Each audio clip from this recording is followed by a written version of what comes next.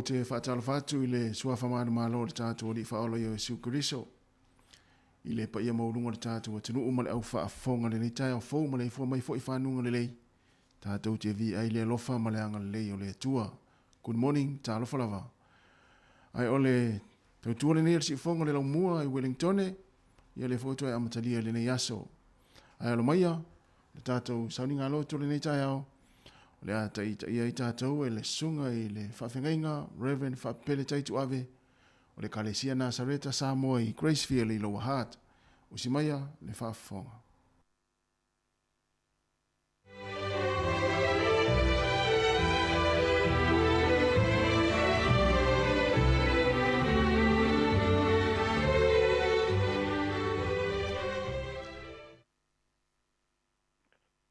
Patalo fatu fo ima o folo fatu ile. Nei e so fo malei fua mai whanunga manuia sa moale tunu pele. Ai lava i maunga te tele se ia pa ia maunga iti. A wha maa lole so i fua manuia male langi mama. Patalo fa fo ile. Songa ia tasima, songa le wao ia tu fua e maisele. A whainga luenga le si ufonga lau mua. Ia au te mala awatu o whea lava o e whaafonga mai e nei tae au. Mala awatu ma le anganga maulalo o maia. E o tātou o moli la au i whonga. E ala i le tātou tāpua inga whai i le atua le nei tae au. Lao tātou tāpua i atu i le atua. Le li ie o e su e mai i a te au. O e si la fia lava.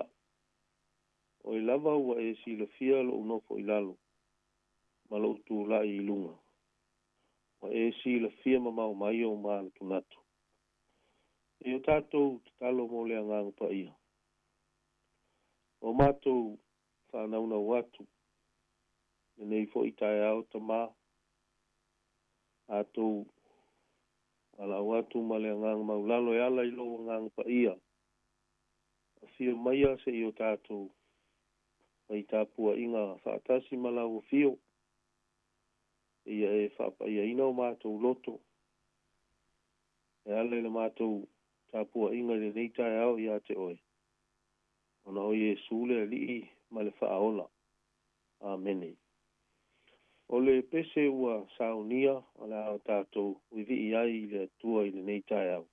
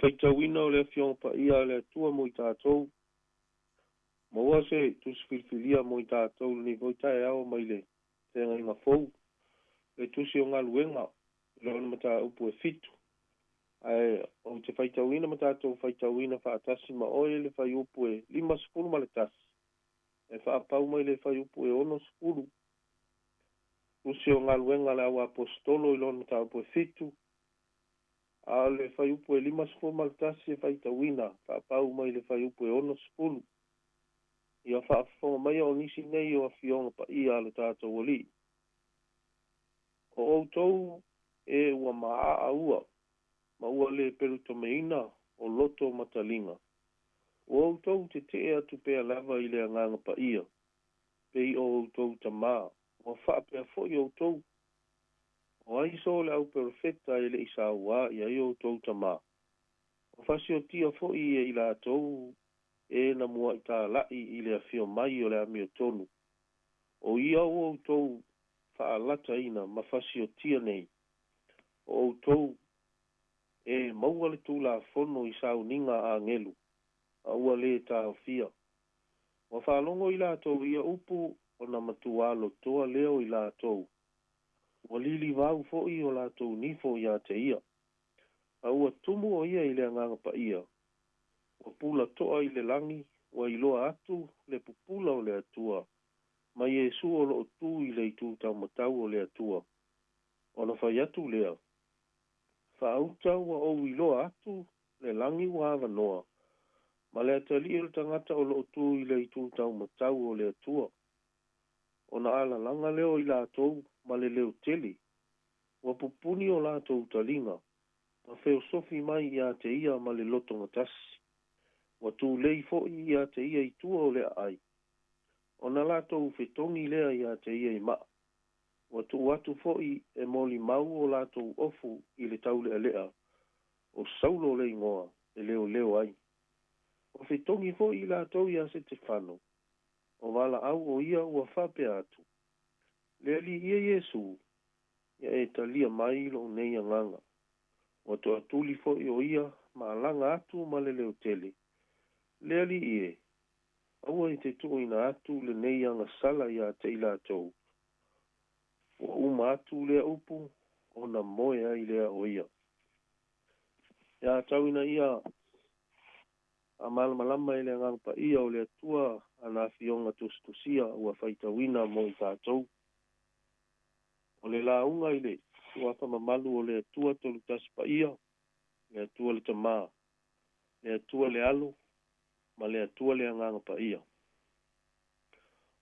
o te fa'aupuina se manatu aoao e tata'i i ai ni mafaufauga fa'aleagaga i lenei taeao e fa'apea o le i'uga a o le taui fo'i o le au'auna ua manu mālō i le taua fa'aleagaga o le i'uga a o le taui fo'i o le au'auna ua manu mālō i le taua fa'aleagaga o te talitonu o le ata manino a lenā o lo'o fa'alia i le vaega fa'ai'u lea o le tala ma le molimau e fa'atatau i le soifua au'auna o lenei fo'i toa magumagu o le tala lelei tamālo se tefano e matautia fo'i i le tula'i mai o lenei tagata lotu ina ua uma ona filifilia i latou e to'afitu e le ekalesia ona tu'uina atu leo i latou i le au apostolo e to'asefulu ma le to'alua e fa'ae'e i ai o latou a'ao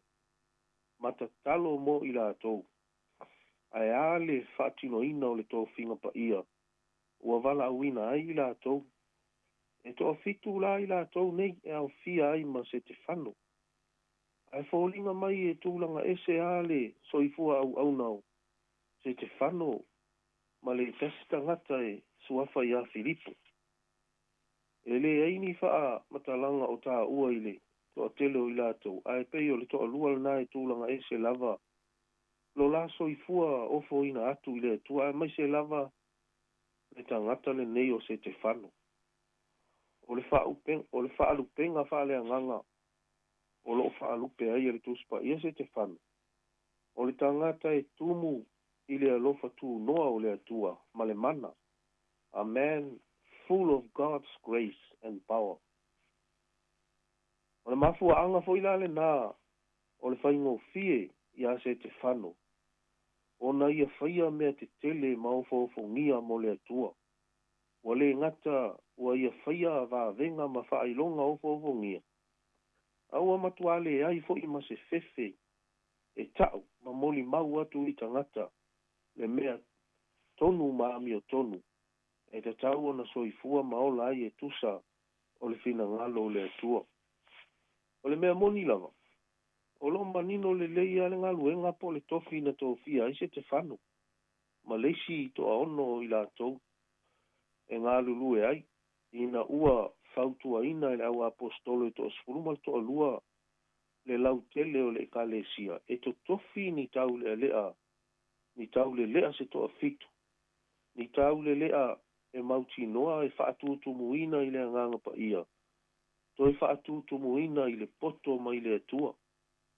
O le latou ngaluenga o le awhai. O le pule aina ma le whaasoasoa aina le leio mea ai i tangata ese. I aso taitasi. O le whaamoe moe o le nā fuafuanga poto. Ina ia awane i toe i tūla i maini fe ese a inga. I le vā o tangata lotu o le lau tele o le au soo. Ai maa fua mai. O na o le whaasoasoa ina o mea ai i tangata lotu i aso taitasi. Sole. E le na o sa moa po i e fi nau i tanga pepo mea ai. O lea po i e fete e na i ai manatu malangona o tangata iu taia. Tangata iu taia na soifua mao la ifo i tono o le aipa ia. O ila tona e tau tatala i le ngana Palestina ma le ngana Aramaika, ma le ngana e peru. A o to e festo o fete e na i ama tangata iu taia sa soifua mao la ifo i fafo atu o le aipa ia. Ia po o ila toula na e tau tatala i le ngana e leni. Ma e pei e silia tu fo i ona o lato uola faa e leni. Na ilo tangata sa tu tupu ifo i tu tonu o le aipa ia. O lo o lato puti lava ma tau sisi i a lato tu maanga faa e peru. O le pongai tonu a la lea. Na maa fua ai ona tu tofi to afitu lea. E au fia imi se te whano. Pei tai. E fōlinga mai e ese ale maa fua anga nā lai ona tuua ina pe pelo se te whano. E tangata te. Mai ua I lava ina tū wha maalosi o ia I luma o le au fono o le au Santorini. I le whai unga lava o le mata upu e ono. Ina ua tū lai se te whano I luma o le au fono lea. O loo au fia ai to ina ma tangata tau a loa whai tū la fono. Tangata mau lulunga uma o le malo ma le au Santorini. Ia po le au osta ulanga silifo. Mai le whamata langa o loo iai. Wa pula toa uma ia se te whano le au fono.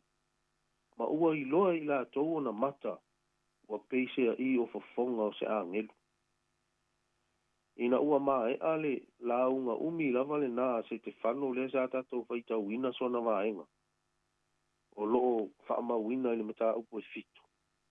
Le la unga na matuati ngā malili vau ai nifo o le au ola whaafolinga. Ai whai maile whaamtalanga o loo iai. A o se te whano, ua tumu I le anganga pa ia. Ua pula toa I le langi.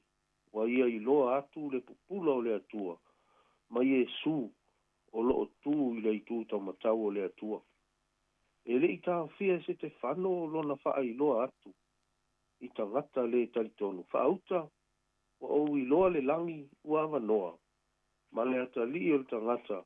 O loo tu I le itu tau matau o le atua. Na tau tala loa se te whano I upuna, o I nā na toe a la langa leo tele ai tangata o le nuu. Wa pupuni o lato utalinga. Ma ua o lato feo sofia tu loa. Ma tu leise te whano I tua o le ai. Ma tau ai loa I maa. E alu atu le solo maa tangata I le tau aingo se te whano. Ai whai maile te talo se te whano. Leali ia Iesu, ia e talia mai lo nei anganga.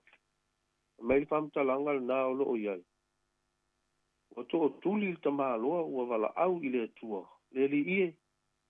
aua i te tuuina atu lenei agasala iā te i latou o upu fa'ai'u ana o le tatalo o se Stefano ona moe file mu loa lea e leai ase esesega upu na tautala iai se Stefano i lona toe taimi ma upu na saunoa iai Iesu i nisi o ana saunoaga fa'ai'u e fitu mai luga o le sa taunu a o le'i tō lana manava o lo'o tā'ua i se Stefano va'aiga o le lagi fa'auta o uiloa le lagi ua avanoa ma le atali'i o le tagata o lo'o tū i le itu taumatau o le nofo ali'i o le atua o le fa'amatalaga a le tusi i le au e Peru e 10 e whaapea o loo sau whai lalo Iesu. E nā o loo iei le whaapunga whaapea ua nofo foi o ia. I le itu tau matau o le nofo a li o le atua. A o lea lai fōlinga mai e tūlanga e sere moni mau a se te whano le taimi lea. Mai se te whano o ia ilo atu le langi wawa noa ma le ata li o tangata o loo tū. Ai se a ua tū a Iesu ilunga. Wa tu ilunga Yesu wale toi sau fa ilalo. O le ata o le manu malo. A manu malo se au tātou te tāpua ia. E le isi se toi fia sau fa ilalo. O le ata o le fia o le tāpua inga le langi. Le ata lava le nā lea o lova aia foi. I le tala wha whata oto i le wii wha mau oa i le taimina foi ai le ata li la i titi. Ma le anganga ua sala mo a toi lona tama. Na e tātou te mala malama i le tala na tū i lunga le tama. E le ngata ina tū aina mo moe. Mo moe whaafeilo a i lona atali. Ua fo i mai ma le anganga sala mo ma le whaamaon. Le ua tū i lunga le tāpua inga le langi pei ona wa aia se te whano. Se i tali mai. I le i unga maa nai o le tangata ua whiriwhiri e oti. Ona o le ami o tonu o le atua. Ai mai le tātou matua.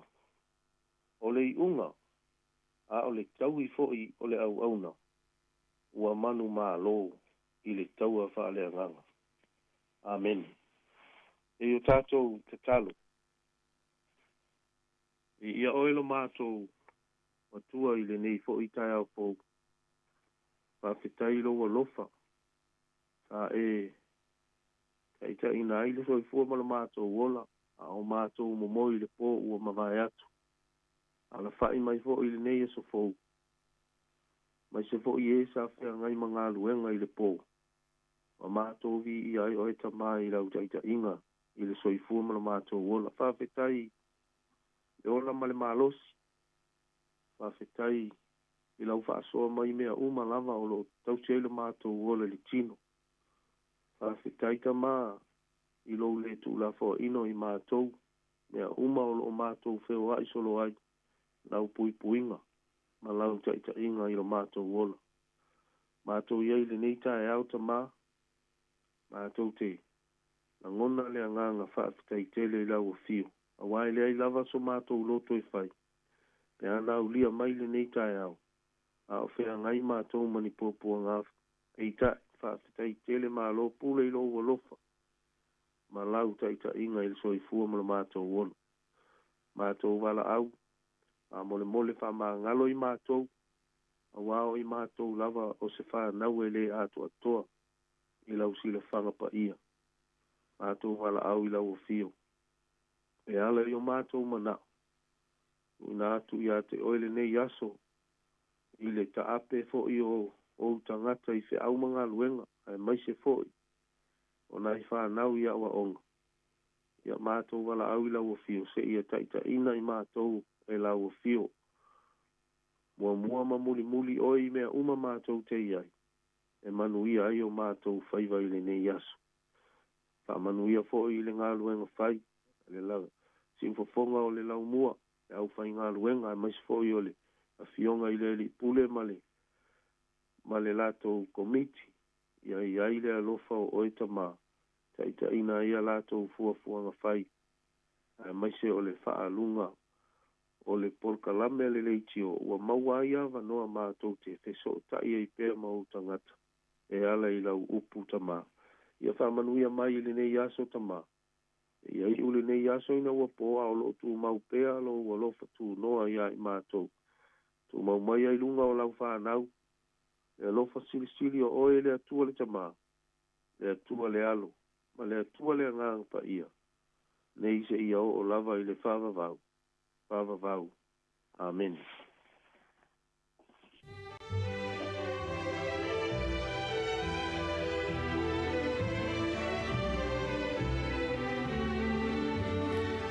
O le naua whaafonga le tātou tunu ui le tātou sauringa lotu na teita iai tātou e le sunga i le whawhengainga Reverend Whawepele taitu ave o le Kalesia Nasareta Samoa i Gracefield i lo Wahati Wellingtone.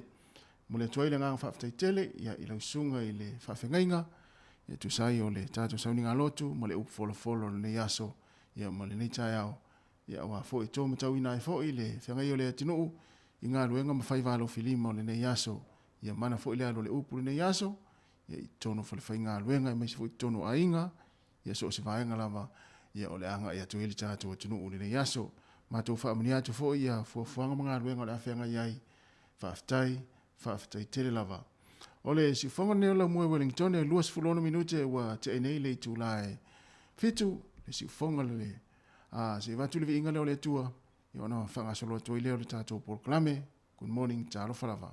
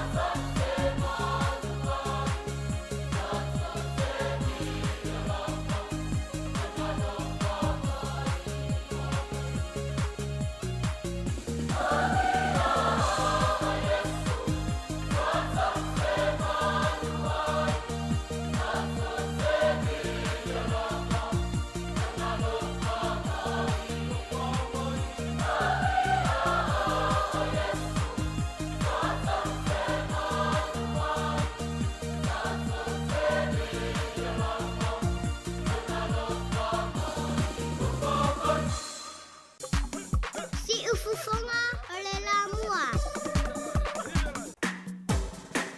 Ata o le taia, si ufufonga o le la mua, aso ngā fua, i le aso wharaile, i le fitu i le taia, ata o le taia.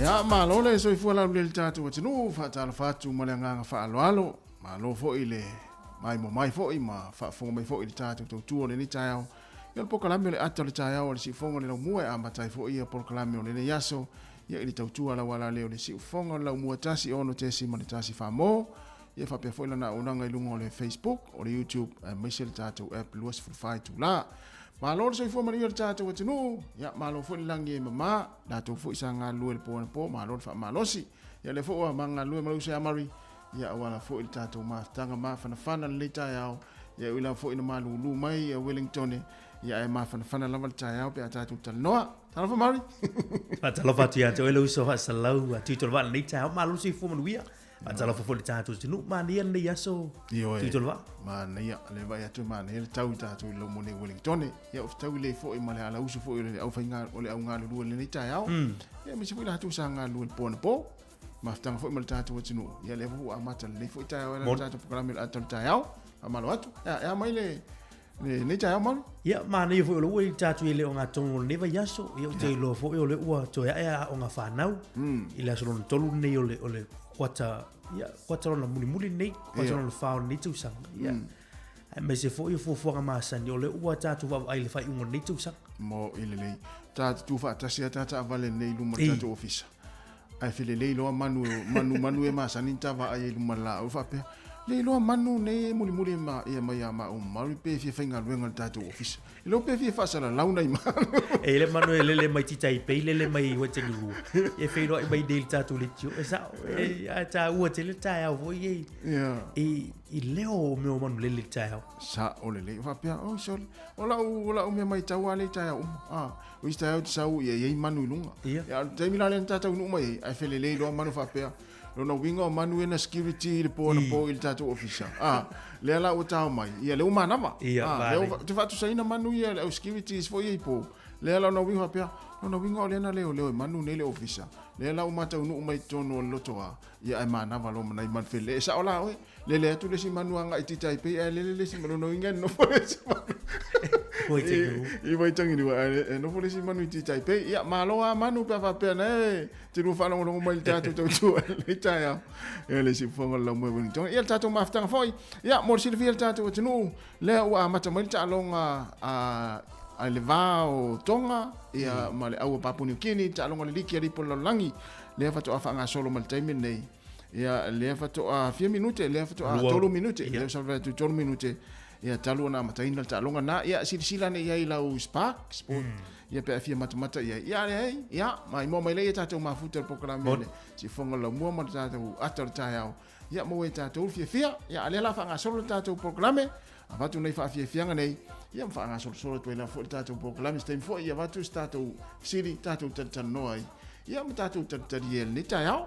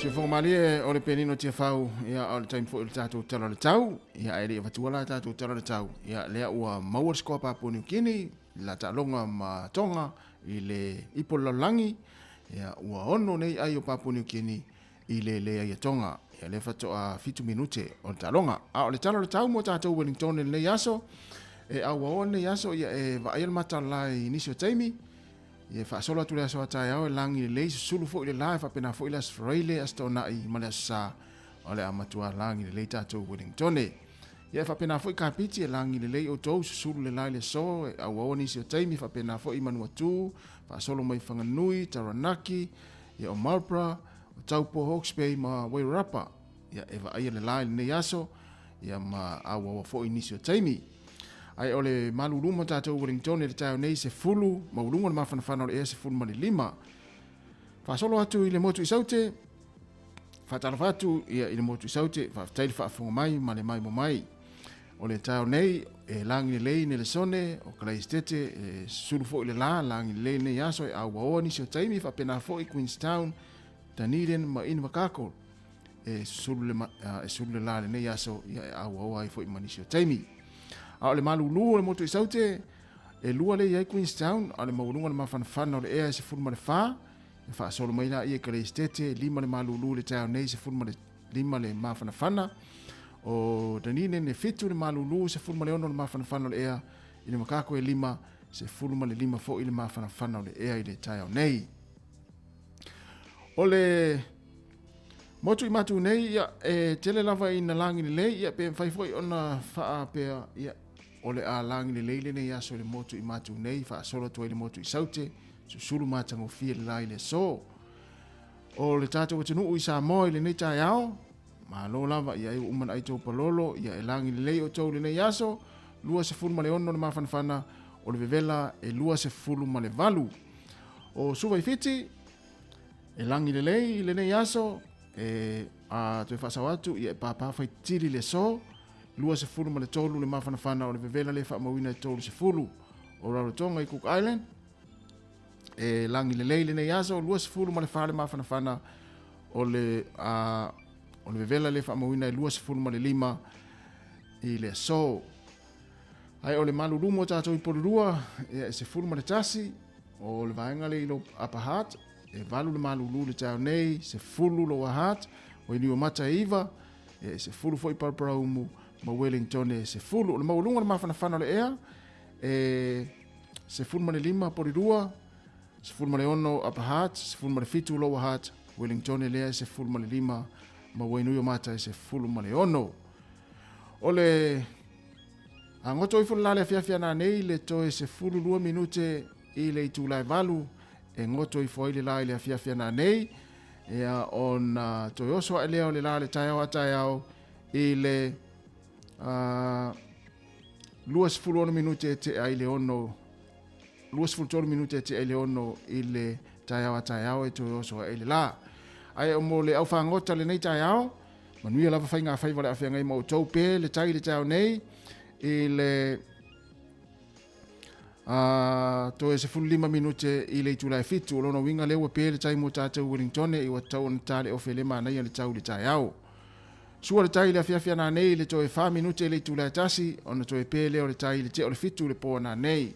Mo le au whangota i pori lua, pe le tai le tau nei le te o le sifuru tasi, lua sifuru tasi minute te e le itulai sifuru tasi o na sua leo le tai i le te o le ono i le afiafia na nei 3 minute te e le ono e sua i le tai mo tātou i pori lua. Ia ole tala na le tai, mo le tala le tau, fua i eo fua fuanga mo tātou Wellington. Ia ai mo le aula fitupe, ia whaamisi tupe le nei aso, ia pole nei vai aso, nana la fua tupe le vai aso nte nei ere i main palolo. Ia ole tātou tala le tupe le nei tai au le baloso le tala New Zealand i Samoa, maua ele tala 5 sene le so, tala 5 sene. O le baloso le tupe New Zealand i Fiti, maua ele tala 2 sene. Tasi le tala New Zealand maua le tala 2 sene Fiti. O le maloso le tupe New Zealand i Australia le nei tai au maua ele 8 sene. Ia ma le maloso le tala New Zealand Amerika maua ele 5 sene. 5 sene. Manuia le lafu ino tau seleni ia inga nei asu whaftai.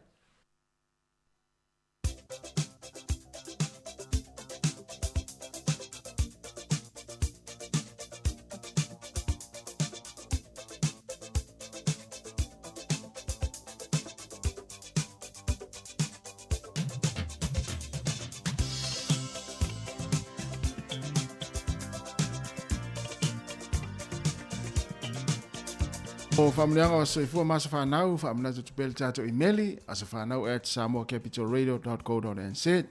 Ia, o mo ila tōna so e fua mai lene yaso, le aso se fulma le iwa o le masina o kitopa, fai olo aso i fuori nei po se aso whanau, se isi al whanau, e whaamani atu le tātou tautua mo le pokalame le atu le tai au, manu ia tele o tō aso i fua, whaamani atu fo i le aso i fua, le whanatua ia watui Robek, o Porirua, ia watui, ia manu ia tele, lava lo aso i fua le le aso, ia whaapopo i le atua nisi tau sanga stele, ia mo oe le whanatua, ia wafo i le whianga iai, ia i whiau mga ruenga, ia meise le tautuaina o le ainga, ia meise fo i le kalesia, ia ma alofa le ia i se hori ia eri.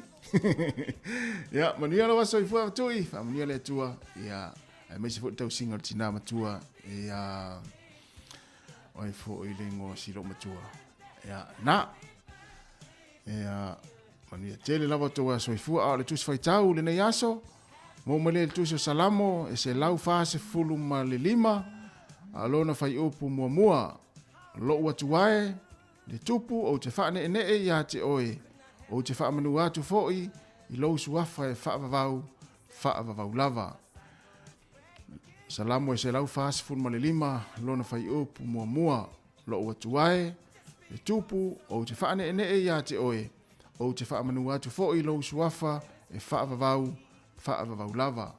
O i le whalitua ia nofo, ia manuia fo'i, ia pamilianga mai ia nofo ia male ainga mo e tui me tele lava lo aso i fua ia mo uto umana so i fua mai le yaso ia o tatu tus fai tau na al pesen nei e fa manuia tuai o to aso i fua ia e sikoa lo matonga le ua fai le ono ia lo fa tali le a tonga.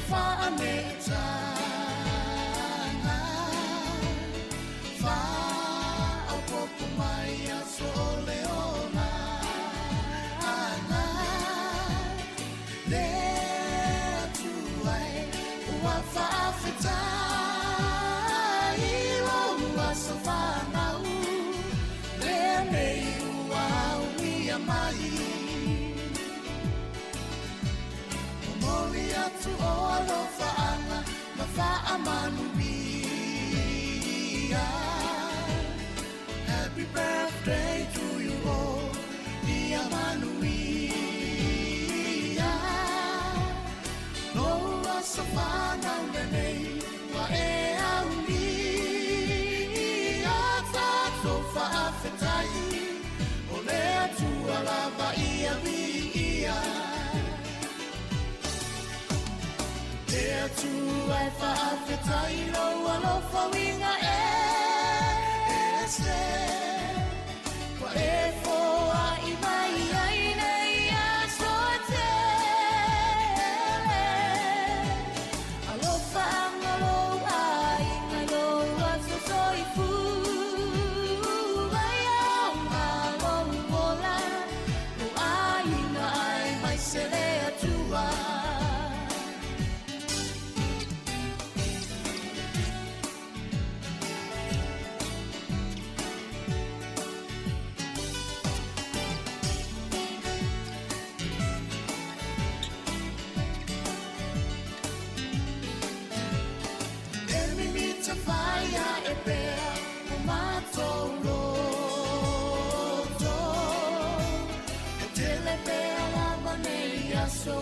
So if I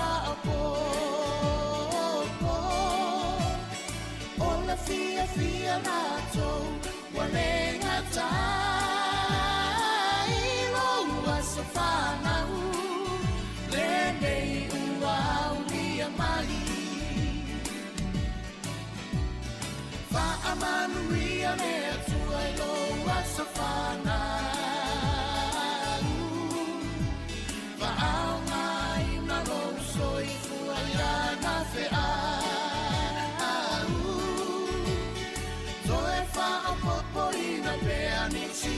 societe le lo fa anga mo ole le umayo ai na pele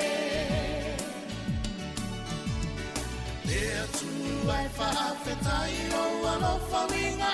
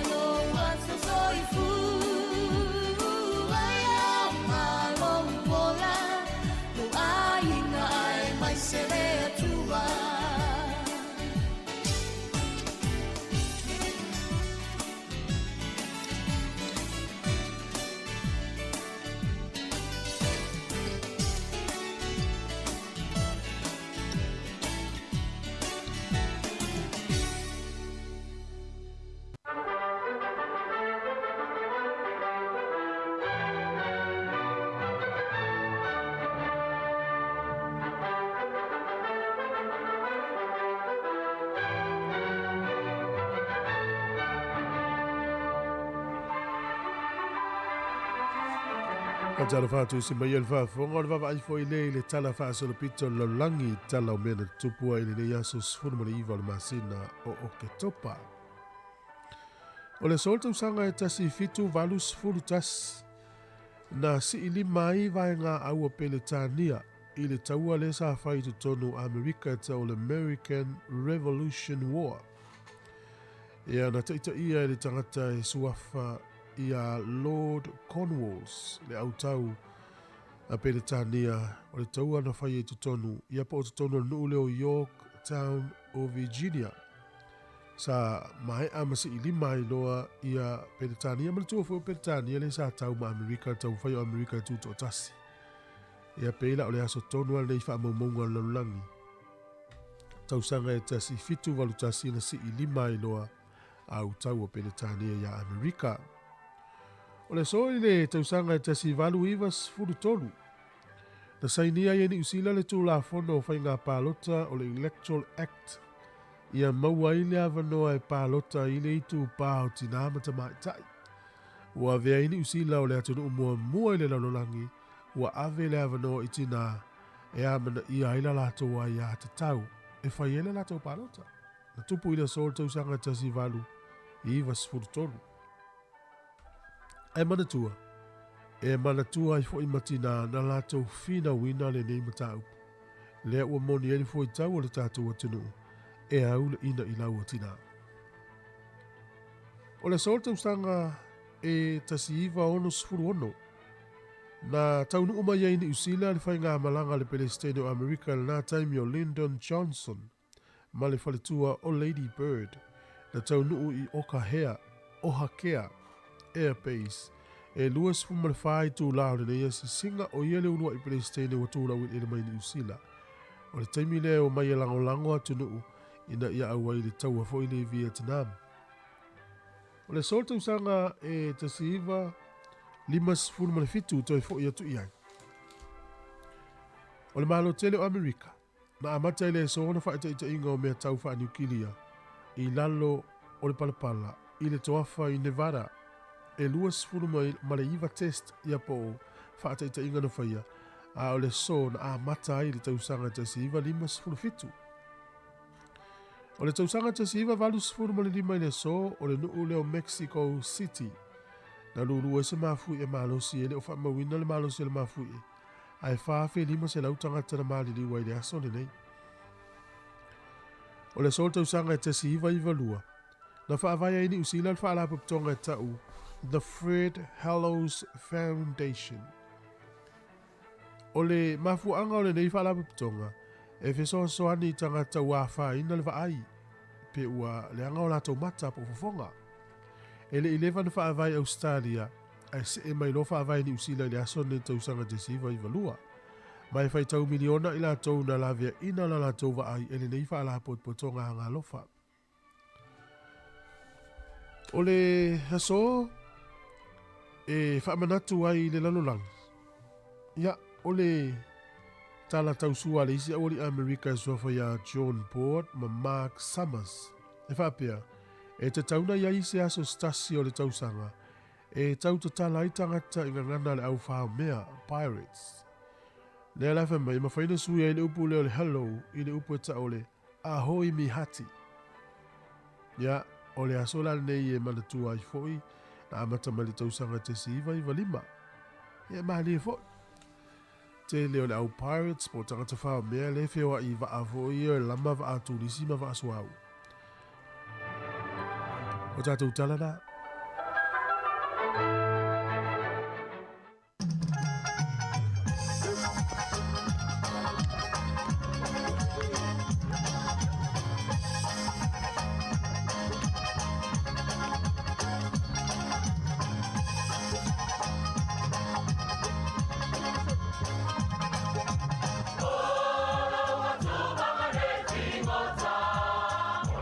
Teme, teme, poi li va, e guarda chi a pesse, uomo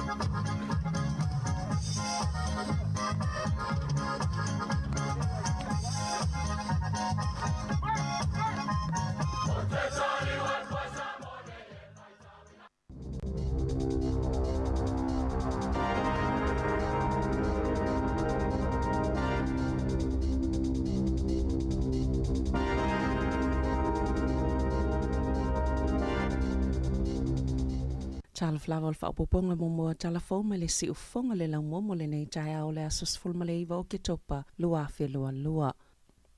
Ua whailo le malo le whai o seilo i longa, i le whaatinonga o la lātou tali atu i le COVID-19 fulma le iwa, e ui le i whaasila sila ina ni fuafuanga whaataatitia. Na whaamaoni le sui minister mo le tali atu le COVID-19 fulu iwa Chris Hipkins. I le asoana na whi le fuafuanga le malo e whaapawhala i le tele o malo si anga le malo na maua e ala atu i le tulafono le COVID-19 fulu iwa o ia suinga. Wa whaamuta i le toi whaioni taimi e tāpuni maloka i le tunu upo lockdowns. O le whaanofo esea o tangata i ni nofuanga whaapitoa. O ni tapula au whai numero o tangata i poto i ni whaatasinga, whaapea i maia inga motu i pui pui. O lo o whaato maupea le fito aso e whaanofo esea i le tangata, pea whaamaoni e le COVID-19 fulma le iwa, ma le whaonganga o le talipupuni o fufonga. Inisi o vaenga o le soifua maloloina, sa whaamaoni e fo i le minister le tai au ananafi. Le whaio se ilo ilonga a o tangatanga i fo i le malo pe whaapefeo na wa aia mapule ina le leile COVID-19 fuluiva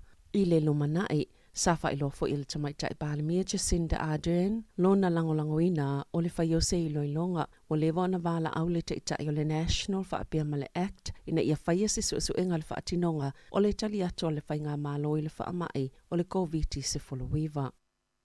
Ona ole mawalunga o le whai numero o tangata i ngā lulu e tū mau mo le soifua maloloina o le mawhauwhau o lo ofia sa ilia. Wa yele talitonunga wanga ia tuaile au nanga lau tele le soifua maloloina i se tūlanga whaale i tono e whainga tau na toi whaale leia. Peo na whaalia le pulisilo le whaala potopotonga le soifua maloloina o le mawhauwhau. Sean Robinson. I ono se lau fast food tolu leo whainga o tangata i ngā lulu e tū mau mo le soifua maloloina o le mawhauwhau. O lo ofia sa ilia e whaatumuina i avanoa i le atunuu, pei ona ta wai whaamaumaunga o ngā luenga mai le soifua maloloina. E to se lau lua se fulufo ma i o le mawhauwhau. Wha se lau ma le valu tau si soifua mo le mawhauwhau. Ma le se lau se fulu lima o fo ma i e ilo ina mawhaia au nanga whaatala noa mo tangata ia fianga o le mawhauwhau. O se whai numero tele e tele, maana ta wai Robinson, e le se whaamoe mawhaia na whaingo fia se fofo e whaia i lea whaafita auli. Mai se lia ma le se fulu tau sanga, e tau whaatumua ia wanoa i tangata whainga luenga mo le soifua maloloina o le mawhauwhau. O le whautuanga ma le lapata inga le au whai whaatoanga i tangata ni usila, o le atoi si itia fo i le tau o tau mafa, o nei le whaingofia le toto nginga, o le whaamalunga o le ele, mo whaatoanga, talua ili si itia mawalunga o le tau o le suao o. E 50% o si itia ile tau o le fertilizer, e whaapena fo isi whaalelei ele, ma onisi o ia o loa ua ile vao le selau, ma le lua selau pasene le si itanga. Peitai o le si itanga pito silo na whae na ile au whai whaatoanga o le tiso, ma o le taimi momole o matoa mawalunga atuai le tau, o taunga ta ile tiso ile penisini i vatasi, na ta ua se sui lau whai whaatoanga o lona popolenga, o le asi itia ile lumana ile tau o maamoe mapovi, o le tau sangataluai to samaleono se lau tala. Sa tu moile masini ono se lau lita e whaamalu waile ele, o le taimi nei, o si itia ilunga to le afe lua se lau tala. Na ta ua se whai whaatoanga, o le asi itia fo ile tau a supermarketi. E ta olua ni whai wana maua ina e sui le ofisa o whai ngā whaiva, o la whangota ina ni e lua se lau se fulamaltasi le asto nai, ma sa whangota le mtawhanga o kari o itahi i Port Waikato, e lua se fulu leo whainga o ka wai e whaatanga ino na whangota, e le tangata i tōtasi, sa whaafitai le MBI i le tangata na longo ina i lātou, le anam whaiona maua i tangata o whangota ina le tele o ia. O le aso sa na maua i fo ia ni sui le ofisa o whai ngā whaiva, ni taule le aseto alua i le hauraki Kalf, ma ni pā ua la i te se lau se fulu ma le fitu, o ni e fitu le snapper e le ausia le la popo a whaatangaina e te tauai o na whangotaina. Maula e la i tifo, mai le la popo a whaatangaina, o le isi to tasi o le ato alua sa lokaina e leo, mai le whaatasi o na maua le ofisa o whai ngā whaiva, ma sa whaasalaina mua.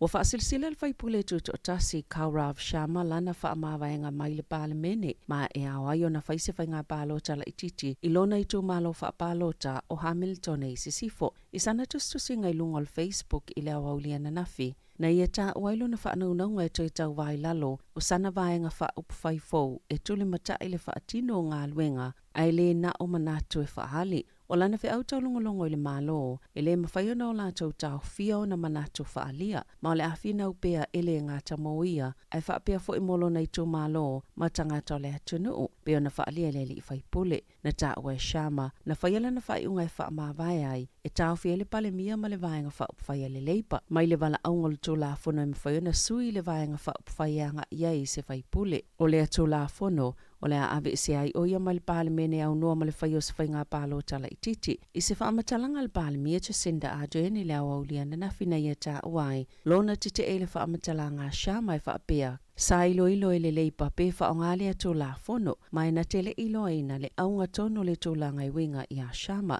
na sauno Ardern, a tono e tō mānatul whai pule lana whai unga, o nei le o se tō langa mo mia, le tupe alo le au whai la fonga mo se isi pālo tala i titi, mai le mo mia ina, ai le ngata i lea, o tupe mau, ai o lea le o toi mau le whai ngā pālo ta tele le atunuu. Na wha ate a shama ma le wha faltuia le leipa i le masina o kuso. Lea na wha leoni tua inga o whainga wha mata o mai tonu lava o le vaenga wha upwhai. Wala pata ina leo le au ave ta avale o na tusa lava pe whaisina moe ini pe moe mo sina taimi pupu. E le wha apeo le mawhaio na pasi ele so engo le maanawa po o ova le ava malosi. O na ise poloka leo Wellington e le sa taluai. Na mawai nisi o ave ta avale wha asua ava. Na ta o se pepo wha amatalanga leo. E se lau 5 leo wha ingo ave ta avale na so ina le taia o le asusa. I se tasi o mga alai tono Wellington e ele ave ta avale na ilunga tolta pula a whaatangaina mo e ilunga tolta ilua sfulta usanga le mātutua le tele o le avana ia tau mawhaina sa moele ave ta avale ina ua mai a se inunga pia i le po ma le manatu ua te ale o na ma ua lava le malosi peita ai na feula le masini ma ilo ai e fitse lau 5 micrograms o le ava malosi i le lita ilana manava mana se ia i lava malona lai siene mo se taimi le tō mau na ta ue wha apeo le wha 5 i leona maua ma su ina lea lava ave ta avale ilona wha afoenga le ta avale a olo o wha asua ava na tu ina atu fo ini wha asalanga inisi ona ole le whaio fusi pa o ta avale po le alava le taimi ta hau whi leo o le aso ina lava le manava e tu saima se wha alinga sa so upo leo ma ole ava ai so o lava poloka leo le tu malo Wellington au wha asolo atu i vai taimi o le tau mawhana.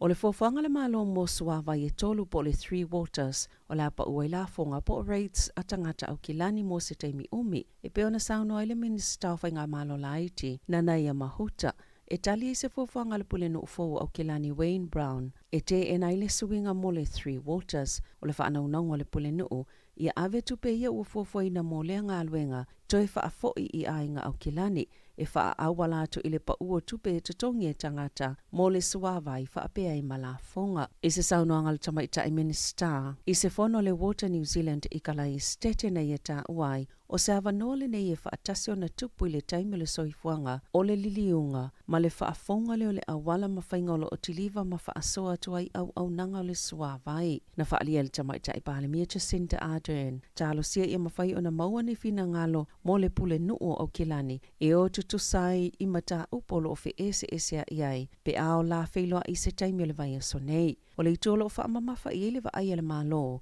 ia wha amauti noa ele te leni si itanga o la fonga po rates, ona la tau tele i pule ina ma wa ai ngā luenga te tele, mo le sua vai. Wa avesea le eni usila na polo kalame e tu ina atua i le avanoa e filifili ai le pāsese, pe totongi na o le pāsese mō lona no foa, malana ato tai mo whainga malanga i Tahiti, Perth, ma Honolulu. Na ta Well Company, e tu samali 5% o tangata malanga, e whaatau na o le pepa malanga o le no foa, malana ato tai mo ia whainga malanga. Na amatama yana nafio na leto ia i leo fole eni usila. Ai o tangata umalava, le a totongi sa o lava le pāsese, lea uata ua o le Burks, e iei ma le tau mawhtanga ma le ato e ave i le uta. Amata atu le aso tolus fulo o kitopa o le aleto iei ni ofu whaapea mo whainga malanga i Honolulu. O le au foina atu le eni usila pāsese mono fua maasani o le vaenga i whiololo atu le tau pāsese mano fua pita taungata. O ana nafina tai whaia isi o safa inga Lucia i le taulanga o Kiev i Ukraine ma safa o ngai naini drones. Po ni masini felelei wha tontonu sa ngau sia i Iran e tolu ni tō malo na a fia i au safa inga. Ma whaalea ngai nai ni so ngā luenga titele tāua sa mō tusi aile ele tisel whaitau se lau o noo e totono Ukraine. Na tāua e to whāni tangata māliliu. I o sawhainga ina ua a fia se no whangai ngā o siele malo si anga mole el tise. Wali ipotia e whaapea o sa ile lucia no whanga umaia e iele malo si anga. E ngā o siele wila po le kesi o nei nau ina ia whaalea ngaina le tele o ia vaenga mo omia mo Ukraine. Na tāua e se tasiol whaava atawa Ukraine. Talo mai le po le asusa. O ato i le tolu fitu lau whaingo masini whelelei whaatontonu po drones. Sao la tauta whanaina i e whaapea na whelelei ato i le atunoo mai le tu i saute. I taalonga, sa whaalia le whaululunga le taalonga soka ta mai tai mo le whaala putuputonga soka le laulangi. E yelo na whaanaunanga le a whaamautu ni usila nisi o ta mai tai pito i longa o le taalonga mo le ipo laulangi ta mai tai mo le soka lua whelua tolu. O ni usila ma Australia e tali malo le ta amelusanga. Le a mataina i a Yulai mai talitonu le ta mai tai o Sarai Behrman. A whai ai o ane ua ta alo le siampino laulangi le au ale United States of America po Engelani. Le siampino le taamusanga o le euro lua whelulua i tutono New Zealand e le tau mate o le atili whaalawi loa ai le taalonga i tutono le tunuu. E le o mauti no le taiminei pe ta alo ia au e lua i tutono New Zealand. Mai ta isafuluono au e wha mautu i New Zealand wha apea ma au se talia mo le taamelusanga le tausanga asau. E astona ai e wha atulanga i le polokalame o taalonga o nei tolu isi au ia e wha atalitali. Tala fawia ma le si ufonga le laumoa mo le nei vaenga o le tae au.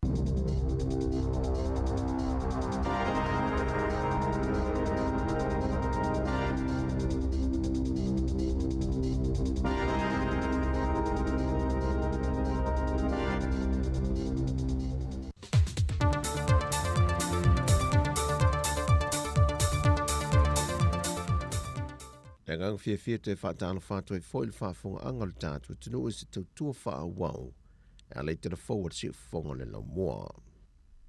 Na tai mua le toi tau wau fia le pālemene le aswana nafi. I le sauninga le whātau tonga i le toi filifilia i o le tama ainga. Le whionga tui maleli i whano va le toa soa lau vi le lua. E whaa wau peo na tiu te tau ave o le ao le malo Samoa. Wau o tui maleli whano va le toa su lau vi le lua. O te tauto i le atua e ona le marosi o malava. O le au to e ina le mamalu le tofinga o le au le malo. Ma o le awhaia ma le tonu ma le wha maoni o tiute i le pūlenga wha foe o le malo tu to tasi o Samoa. Ina ia tu sai ma lona wha vai ma na tula fono. Ia fisoso ni mai le atua i atea.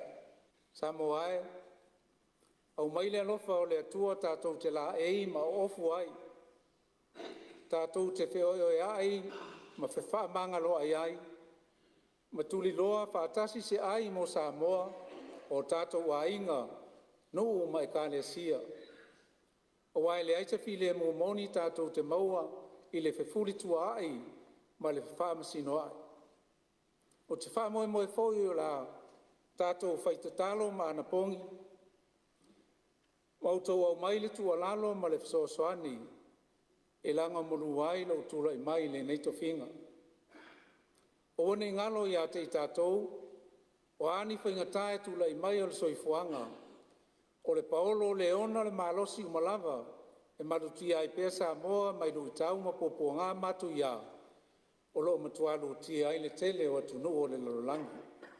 Na mori fo le whaafitai e tui malele whanu le whiongo le tamaitai pāle mia malana ka peneta, e na ua toi amana ia o ia e wha wau le tautua mo Samoa, e ui o se avenga ma se wha whafa o na tiu te tau ave, e pe o na whesanga e malu i tau te tele o la nofo inga i le amatanga.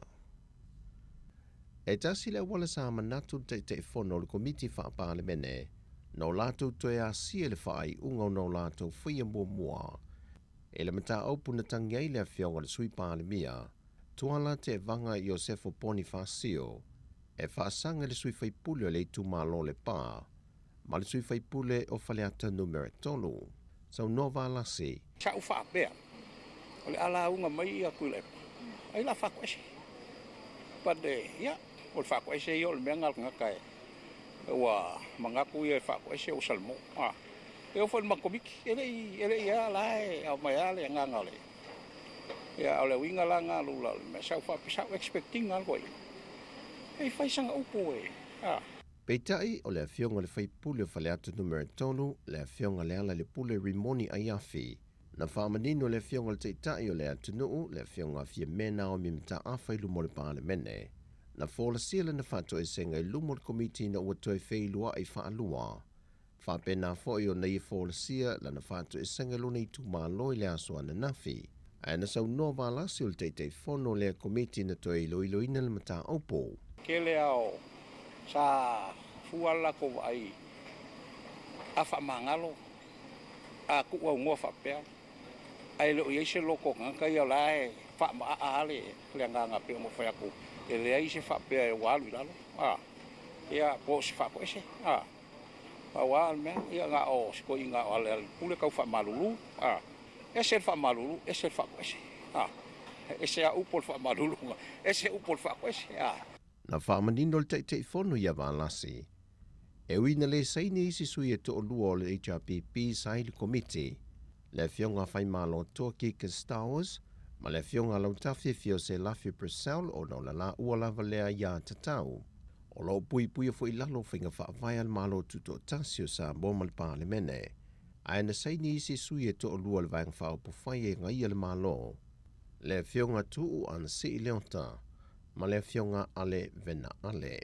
E le mai ai o le palo ta wha lilo na wha tino, na manu malo e le toa lua se fulmaliva o sui na lato langolango ina le reporti, ai toa se fulmaliva na o lato te ena.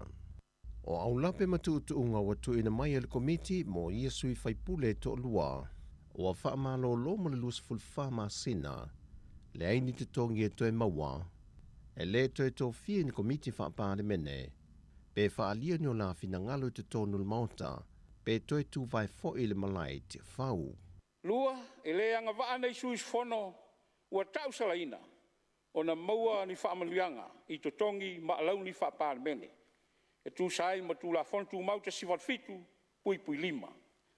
Tolu, ua whautuaina el komiti le fono au au, ina iai se avanoa mo suis fono, ua tau salaina, mo so la fina ngalo i le whaasalanga e pei ona ia i lalo le whaavai. O suis fono suis fono ua tu e seina mai ngā luenga le fono au. O le ale ma whai ona toe whaatinoina tūlanga nei.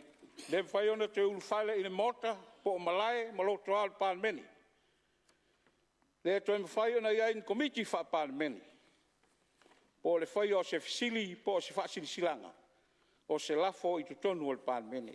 Le fionga valasi to ngā mangata fitu sele, o le teitei fono o le komiti whapāle mene nei doiloi na le mata opo. O tala fawia mai sa mua manuia le nei aso lo tātua tino o, whaasoi foia.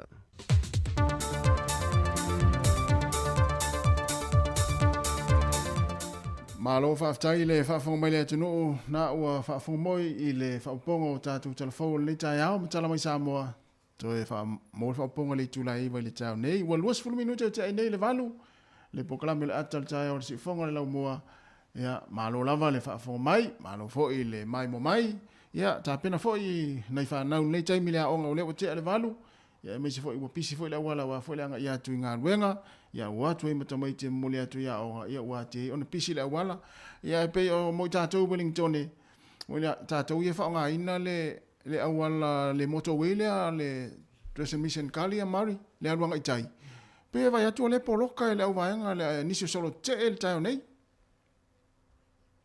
Ia o le ua mai le whaasisilanga le tātou matanga luenga le o leo Wellington nei. Ia. O lo i le solo te e nai whai i nai i le vaenga le i nei porurua. Ia. E le vaenga lo transmission kali. O tua waitangi rua le i le tātou off-ramp le anga i tuai. Ia. O lo poloka i o lo nofo tanga tai lunga la awala. Ma poloka i ta avale i tau whai anga i atu i tai Wellington i ngā ruenga. I le tau nei. E le whaatua si fulma le valmi inuti e tanu na mai le whaasisiranga lea. E lua si fulu tangata i e no nofo i lunga la awala. O la tau ia le sol te i le tūlanga fo i le mana e toe whaau ngā ruenga fo i o nofo afi e malanga wha... Ia. I tu malo fo i e tua. A me se ai rural areas fo i. I wale tue o te mini wale tue whaonga ina le tūlanga la o nanga na no fuafi. Ia. Ia mai polo kai fua tātou. O Tātou mutou ui. lo winga se wha mo se whamanatu mo tātou ia le whaonga tātou i porurua. Ma le anga ia tu le i vaenga i porproumu le mai whaonga le moto wele o i tai. Le i tua tu wele i tātou i porurua. Le aluanga i tai le o le sau le sau. Ia. E pe e mana ia le vai po pele o poloka i te ua tuai le ngaluenga po pe afa pe fo o le usu e moli whanau i tai le aonga. A fo le te malanga mai pa Bromu Town ni le te whanau lo mai tātou polo mana ia le wala tuai fo le o lima iwa le o iai. Ia. Le masani no i mai iai. Wai o mai ui mai luma o le whanua tapu. Ia tātou. Le mana le foi. Whanua oti. Ia. Ia o nanga i le i tai. Ia o tātou ia mai na. Lu whaonga mai le tūlanga o le transmission gali. Ia o lau o atu o talo ka mai leo ia tangata ia o so te ia na fai tai Wellington i veaso fo ia le te nei o nafi fo ile na poloka fo ile le tano le Victoria ia ele o so te ia tangata fo te i no fo afi ele malolo na o fe e rungo o wala papa na tai Wellington i tano ele mafofo ia lena ia mo tātou i porurua le vaenga le nga i o i Wellington le whaonga atu moto wei le i tua tō porurua ia mai po na ai poloka po na uta tala leo wana uta loka atu i male vaenga na so te mai mau i full tai o ri ai le o whaonga le tai ia ole ia taua ia tangata whai so te ia ai le tua i full ngaluenga malo ia taula fo en fatino la tu te wa fo ile fa tam fa ia vesi tangata ia ai tau fa ngau le wala mal poloka ia me sia taimi nei o le wanga solo ia ngaluenga maonga ana i fanau ia ai la pe o fele tu nai ele ngata fo i pe fa pe o le poloka i le solo te ia ini si vaenga o le wala nai te la tu nai poloka ia mara fo ile longo mai li tato ofisa ia ona matu fa ilo atu le po fel mangala nai poloka wa fo ile nga inga luenga le pisil taya ia ai o le ua tare a fo ta longa tonga ma Papua Kili mo la tu fia mai mo fo ima fia ilo ia skola ta longa o le o tare afa ia ua se fulu ma le valu ia tonga i le ono Papua Kili Malaya tolu skola tonga ia ova mo fo ia na ai tolu ia male skoa Papua New Guinea ova foi na ua tulai mai ai ta longa ile afa se fulu male valu tonga ile ono Papua New Guinea ia mo to nai foi le no ftang ile Papua New Guinea ma no ftang foi ile i tonga ma ia ole unga na ta ole afa mo ta longa ia le ofen malo longa 25 minuto te nei le valu ia se vatu na fa fianga ia wa foi ile fa fonga mai ta tu no ma lo lava le fa fonga mai ya Samoa mai le ngata ula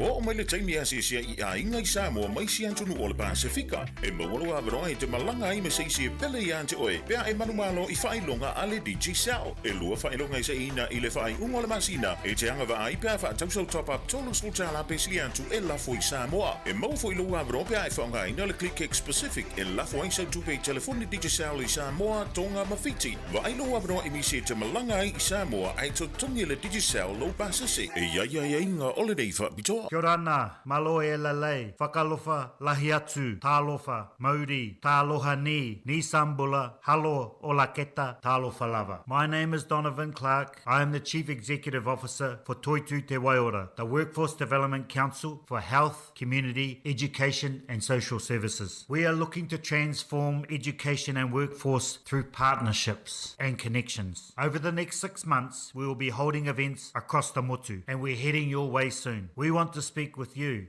about how we can help shape training that opens up opportunities for your communities, and how we can work with industry, Pacifica businesses and communities to support sustainable and successful workforce for the future of our people. To find out more, please visit our website www.toitutewaiora.nz. Anō reira, e te iwi, ka nui te mihi atu mai tēnei mokopono o tainui me ngā tuku mato whauroa waka, tēnā koutou, mauri ora ki a tātou katoa. Advertisement, Accounts and Administration Officer. The Samoa High Commission is seeking a mature and self-motivated person for the position of Accounts and Administration Officer at the High Commission. The right applicant must be someone who has had at least 5 years' experience in dealing with accounts and administration matters. The applicant must also have good communication skills. Ability to also speak Samoan would be an advantage. Honest, reliable, hardworking, have a clean police record, and can effectively manage workload. Full details for the position can be uplifted from the Samoa High Commission office. Otherwise, an e-copy can be provided upon request to the following email: info@samoa.org.nz. All applications must be typewritten, signed and submitted together with 3 referees and CV in a sealed envelope and addressed to Samoa High Commission, 1A Wesley Road, Calvin, PO Box 1430, Wellington. You can telephone 04 472 0953 for more information. Applications close at 12 o'clock on Thursday, 27th October 2022. Malo vatai o nisi o whaasilanga nei taimi, o le whaasilanga nei awanoa whaiaonga moa o ngā amata. I le awa ma le whaaloalo e whaasilisila atu ai, o lo mau i tono le o ngā amata i porirua, e whakasā ni awanoa whainga luenga, mo ni whaiaonga Pasifika, ua maua ni o lātou tu ispasi whaiaonga o ngā amata. Maua mai o na restaraina lo i e tono ni sila. O lo mana o mia nei whanoa whainga luenga ni whaiaonga i la loifo le 5 tausanga le mātua, maua sili atu le tasi le tausanga o ngā lua whaiaonga ia o ngā amata i tono ni sila. O tutong ni o neia wanoa whaiaonga, o le a whatau lava i anga waa, o tu ispasi, ma le umi o e ngalue ai i tiute whaiaonga mo whanau e 5 tausanga malaloifo. A whaio ia te oe ni whaamaumaunga tāra whia ngai mo neia wanoa whainga luenga whaamole mole, whaafsota i mai nove vaila au i le telefoni o le o wha, 235 iwa o fitu valu po le o tasi, 2 5 tasi tolu o iso o steimi a wanoa. E whaifoi ona e awhiane i le whalea onga, i le se fulma le tasi, i le se fulma le fitu wa Humo Street i Porirua, mo se whaatanoanga, po se whaamamaanga a tili o nei a wanoa, ma le whaaloa le tele, tai lo sainia le pulenga, o le a onga amata e whakasā i Porirua. Ia, nisi nā whaasisilanga, ma nisi o nanga, ia wala fo i le nofsi le fia le tātou atunuu, wa toi 25 minute, ua ona tāleo le tūla ewa, tātou paklamen atal tāiao, ia toi whaamanatu atu, o i lātou ia whatoa ki mai a lātou telefoni o Facebook, ma le YouTube, ia le poloka, ia tua atu le moto wei faule, tua atu Porirua, ia mo le anga i tai, ia mana ia whaonga le wala tuai, ia mo le anga i tai, whiau mga luenga, ia mfuafuanga, ia pole mole ina fo i whanau, le mai tau atu o lea e, tala no mainisi o le tātou au mai mo i lunga Facebook, ia o le poloka, lona winga, ia, lona winga matua ki wala le taimi nei, o te vai atu o van fo i e lau pasi se lua i e tutu le lisi tu wala o le numa i e lua o le moto ui e sa wawhai lai tu o van ia i a tangata ni. E o le upe uwha a whai nei i a surulanga sol te nei tu langa whai o no fuafi ma o le mana o mia fo i le o le au au nanga fo i le va o Wellington e ma isi tu maloi i tua le rural area fo i le service le anga i tua. E ngata i weka nai le tele o no fuafi. Ia tu e fo i mai nei Wellington. Ia pe le mana o la vanga i e wha au tu tua tu isi no ui e i tua ia le au nanga i o no fuafi. Tu sa le mana o solo te e le malo. Ia. Ia vela to solo te e tau le malo le au le fia mori. Ale ua mai polo kai le awala feo e to itangata lau te le o le atunu. Sole. Se o te li roi to ngā solo te e li. Ia to eskolon Papua New Guinea. Ia mo i la tau ia fia maua lava ia le inga talonga mata ina lo salu teimi nei. Ia se fulma le lua Papua New Guinea, se fulma le valua tonga. Ova la toa ale a. Ova ma le a. Ia se fulma le lua i le se fulma le valu. Ia, mana ia talonga ni taimi. Ia ua mana ia fo i male ngā lulu e la unga le tau. Wa mana ia uma me le nei tai au. Ia. Ia fuafuanga nei tai au le ia ma se me o whale tonu. Pa wan me whale tonu solo te ere o polo kai le whio e tangata lau tele. A o leo solo te i tai luma le malo o le whale le malo ma le whalfono. Ia au mea uma le tai au i fuafuanga le ma se me o whale tonu. Ia o whale tāronga le sau. Ia le matua fia mai tato. Ai o le tato whawhisilo le tai au.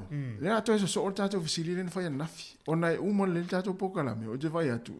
Le tau whai emo mai a telefoni. O le tato wa tinu e fia wha asoa mai vai ngā fo i le mo tonga la au inga e whai tua le whale. E au ngā fo i e fiso soani. Ia po o lea, po o le wale na wha asoa mai le toa telo lea tunu anafi. Wa a vea le taunga tā o loa. Ai mai se fua la au aina. Ma vai ngā fo i le o wha o Sofia ai nisi o tangata i o whai ala tau tonga la au tu o whale. Tonga la au aina. Ia ma sefe mai le telo le tupe ma le taunga tā o le te mine ia. Mo meo wha alau aina wā, ia mo meo whainga o tau maftanga. Ia o se i tūle lei. Ia, awha peo na ua whaisau tonga lau aina i tūlo whale. Ia vini mai. Vini mai po ame na tō i tūlo whale. Po ani wha alau aina o tō i tūlo whale. Wā rena, ana wala au mai fōi rau o kirani ana. Ia hoi sole. Ma, na ia lato tonga lau aina. Ia utei loa, e le tu mama ina fo ila tātou Wellington. O le utei loa laua, e ia inga Wellington, e le utei loa tātou Porurua, fo ila utei loa laua, fai latou tonga la au aina i tua whale. Ia wa se fei ma leo e whaatau mai, ia le taunga tāo whala au aina i whale ulo. Te loe mulu wa ia au kilani au tātou Wellington, e wa levana tātou a mata ilwa anga lea. O te roni so e ka le sia leo te whaalongo e, o rispoka la me lea la tau, o le whainga o le whauna o mea i o pusa, e vela to tonga la o me fo ala o ina fo i o ti polo sia fo le sa fa la uno fo la to nanga e fo le so so ani ngalo pole angelu e ole ele ngalo e atamu e ya atamu wa atamu ya atamu je wa sa o atamu ele ole angelu atamu ya sa ma le yo pokala ma na yo pokala mel na le lo pokala mel na le o tele ia tonga la o ina ni so a inga e fo le so so ani fo le tamuta o le so fuanga ni time. O atu e ngā whala au ta se te loe tauna iei ka pisi. Ka pisi, o le tamato. Tipolo. Tipolo, o le soko. Maukeni. Ia. Mea uma ia o mo mea o whalele o pi umi. Ia. Ia ma vaenga whalele o le... So se mea. Ia a whapea e le o matele o la ua atua. Ia nisi o whala o ina wangaro ia mau. Ia ma nei whailo whaasoa mai. Mali. Po fa pe po wa nga fo po na fo wa le nga ta ina fa ia u me tau sami fa ia ku ka lo wa inga ya wa so so ne te fo i po na fo ama ta fo na tu fa lo fa to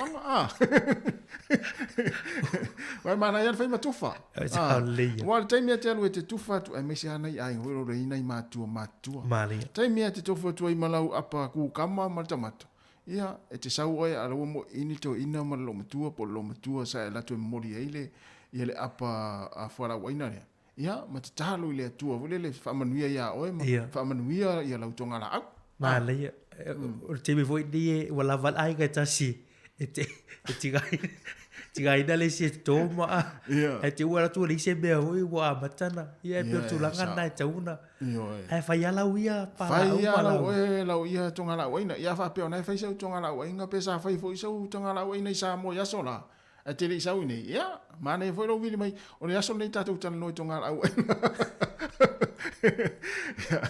va talo va tu le temi ma lo lava tani voi te tele lava pe foi ke le mete sefo pe sa mino David Tapusoa ia o le sunga ia mta fa o so le pauana me o te pole le ftani ia mta fa mo me so te wa afa pe mo e mta fa tanga to so te mo ti no ai e le yo tumu le yo pe ava ia ta va mta fa ia va pe fo le sunga tu sani ia finga wi sila ia mo le to telo le tunu le fa fo mai ia mai mo mai te mo ta tu tua kala me ato tao ia tano tato leina mala mai tato tala noa ia afa pe fo pe ia on ma fa ia tu mauri te ro so lulu ai fo se vanga fo le na fa le tonu e fa no noa ia vili mai o lo ia ma o le anga va ai ma te fo na fa fi te o lo ia ma o fo ina ia va ala i te fo na fa fi ta uli ia pe fa pe na fa no le tao ia ai le o to es fu 1 minute tale tu la iva ia tato wologa ia ina musika o le tao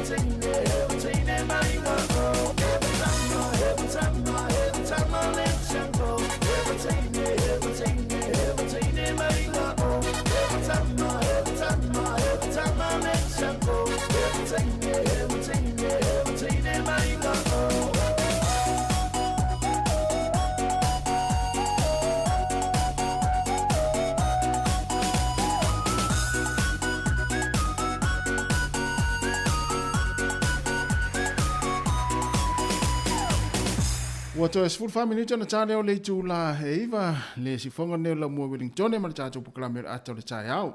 Vai la mari le ntatara noa i vaenga i o whala waina. A leo te vai atu ia o leo wa whailoa mai e le vaenga lea le au whai whatoanga. Ia mwhautua ina fōi ia tangata New Zealand. Ia fulele ona si itia ia le tau mafa. Ona ele whai ngofia le whaamaluina o le ele. Ia ona tūlanga leo lo o iei ma walunga o le sua u Jamie Nick. Malutua lau whamma ma lau wanga i e whai tūlanga whatuanga ma e mo mia masini e tāua e whaongara le kiso. Ia o taua tāla o le kiso o Jamie Nick lewa i ele. E peo wanga ni tauna tātu matalai. O leu whailo mai e la tau i o lo whea ngā luenga whatuanga. E ona tira taunga tā ona o le mawhaila ona na tele fo ili fua e lau mai. Ia, ele le iala le whai o lau waia, tamai whatu anga i tua lou, mauta maru lau. Whitau i le ia le New Zealand na sau tātou telefon, mara tā whaafisili le ntoi whai. Mo fo le soaswani a tātou le taunga tā, ia le lau whaali a maltau nei. Ia, leo whautua ina fo i lau o whai whatu anga. Ia, ele mwhai on tātou whai tio i lau whai whatu anga langa i sao fo i lātou. Ele whai ngō fiel whaamluina le i maenga i o le, ona le taunga tāru sua, ule whaonga i masine sua i le ma vaenga whapena. Ia a tātou atu i whare o loa taunga tātere. Ia, tātou i loa le mafua anga. Lea i le whapeo te isi ilunga. Mafua ona si ilunga. Ia ona taunga tāwhore sua ule o loa whaonga i masine i sua i le palapala whaamaluina i a wato ina. Mai se ana i whai whatu anga. Sa o leia. Vaenga whapena. Ia, e tā ua i la le whai o la ua ia tonga la ua. Tonga la ua ina i tualo mo te fsoswani le taunga tāo o ia fwoi vaenga o le o tau mafa ma pia atu i whare o loa. Te loa o nisi fwoi o ainga lua wa amatana fofo e whapena le a. E pei wa ngāle teimi nei o tātou i le tonga tāru sui fua. Me ua tue amatana tātou tue ai au wala fo e tau sefa meiri tupe.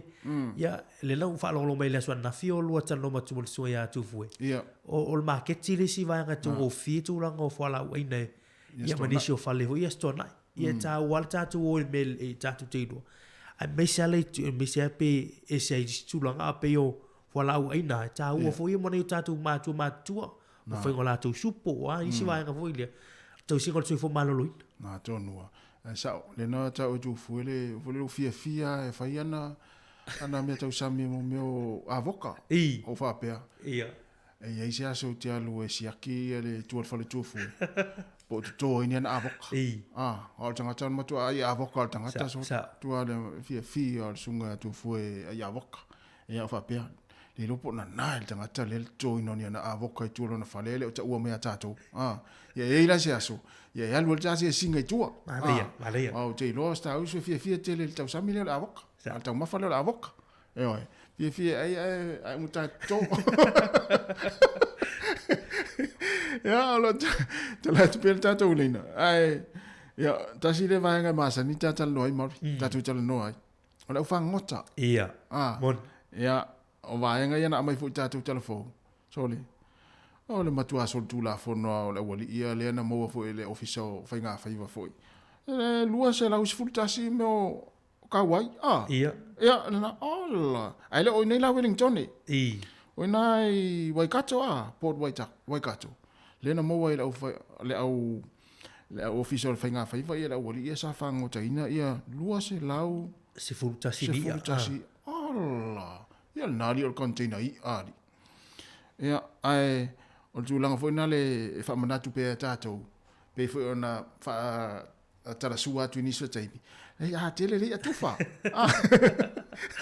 sa mo le si lo fulu war tu la fono lo fulu tu to la e fa ngat le lo fulu la fa ngo ka wa fa ina e sa mo e sa wa mo le si lo fulu ia tu fa tu alu fa pe ona ai tai nei ia sa mo mo ki liva mai na pa ero ka wa to alu sa fa mai la pulu mai le mo le tato ofisa ia le wa ta no fa ia na sa ule moli mai ia matu fa manuia tia ia to alu ina ia ai le pela o le wali ia pe se container ia la me le sa fa ia le la wo mo ia e fai foi nau le ia ai mo fo ila ma fa salaina ile tu la fono le fa nga fa ia pe so na ave fo ia mo fi ngota mai ia ai me se la le foi na mo ai malisi o wali ia pe na mai telefon ile sa la vale ia pole ia foi le o le aua tama ia la iti foi so le tamala na e pa ulunga le fa lai so le se la sulfitu je va ai ma tu ova ma le tulanga o tau ona ave le fale ia ole nau lava ia le la ua mau leo o mo official o fainga fa ia le foi la eu foi pete o tu la fa masinonga ma tongi nai ia ni sa fa salang fo ale wil ta la no postanga ta sa tu fa ia postanga ta le fai tonga la ya fa ta fa ta tu la na ma fa ta fa tu la ma lo si fu Ero fa Mori ma lo si fu no tu fu la su oi ta va fani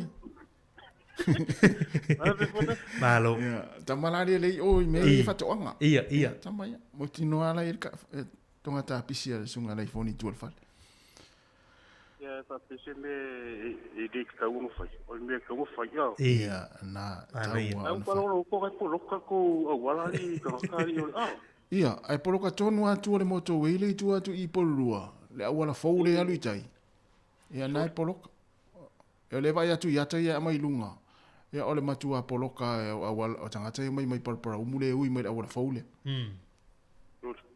alo fadi ile wale alal ma fu anga wala poloka kanga po wala ele fi ka vale pe fi e pe ale winga la solo te ole o e winga fa tau ino fo afi a pe la fa sa no fo afi la fa sa fo ila le awala fio ai kalo fai se vai ya ngo me nga kupu nga la mo me nga fa ya o go mo ile fai uma ai vai po ka ka ngo me nga fa ko anga wa na wo kele so le sa o so o le mo kwa ka so le fu ala o ngai wo ngi di fa lo lo ali mon a vai la le ka si se ko malo ia wale wa mai tatu telefoni tai le mafua anga ya le ona tanguta ia sa foi nei fato ang nei le au fai fa to ang tonga tate le sua ule fa ngai la to masine sua le pala ma Fa malu ai. fa malu ai se vai le mo sa ka wa sa wele se me ko le la lo le o me o i lunga le wa ye ni vai ka ia o ngo swinga o le o langa o ka ku ia ia wa ga inga ia i lunga ka wa ka o loa ma me o ma o ka ka ia le fo fa lo ko nga fi foi fa sa la mai o ko o le la ko e se le sfuli ma se nge foi lenga e se le ma lo ma le ka o pensing ia mo ia longo vinga la ko ya lu foi lunga ka o pensing sa o so le o vai ko alu lunga ka o kisori wa ka ka kiso ia o ka ko le kiso ga lo le iva kas mon iva kas sa o le ia a o fa ko anga ia lo o lo wa ma ka o le fu fa ia o ngai o fa ko anga ki ngai ku meu me ngo ka pisi meu ka mako me se ka mako mako so le mako ka so ia ama e fa so si tinale mo ki lang nga fia ile ka mako le nga e sa o le ki nga ai wis ka mako nga ko anga fa ka me ko ina ka mako nga pe nga le fa yo ngai ku pe o nga si ai malo ala ai nga foi wa ista ka pe fa le fi ke le ka mako e vai e va venga le nga o ka mako nga e se last nga le ye ma e fa yo supo wa vio ka mako e vai va venga para pe va supo o ka maranga o ke e va supo e ka fi umbi ko e va ve ke nga pala ke ia mane a wa u fa ko nga ya ko ko marulu ia e uma me uma fa ko anga e ola e ole me ole silver pit mane kamanga ki fa ngwa lo peli lo peli wi sa mo ta sima mo ia la le kuka le le ya ul jamman na le foni la le kuka le le ya ul jamman na silver pit e ro ki ko fa ya ulu au ka me lo winto sol e ka mo pe ya la ki ai lu au mane ka o le kamanga ka ule fa piko se ku ka fa e o fa la ingo ka ko fa la fa mo ka sa e u fa ngai fa ki pingi ni ka mo ko mane ni e ko fa mo fa la ma ia me nga ka sa minga i ro ma ko inga ma ko me nga ole lo me nga silver pit ole au nga mane ole ma lo si o lo nga la me ma ia ole ke le fa nga la nga lo cha minga ko kamala nga pe ke ve supo ole ala vale me ke fa ai ka ole me au ngi over ke le ku kanga se nga le vela supo ko le ko o wa vol kamanga yo la ko maluru mon ke kamanga yo kamala nga fa ve ko maluru ole fa yo le me ai ole supo ole alme fa lai ya nga mai ya ave ese ma ko malu fa nga a fa yo lu kamanga ki kamanga mai kango ki pi fa ngi i vengal ya ma ko pe yo fa ko lu au vengal mane o fuala ko ki fa ngi ki pi mala yangi fa mal pe ku ya ia la ilu au o le gira ukalo ko maruru wa e makalo ke maruru le tio o ai tu al mata fa te le silver pit ma va va pena no no ni au ai kia na ma ta ka fa ko anga wo ai ka fa an ke lo le nga wo le to nga po ma ke kama o ko fa le so le va o kama nga sole o le spanish spanish usa kama nga tu ma ko ma nga ia wa le pe maruru kama ke ola ka mako ke mi o ko fa ola ka mako ma me e ko ka sa o le ko o lo le fa lo o le ko fe lo ma a vo ko ni ka na ta ora vo ko ina o ka ora vo ko ya mako o le ko foi le ko ko fi ke la ko ma fi le ka la ru di ma a vo ka ka la vo ka la ru di ile se ka ma ka u fa lo ko ka lo ma tu fu ma ia langa o to e fitau ia la o to ngo fie wala ngai tele fatu anga ina le vai na tu te i plene ia fio lolo ai o pikole ke sogi ma tu ai ma ngai ke le ko ka pisi mo probably ka ninga no mo cauliflower o ke ma ko i kasi o i fie ke kamanga cauliflower la tamal na lai foni tamal na fa punga le vai se tu lo fa fo me tu ulo iai na pe tasi ale minute sa e se vai ia tongi roi male pata au ia na sorry na yo ai ki ko ni fai ko lo ko ko pala au Ia po la to foi le lo fa ngare cauliflower fa tai tai. Fa tai tai le fa tai tai ai. Ia tamana tongi le pata pe ava pe o le pata fa ta fa o le. E le pro pata na sina pata o le pi fa pi o le tamana cauliflower. Ia. Manong il tam. Wa ye ro. Fa popcorn. Oi lo ai. Na ua ke ali wa ke le fa wo la kalo lu ga pila. Anche ecco fa o la calo mo cofi con uoli. Sole. Sa. Ia wa e sia E ba ia o kilang e fai ma fa fa. E wa i au ngi o kilang ia le ko fa ka ka ko. Ia sa o le ia. Ma lo. Ma fa yo i ko no ma ia se me sa o le ka wo lo e e u fa ston ka. Fai a ston tal tal ni. Ma ka mi ngi ia le fa ka. Ia. Foi venga le fa ko mai mea mai le ku isa mo e fa ka mo le pepa venga eu pa ka fa ko pepa e fulisa na mo nga mai le ku isa me mix vegetable e mai la e fa nga me nga mo ka le we ken sa ole o foi foi fa ka mo ye me la e frisa mo wa ka mo ka wo isse le lo ko ya ka lo ki le so lo ka lo ki po wala me yeah Anga fa ko ka roki e fa ye ku ko so na ku ka ye tipi ia la foi ko ma le ma na ia te se sawa mo me ole tal no me tanga te fa to anga me tua ma to te tonu le a te nga molia a tori ka ti ma moli o ti wo vai pois avocado era via te mano avocado Ua fu nga ilo la avocado wele to fa Manuel ne yaso ngoni sai le foni alovat Manuel le yaso se foi ya kai da por no ya sai go smel va fonga ta to tala mai Samoa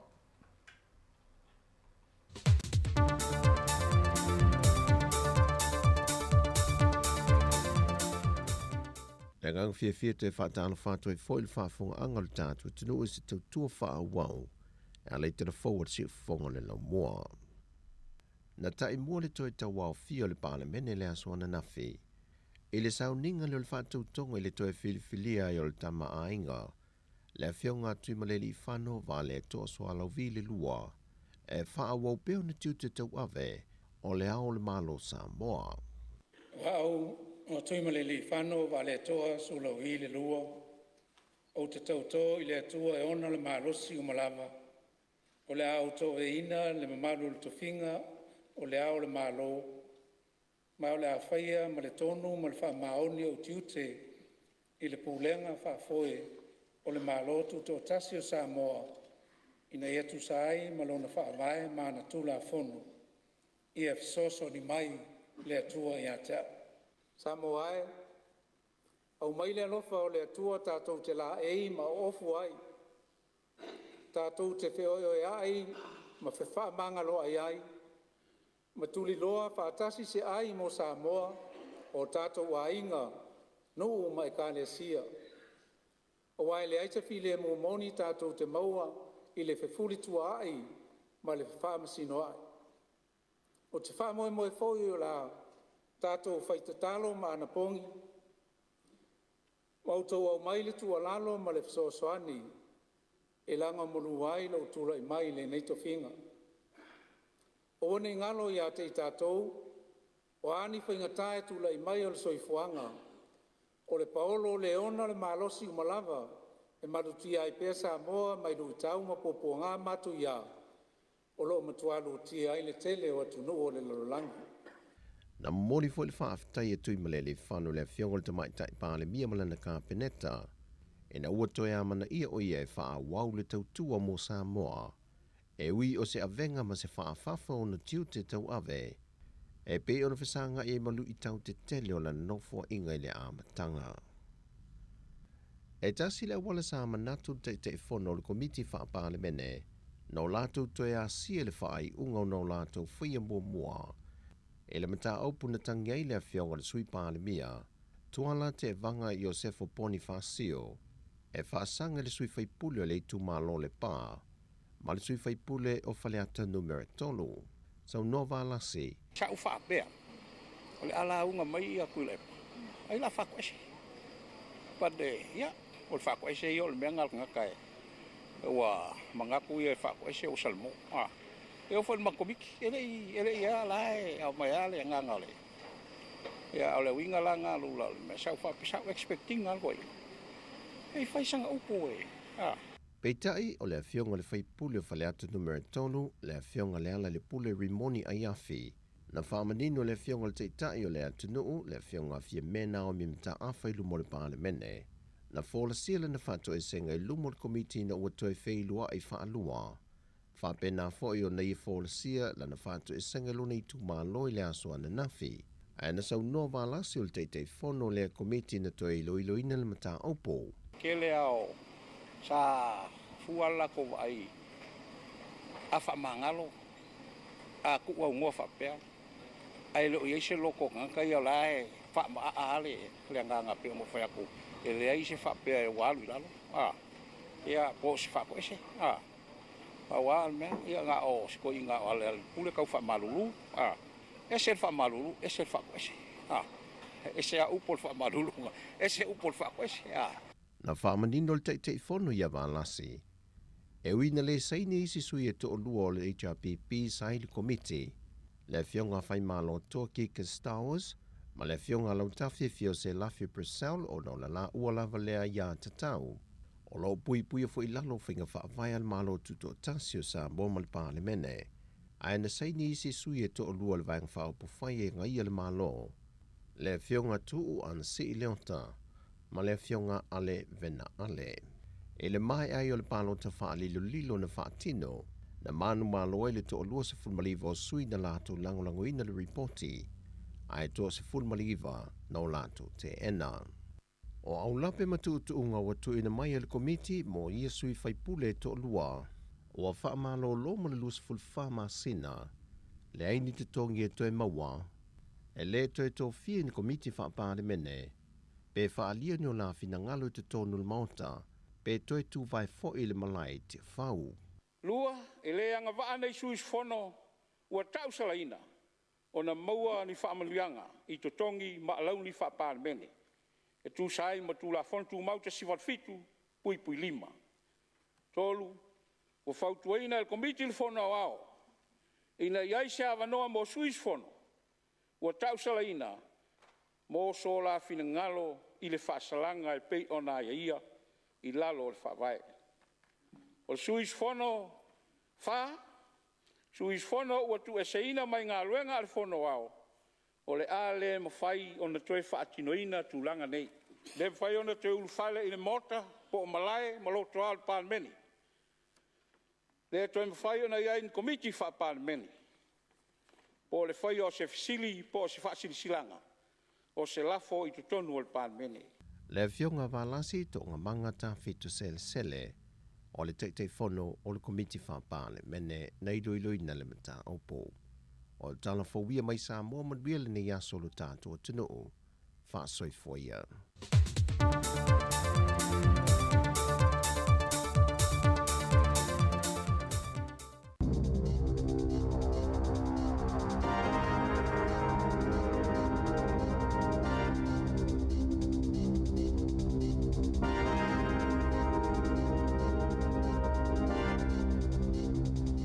Toi whaatalo whaatol whaapoponga o talafo ma le si ufonga le lau momo le nei vaenga o le tae au. O toi whaalawe fo i tangata te te o lo umana na o na ia toi whaafoi au nanga wha i tō malo no whaafi tutono New Zealand i whewa inga mafuafuanga tangata i tutono Wellingtone. O le tae au na leilana poloka i ni tangata te te whewa inga ta awali le awala le transmission gali i Chargeford i Porirua. E silia malto sifulu tangata na South wha i lunga o le awala tele e poloka i whewa inga ta awali. Safa ia fo i lea wha ala potonga. Ni te te e whaapea isi vaenga mga ala i tutono Wellingtone i le vai aso taluai. Sa o atu i leo i le taon le la pe tae o lo fautua ina tangata whewa ina ia no fosila fia e ono whaatuai whewa inga ia vaenga o le awala tele. E sile atu male afa o tangata Wellington e sao lātou whaalia, e le o saunga le mui te tono o lo lātou a ai taimi o le pō, e tu sai ma se saililinga le Nielsen Quality of Life, mai to ono a feiva se lau tangata sāwhesilingia i le saililinga, e au fi tangata inono foi Wellington o le Heart City ma Porirua, ui ilea, e valus full pasene sao lātou whaalia, e whaapeole i tū malo Wellington e mānei a tele i le nofo. Ma le 5 valu pasene na whaalia lo lātou wanganga mita i fōlinga wa aia, ma le tūlanga o le i tū malo. E pito mā walungol whai numero Wellington e whaalia lo lātou mita, i lo lātou a ai peo na tūla e mai leono tasi pasene. E pito mā walalo le i tū malo o tauranga i le whawha pasene. E sile atu male awha le au whaingo i lātou Wellington sao lātou whaalia i le saililinga e whaapea. Ua sili atu le leanga o le taimi nei nei lo le tausanga taluai, ona o le lava o whale i tau ngofie whaatase ma le alu i lunga numero tangata e le eini whale e nono foai.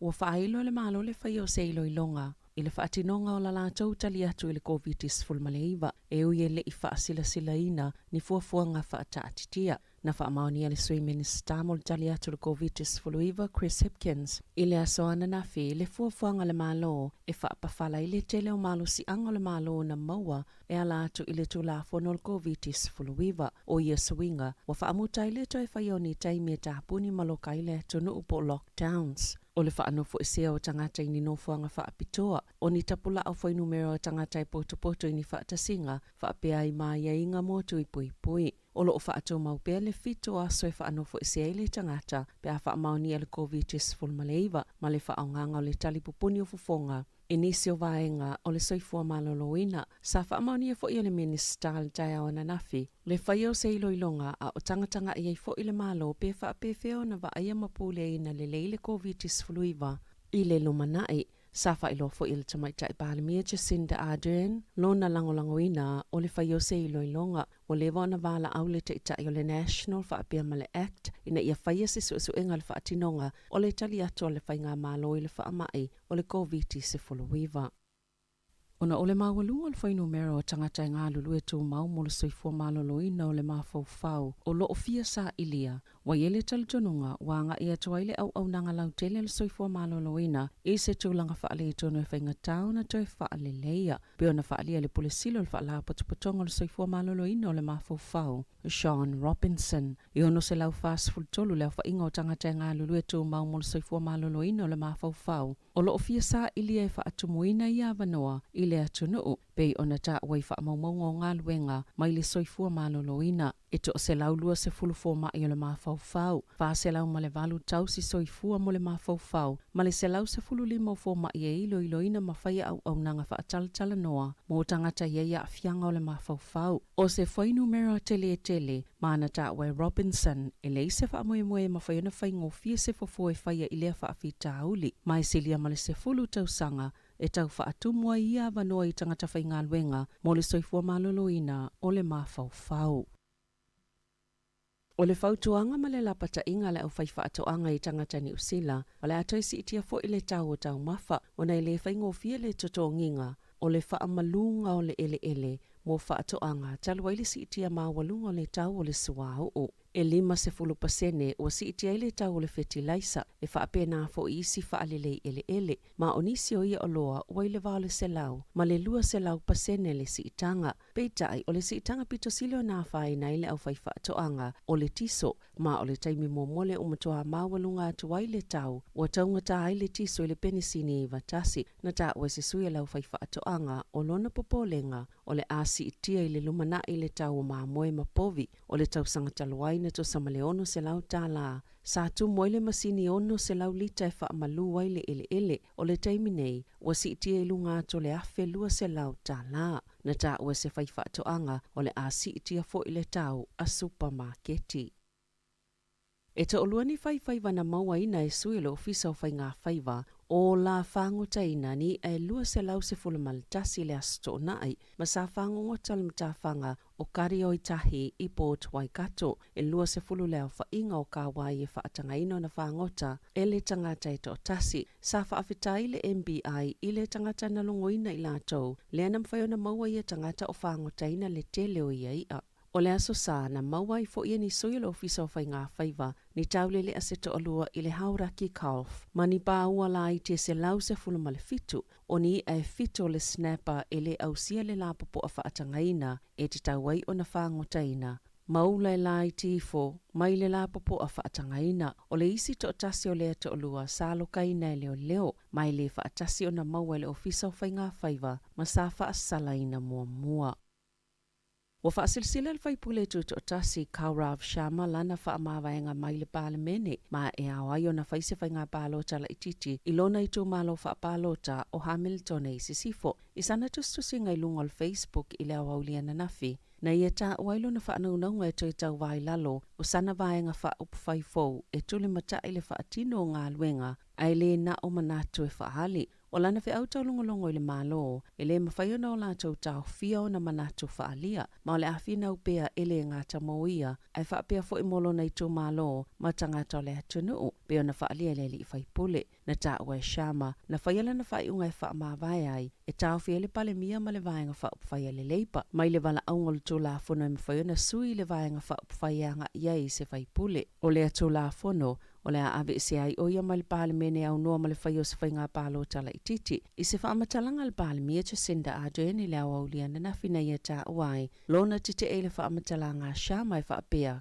Sa ilo e le leipa pe whaongalia tō la fono, mai na tele ilo ina le aunga tono le tō la ngai winga i a Sharma na sauno Ardern, a tono e tō mana tūl whai pule lana whai unga, o nei le o se tō langa mo mia, le tupe alo le au whai la fonga mo se isi pālo tala ititi, mai le mo mia ina, ai le ngata ilea, o tupe mau, ai o lea le o toi mau le whai ngā pālo ta tele le tunuu. Na whaatea Sharma ma le whaafaltuia le leipa i le masina au kuso, lea na whaaleoni tua inga o whainga whaamata o mai tonu lava o le vaenga whaa upwhai.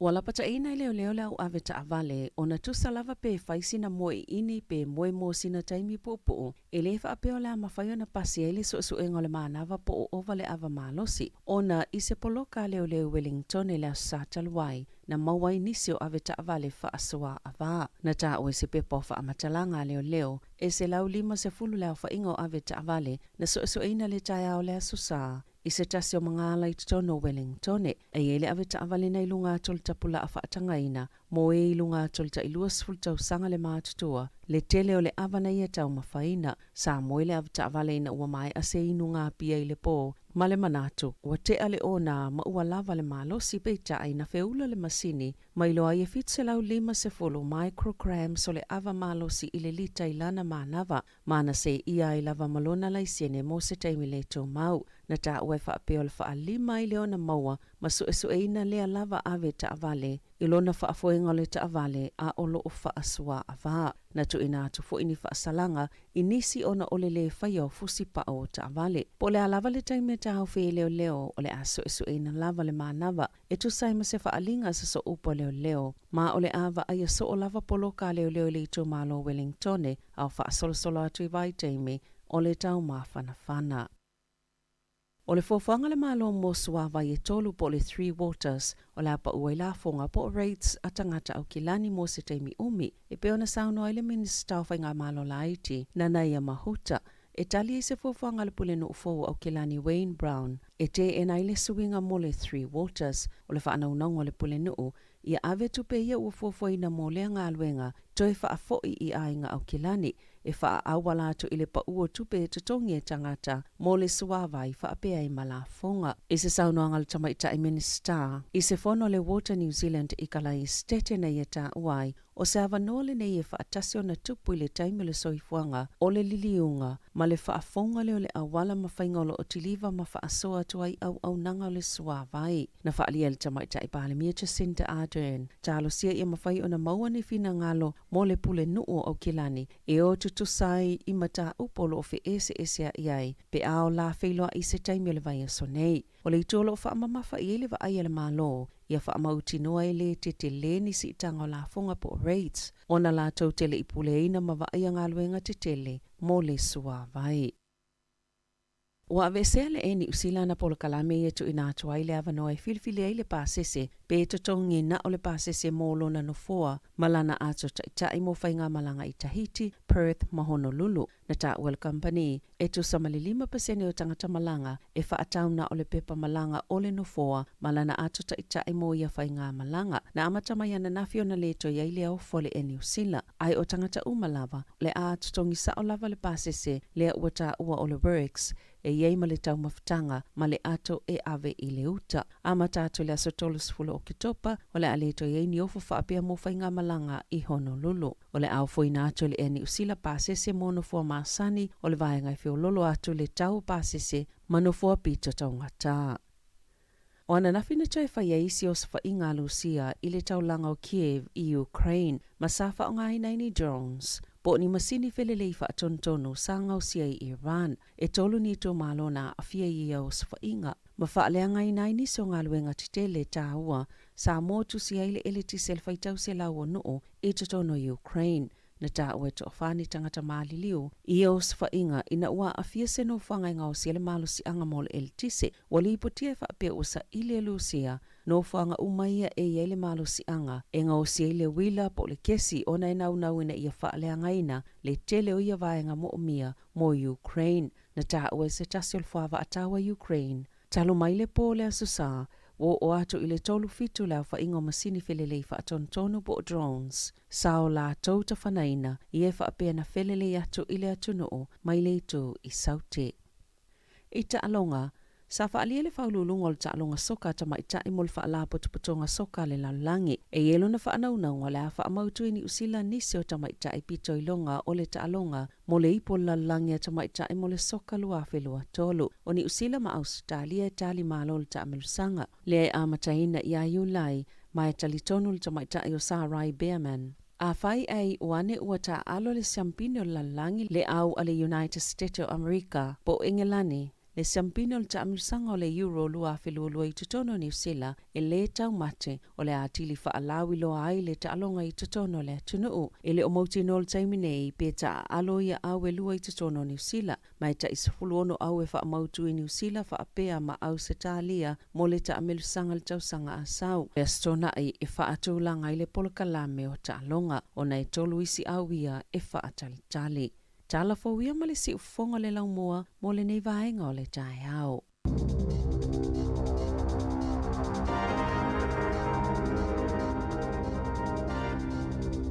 Ia, maro whaftail whawhanga mai na o mai atu i al tātou talafou, whaponga lona lua, toi maul whaponga le tūlai se fulma le lua i le awa uni nei. Ia, e whetau ia le umo le tātou talafou. Ai mai alofo i malta alonga atonga ma Papua New Guinea le liki, ia le ipo langi.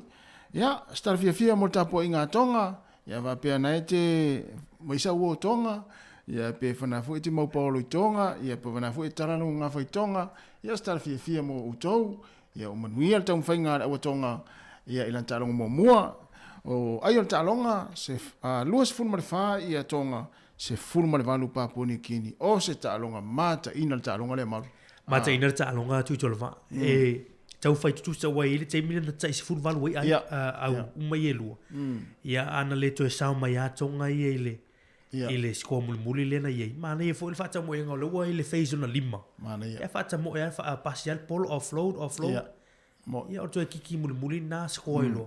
Tu se skoa loa tonga e to e tolu minuto le talonga. Mahe alo ma talonga. Ia nala u mahe a i le talonga. Ia ua manu ma lo tonga.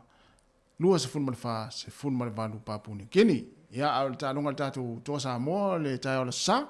Le au Chris, Le au Chris, po le au Eleni. Le tununa leo lo sau leo tonu tuspa ia. Eleni. Na, le talonga le tatu. Ia, le au lua se fulu lua minuto te enei le tula iwa, le fata tianga le tatu proklame le yaso, tatu fulu proklame o le atu fewa iliai, tapene le fionga la wano ati ilawa, tatu fulu matasi, o le moli o le ama, ia, tula e sifuma lua le whaoponga telefonu tala mai sa mo musika o le auli. Ia, tātou eva tu e fui le tula e tasi, le tula e lua, i lunga o le Facebook, ma le tātou YouTube, le yaso maru. Te loa tutolva ale, mana i pokalame o le yaso. Ale, te loa le mai tau mai le tātou tunu, ule whai ama watu update o ta alonga o le tau ni. Ma whesiri, pewa whiana na wawena watu, e le loa la tunu, te kono rosila wei te mini o le O le whai au le tātou ngalua whaasalau a le.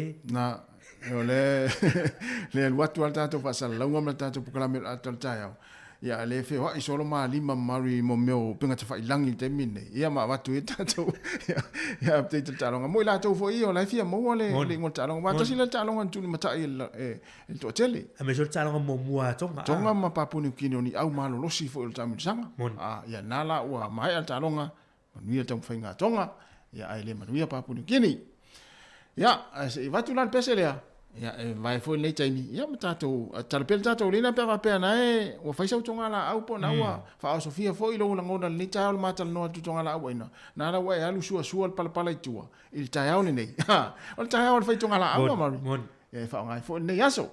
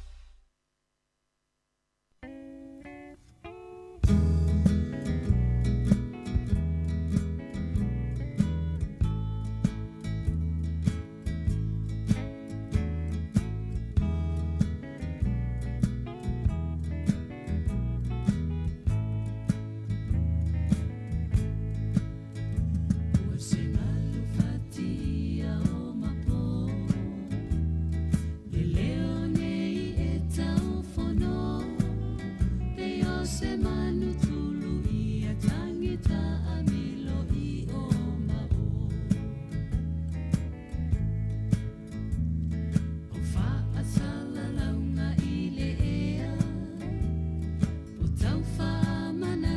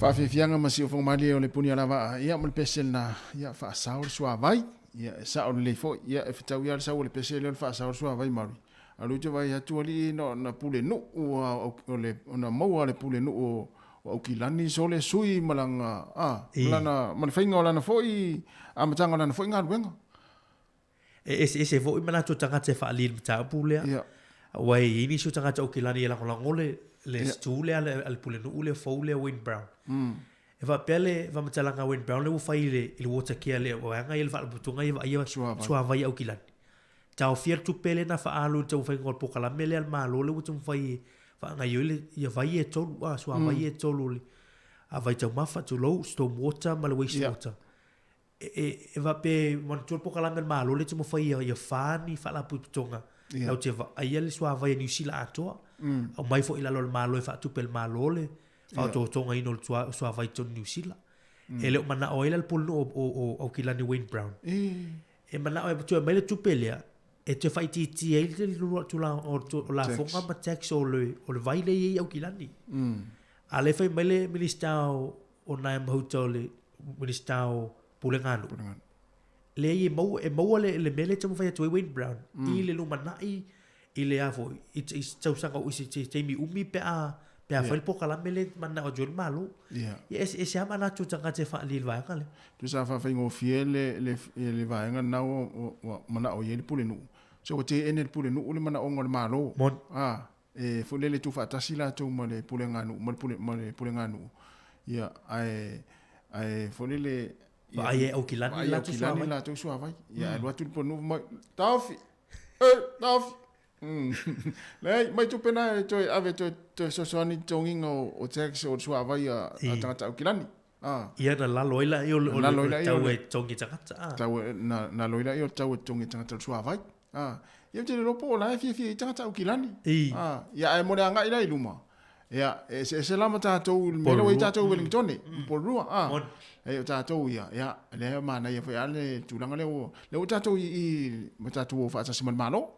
O le ranga na po rua ia wai ele nga fatia e por rua ele tuenga ele tupele mo e por rua e tono la fonga por rua la tuia na to tongi le fa to tonga ino sua vai e por rua le sa fiale la nga ila lo ol malo ya mo pulenga no ye tele ye ai e foi mana tu foi le o tele la tu tupe alu ya na le mana ola ya mai fa tasi mai si pulenga no light ya tama tele i lunga ile ya ta wa foi le wa o me mali e tu jolo o suava e tasi e tu sala vai le fa ngai na o ke la ni male vai le ta tu ma faina tu lo e le o se mea foi le pule taka te to ta so le mea fa nga la tele e pe o le nga na le o le tamu fainga le malu ya ese fo ya su nga fo wa tele taka ta wa te amanga luenga i galo o pulu fo le o kila sa fa to ta si vai so ta si va na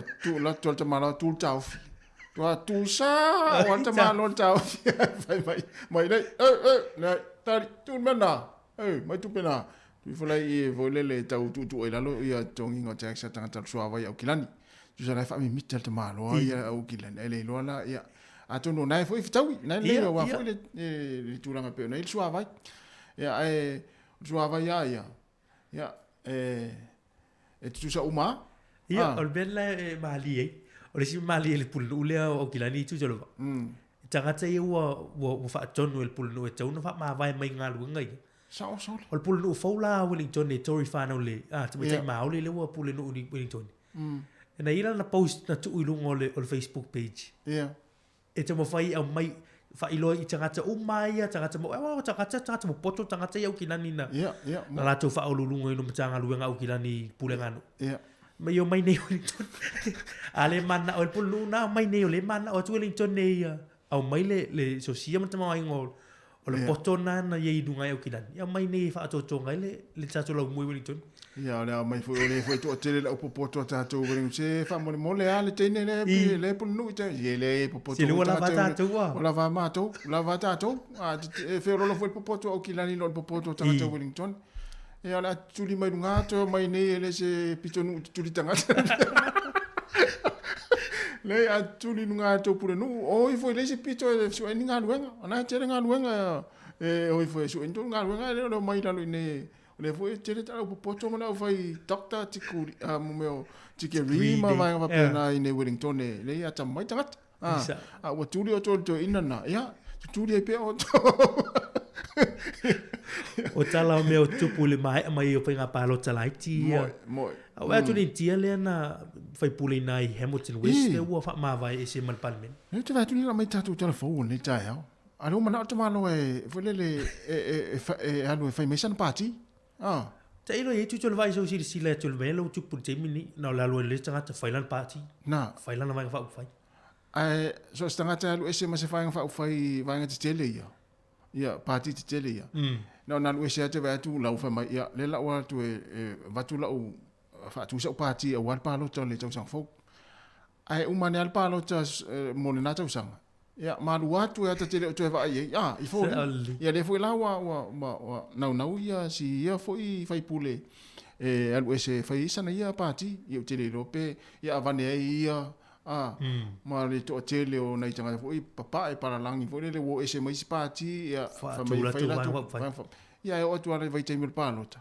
ya ta te fiu e vai tu ya ta te to vai tu ya in nei time no po fe la fa fa ngal ngai nei na tanga ta sa fai pule ma o ese fai la tu pati ya ya o fa no na tanga ta ya ka tu ta lia pe ta vi vai tu fai mai sana pati le palota leo le a sau ni matemi nei ai mo ta to la wa ta vale le si vanga le na ma ne fele na ma ia e ma sani an tal no atu ele ta to pokala mel tu la fono la wa ta vale ya mi si la tu foi tang fia ma lo si le si aso na fa pela ie mo moe fe ala e ai fa pe o te ale ona le ai le o fa ri fo i ma mai fo ele tanga luenga o leo ya pe fa ya sau mo ini mo le mo nei tu la pe te moe ya ele tu ai ese ele ave se ai lava le foi le mo ole tu lang foi ole ave malo si lo tino pe o te mes e fai sia ki le wa le wa mai ta watu E pe o le la tele ina fai poloka i le tele o vaenga o le atunu. E me si tato le Wellington e. Ia o le la tele ina fai poloka. O le vaenga e fa autu i e poloka lea. O le siakina o le manava. Mo tangata fo le ia o la uva ai le o le o mtanga duenga. O le la o ngā solo fo le taimi o le asfiafia. No ingo tele fo i pātima. Vaenga fa pena. Ia le la ia a mantua a la tu faise poloka. Awa toi milo i lumo o le fale na te milo ai. Ne anu pe o le mele fel poloka. O al tele a poloka le la i temi nei. O le siakina o e pe maua se amalo silo tino. O tino al toi milo na tu tolva. Mantua wa tu mai leo lisi tu. Ia e muli atu ata ama leo i lo milo na. E lo le atu e leo tu langa o milo. Ta walva ngal nai. Wa le te wa ia o tu pulanga te mini tu le tolva. To tele lo wanga ina mo atu wa se lauli mas fulu ia ta vale ina mo le sa. Ia o tala vouta i dos futa usanga ma tua. Il va ver no le sa. Ia le mo mai tulang ia el ta o tele lapta i pe o ta tu tanga te wanga nei. Me se te mini sa o le ia lo wanga tu te murkis masima malo longo o fai un ditu sang. Ia na nai fa mana tu le ta ia ia ai after tele lava le fa fonga mai mai ni temi manu fo inga venga lo fianga i male atu no mai mo mai ta tu tua ia vatu nei fa fianga ia le o toi luas fultasi minute ia ona taro le o le tu la se fulu si fonga la mua Wellington e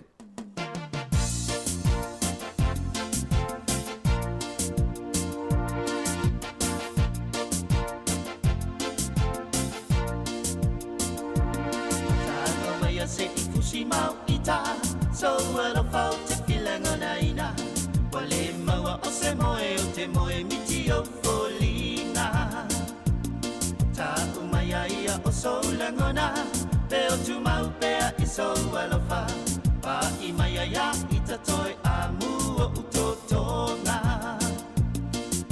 wali wane lo fa amoe moe fa apea o kuma fa fa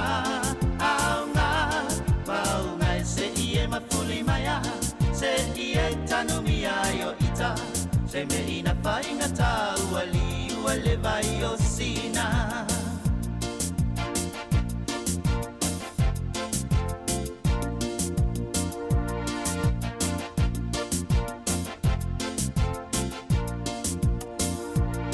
wala poia mai le tau a fi la upele o te no fo male tangi fetu e ole langi sau se i fai mai a sau tali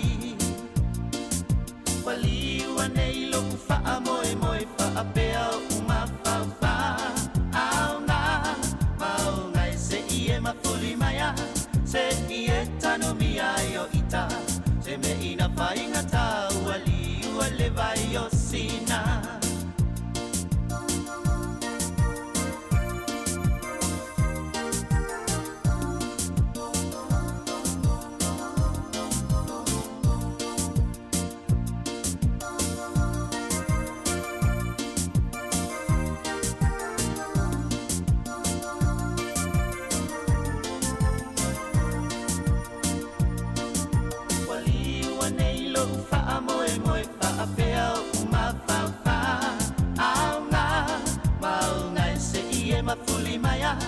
se ieta no mi ayo ita se me ina fainga ta wali wale vai o sina aya fai ua sulu lau foe ili ufo ilo fa amoe moe se ua ngau siele po tu to sailo ulo toe wali wane ilo fa amoe moe fa apea uma fa fa au na mau ngai se ie ma fuli maya se ie tanu mi ayo ita se me ina fainga ta wali wale vai o sina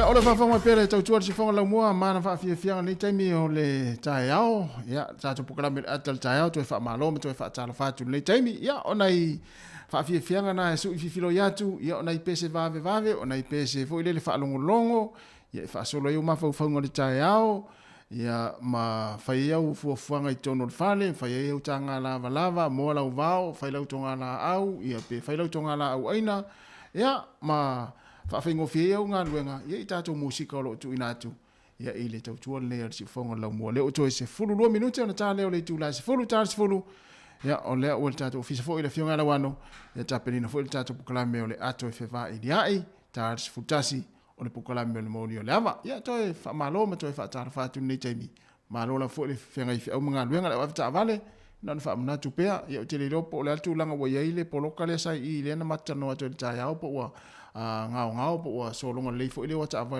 tu atu le moto we fo le tu atu wa tangi rua i poli rua ia a fai ona na tu pul tau ia o tau ona to e so longa le famlanga ina ta va le nga i tai le i Wellington ia ai manuia lava ia fo fanga ma tiu le ia so ta tu tunu ia ai mo la tau ia e fia maua ia leana ala mai fia maua ia tulanga e peona ia ta longa le vao Papua New Guinea ma tonga ia na mani malo ia tonga le ta longa Papua New Guinea le tau nei lua se fulma fa ai i le se fulma va lua Papua New Guinea ta longa liki le pola langi ia lo tali malo ai Peritania 10 minute ta le tu la sfulu ia batu nei fa fia nei ya ma lalo mai ai ma siva mai ai ya fatalo fatu le antele liva fa pia foi fale lili fale ali popoli ya ma futa mai okilani ya o luiva ma pasua foa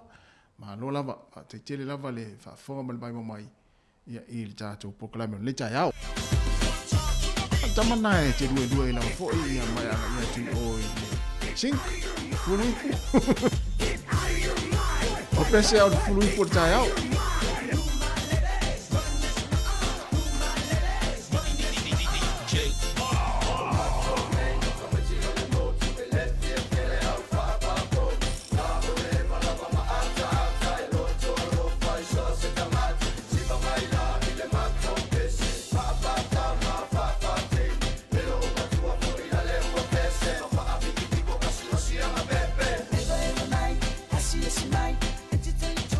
It's a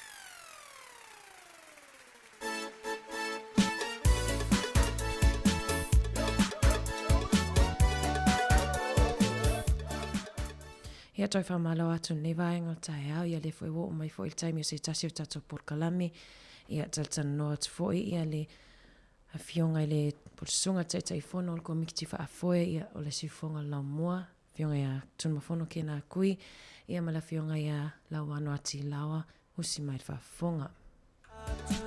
Awa opa ia mai i le vamau, e o atuna mai le wha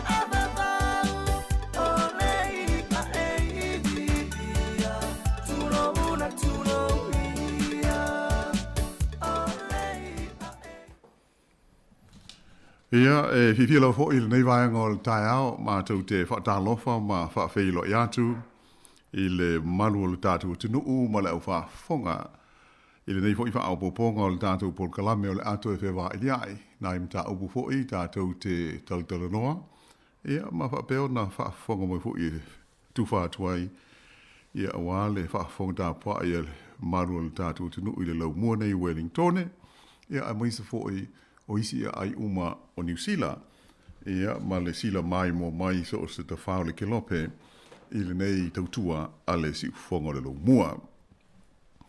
Ia mai o te whiwhia i le nei ho i tu la, a mai se le nei vai aso tātou Paul Kalame le nei whailo atu.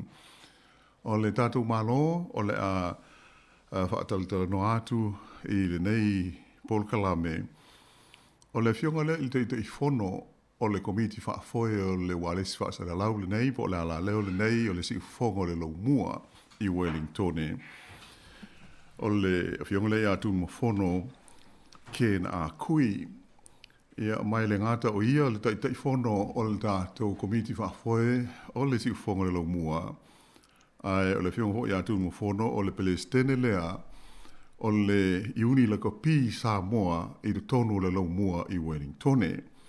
O le o lo ta pena ia le wha moe moe o le iuni la kopi e Samoa i Wellington i lona limas furu tu sanga ia ma o wha ngol vai aso le ia i se tau wang tele lava i o la wha pea o se vaenga i o ta penanga a o la wha fonga mai lava i le fionga ia tu nufono ia ma fuafuanga o lea fo i wha moe moe taua o le lo mua o le melea ia au te fifia i nei vaenga o le tātou polkalame wha feilai wha talo whatu i lau fionga tu nufono wha te tele mo le avanoa ia o tātou feilai ia i wale wha fonga mai o le tātou tunu u i le nei tai au ma lo le langi mama le soi fu mnuia ia whaatalo whātu whaaloalo la wano whaatai a mole nea wanoa ua wheloa i le nei tai a fau ia a mese fo i le fionga le bulenga of masanga ma le bulenga o le tātou leitio ia ma lau whainga aduenga ia whaatalo whaaloalo tu fo i le malu sa mua whaafunga mai i maota malawa ia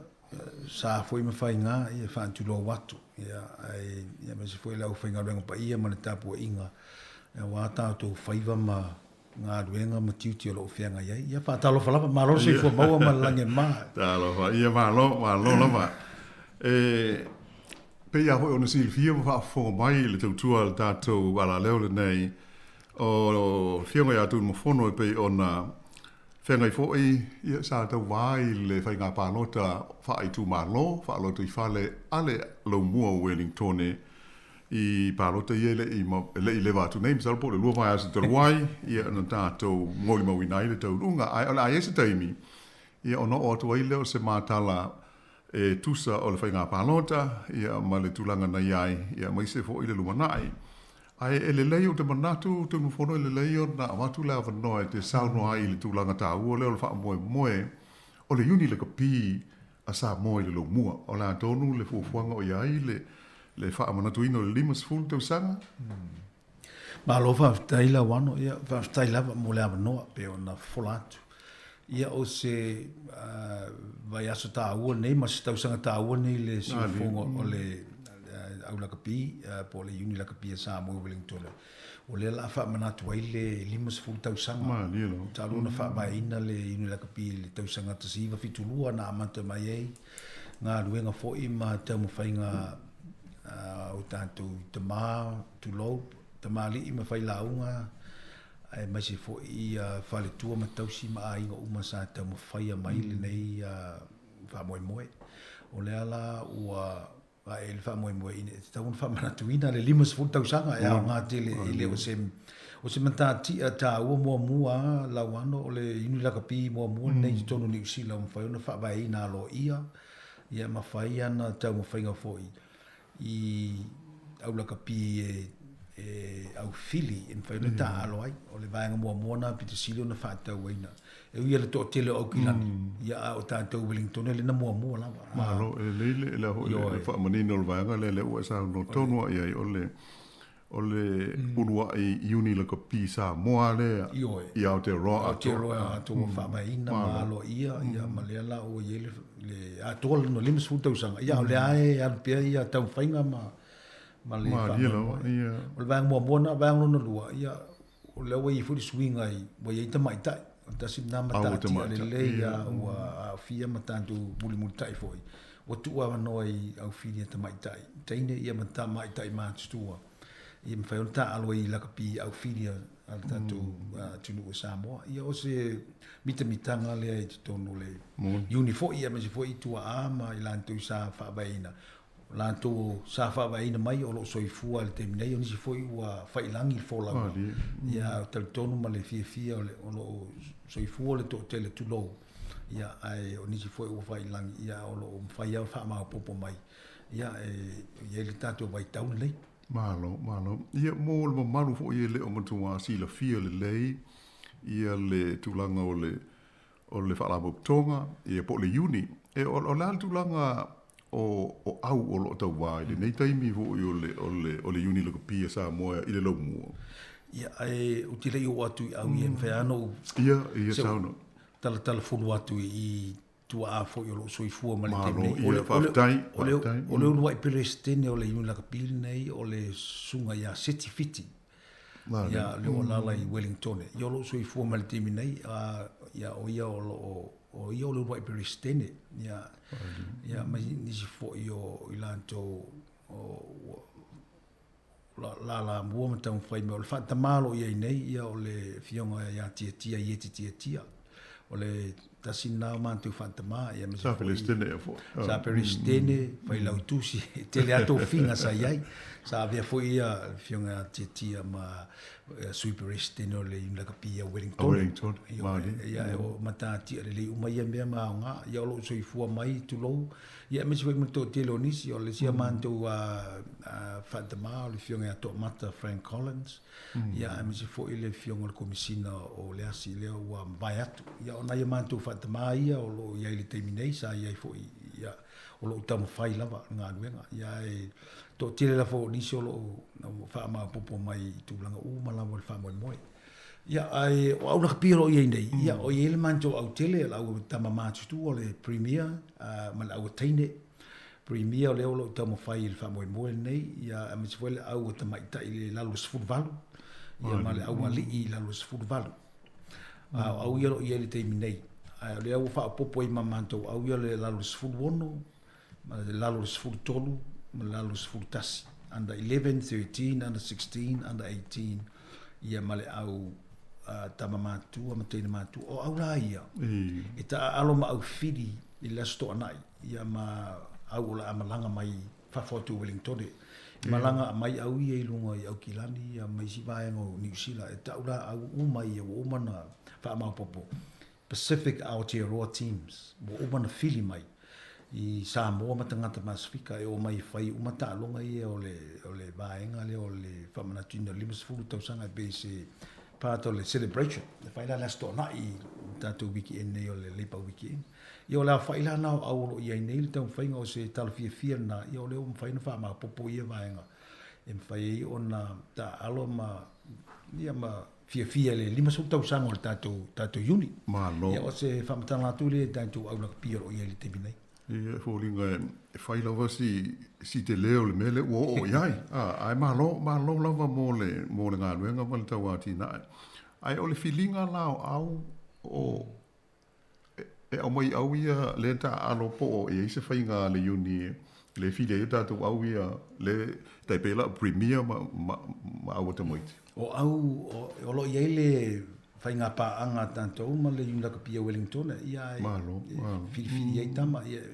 pe ana ia la matanga mai le fitu lua ma ia pe ona nga ia tu tama nei ma la tu sa fa vaina le tantu uni ia e tarosanga le fa malu lalo le rugby union Wellington fai na fai le tantu uni la kapia na mata mai ai tau sanga o tuana I limas tau sanga tanu ai ia o le fa moi ama le ai inga sa iai I tau pena avel fa moi nai I le au fidi a Wellington ia ona tu ele o nisi o tama e ta alo ia fa nga nalo iai a fidi landa tu au ia fidi mai lava I lan to fo wale mfai ona a fia isi au fidi a alo mua ia ona tu mai ia le fai tiongo lo ia mle si fai ta fa ia o tanto la le second rate ia ai o te langona ele ai o lo to tele a ia alo mafana pe foi la o le mafu anga le o le fai o nei tu langa pe ona mafu mai o tatu te mau tu nai o le fa vanoa le o ni ava no fa pe nei ta alo au fidi tanto walo mfana Samoa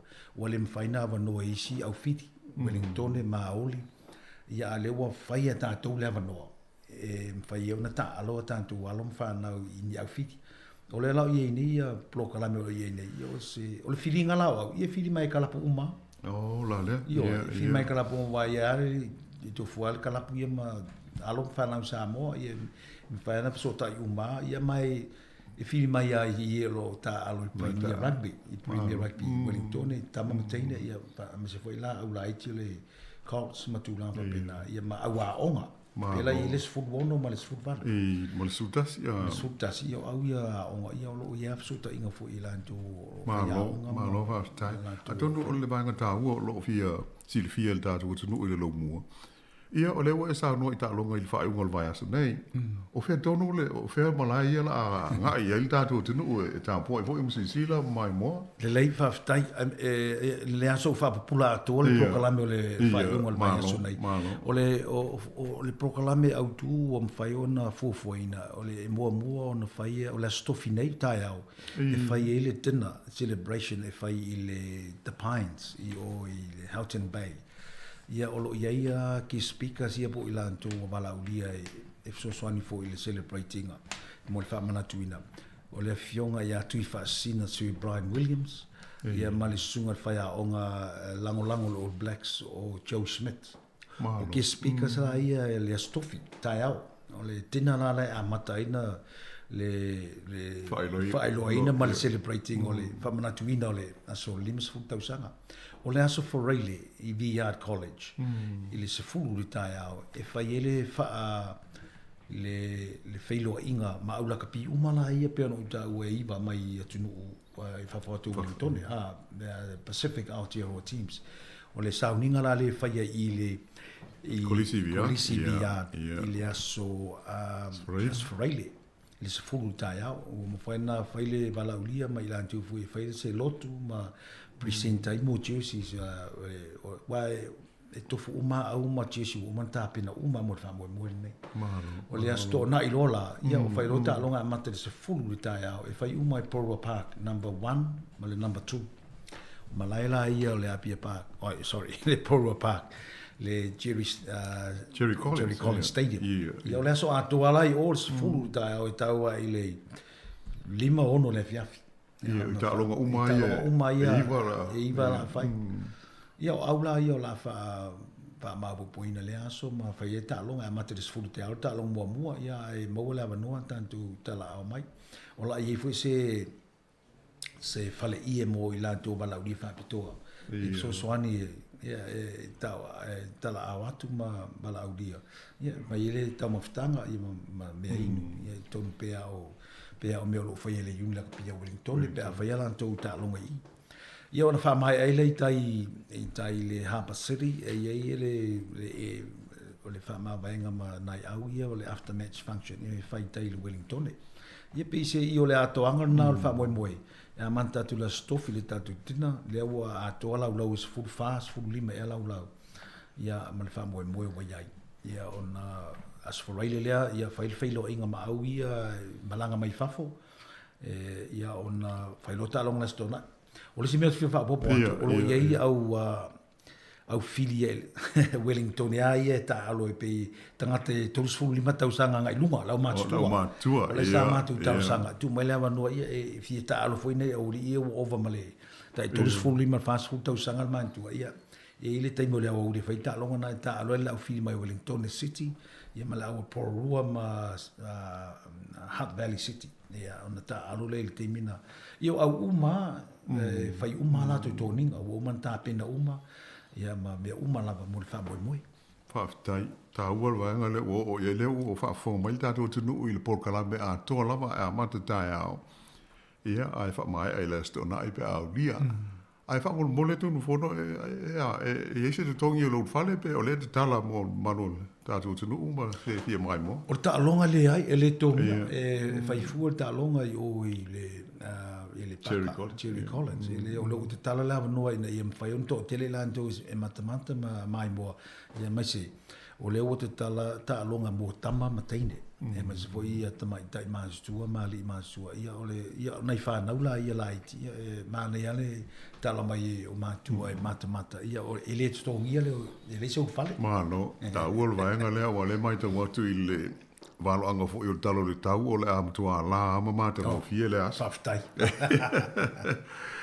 le lei faftai tele ia se va na ye si me o le lima solta usanga e o I pa uia e tau o lo fa fo vai ma no ta tu tu fo le ai faftai ya mo la no ai le ai o le proclame atuana o longo atu pa o me o te fa ma fantu o le fia la o mo la no ma mo fo ia na sponsors o lo mato ngā lue fantasi ma le mato partner whapaanga ma le Pacific Island Rugby Limited o la to yo lo fa ia le manto nga lu fantasi o la to lo tai se tasi o alo fo yo sa mo mai wai ni manta ati olive o ia fo i o sa ta alu man sa mo o ia na company le o mato fai pa anga ia lo nga lu le fai ngole managing o le event ni ia manisi fo sponsors e pe le Poro City Council e fai fua ta longa o mai o le tongia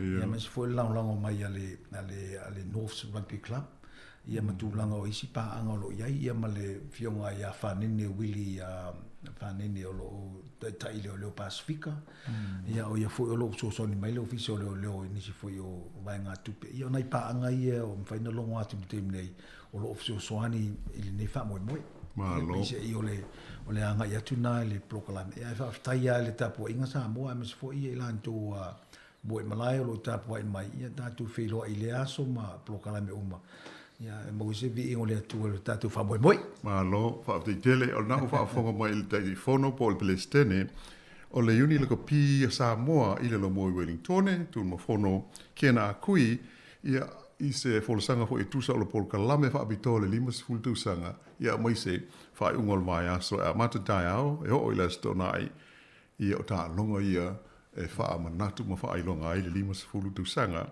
o le uni le kopia le tunu i te tonu le lo mua fa te tele tu mo fono a manu o mau la no o le fa to ata tu fe lo ai tanu na mai ia e fa inga palota fo i pi o le tatu walo iai ia fa malo e mo le atu ma to fa malo i le tau fainga e ia le tau la o fa mo ia ai malo o a sia mo sto tatu wa no pe ia nisi fo i te mani mal fa ila ngol tatu tunu e tau wa ia ai le leon ma tu fa pe tu atu nei ava noi se sa nga fo tu sa o le tatu o tunu sa lango ia ma fe so ni atu fo il tau fainga e pe ona il fainga palota fa fta ia la wano ia o te fa fta te la monea vano o le fo ina fia mausia vano e wo ma fo ina fa so ta inga lungo penga o Facebook ma tu la fa pe ia le ala lo ia fo ina le sa tatu filo wa lungo le el te mai o le memo mo fa fta ia sa mo tapu inga fa fta fo i mo le palota mo lo nei tangata ia pe ona angina ia ili i manuel fa mo a lo fia ona o fai ona tofo ina fo nei la sanga ili o se me fa ngo fie ona sa no o le ngaluenga fa intante ile ona e tau ona matua i tapena le leifa matalanga le leitaling officially ia wa pe ono le fitu amanto meet the candidates meeting debates sa fai ia e matua le yale on sa ima fili le fa matalanga ia po fe foi le tu langi o ia fa mo ma la sanga uma ia o le fianga le ma le to mai foi o mo mai il nei fa mo ele fa be e fa ingo fie o le melo no wa tu sa ia sa o fa ia fisi tangata o la le me wa ia lu le ia na fo fanga sa ia pe foi na o la mai sa mo foi na ia no e mata nei matu sa o nei fanga tama ia le foi sa na wa ina ia alu fa mo ia o lo fia fa ta ia mo pa lo te longo na ile to te le ia ni se le pa lo o le fa vita o ia o fica tu ia o pa lo mo e afe lo se lau onus fu ia ele tai uma isa mo lo ala la yo ia me se foi le man to uni la kapi wa ma li si to te le o poneke ma oris sa la longo ina ia ma longo mai ia ele tai a to uma ia lo no winga ia wana o to al vai te me la foi le palota o le o nga mo nei me ia e fesili mai o fe me foi le palota o ile ai la foto le ia no fesili da ia fa tu ngata te le tanto tanganta il me le o le tu si il palota alu le pusa media la o le matua te le nga luenga ia pese i o fa vita ulina te longona le city council o fa singa luenga ina ia fa ingo palota o le mele o le tasi lua tolu il matua le mamla manta te po ve tu le tasi o isi wa mai ape pala tu jale fa sa o le tik mo fa tu o le tasi ala sa o le tik ia matua ia o nai vai ngala iti ia ma mea o ina mai fuita to me se foi ni me o la tu lo la tu lumba mo le porki ia ai lumol lumna ila to ia ele au ngana tatu to mumu itua ia ai mo ele le ngā ruenga le vai o le ai tele mo me i la to lo to mumu le mau lo le rent ia o rent ia rent ai ia o rent o fale le housing o fale le city council ia ona me ia au ngā ia le city council e pa lota mo na o tatu tangata Samoa o lo Pasifika ia ai so ia ele tau si ele tau sa ole me ta na ole a foi se tau foi atu se se tau sa ole fo linga mai te le ala nga molo fionga ile tau hinga mu ia ai a foi on nai ma wa tu ele i musu ai tu sa e ma onga mole lu manai o se me ta u dele ia po seisi ole me atas ole fautuanga tasi e tauna tatu wa o wina mai sa mo le me ele me foi ndatu tu mo tau tau le rate ole tau o paka ole tau me paka ita vale me i fale o fafo tu fale ma le hongo la pisi le au wala ele me foi ndatu tu mo tua ele i fai le tatu palota e o tu arisia o ia palangi sui la tonu le ia e pile anu mai wa e sa wale tadi Samoa e mamla mai fatu Samoa bane foi Pasifika al palangi o ke loa e ala uri la e mutuale ke e o mana tu foi e o tu tonu e sa wa e pera le un palota le ni manto ai tu malo na palota tangata i parti la e malo le pa malo ma green ia ona tasi independent malo ia o tangata tuai anto tu mai e mo ia la mo pokiki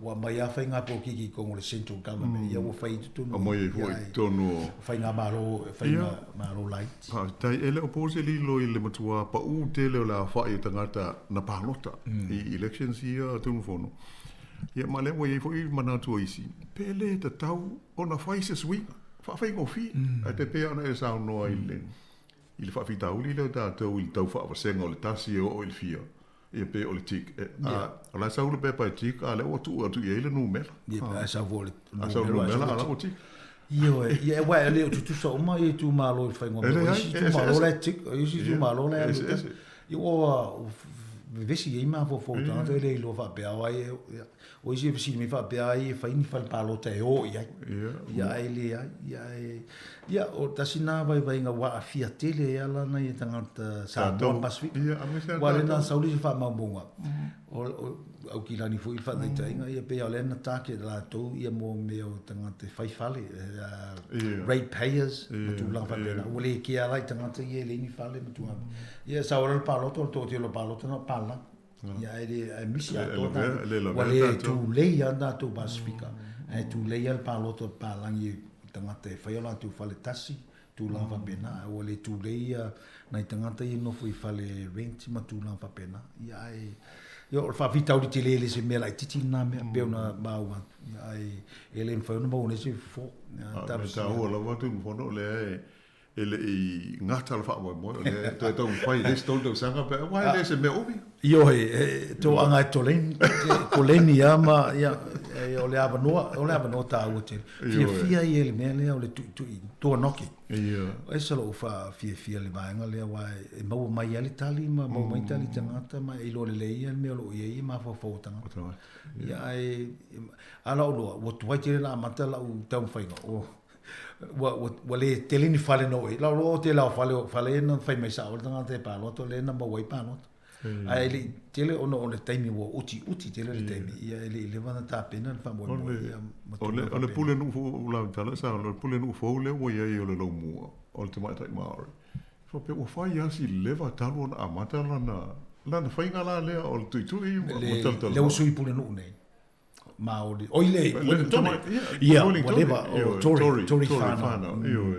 Whatever. Ia, ea ngā tele. Ia, wai le loa tele pālangi ta ita ia. Nā o tātou o Samoa. Ia, whai tātou Samoa. Ele pālota. A pālangi. Ia, tō tele isi pālangi, le lo vanga a pālangi o lo... Sa iai tātou tau mo whainga i nei ele si whongore lo mua tau wha manino i ele whainga. Ai, pei o le lau... tal no fo ile fiongo ile li pule ya msanga ya atonu Ya ho ile leo na mave a mata tau mo foi ia pe a fai le ia se si swinga fai a fai ole sistema le la ta to anu ai fai le a onga io le le la na mave ona fai se i por kala me e feso sonia i mo maru ole au palota ai pe o le tulanga na i pe o le vala au vo i isi o te tau no sui e me le fa a fai ngo fia ai tai fa folinga i palota i o foi pule io ana tu sa le fai fa la ve ese ia la tu running a palo e pe fai al palo ta city council li le o pule al city council la tu va le tikisi ai tasi ia ia na ia o mo ia mo le lu na i ma tu na va be le lei on o le ta taimi a tonu e a fo i o le vai ngale pe o no ve si o fo il ta tu fa longo il nei vai aso o na fi po ono pole o sa o il fa ma venga fo i le si foi pule le o le leiba o la so fina ngalo ia il sila l'hotel il tu langa o fai por kiki mo be va pe e fa ma ta la fe ngai le me o le o i ton ia o fa ma lo mai ona o ia la ia le o turn around for mai le a palota la fa ma vai ila ia mo fai le pai election ia ale fai mai ma lo mo le fai si tau ta le me le la sa u palota til ia pe o se me o fa te ia fo ima pe fa o so le fia il do til ona o le ava no ia le la to e ma mo to fo wa pe miliona ta la ele ta o le pai election tau ta te le fai ngo palota pai elections ia ole ia so i o por ki al me o le si fai tau o le tangata le o le usta ia ma multa i tu la fono le party ia ma tu me sa e sai ni te lango ina banga na o ia se me o fa tau te e ma tu na me na le o ma fu ai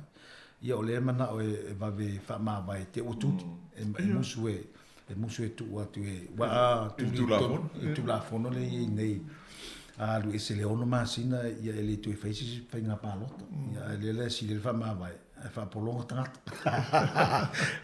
tanga tong taxpayers e te fa il palo ia ole io por kikia e tawana muli taisi ia so se fai pule a lu la parti tauna muli tu la fono ia tatu te le lona anto topo e tatu te no ipo le tai il parti ia po le ile wa le foi fai tau ia o stanga fo e fai tio te le tangata o le ilis fai tau pa wa na winga e fa pena ia le lawa batu tonu le parti ia le lawa fite na ine ma le te ingo le parti ia e mo ia no sa ranga o pe o le mai tau o le tele ta tu fai tau fo ia o se me ta tu te anga ia e tu la fono mai ia inga ma tu ia fo linga mai o le una le se i tu lo ia pe le fia mana o me mana e fai ale me fina ngalo ia yo ia pe ia langa le utanto no ni ia fa pena fu samo e mo so se vale bene da be me te fa long fu samo le fu io so se la fonga lava e le tau ona fu le a fa pe so tu la fonga ma fai il malo o lo ia tu la fonga de tai e pe se e pe ia le mena le tasi le o tu la i me fai pure le ia le o si le fa ma vai ai lo le alvese le fai se palota ia io pe ona sa no so se me tu la fono te li mai ma lo parlamento e a tu la fono le tu o sa no e fai se fina ngau tangata o le tau to le parti le ano pe o tu langa na mo ia ta o solo la wano le freedom of speech ia pui ngo le va biola e tu ia lu fa solo atu fa ia lo fina ngalo e me pui e le fa biola e sa lo tu me le o mo ni le ia e ta pe al ta tu nga luenga e sa lo tu le fa sa lo nga mal fa inga fa amtalanga ai e pui e le tu la fo ia tu la fo e le fa pe so ona fai e pul tanga te il sa no ai mo le fa amtalanga fa sa lo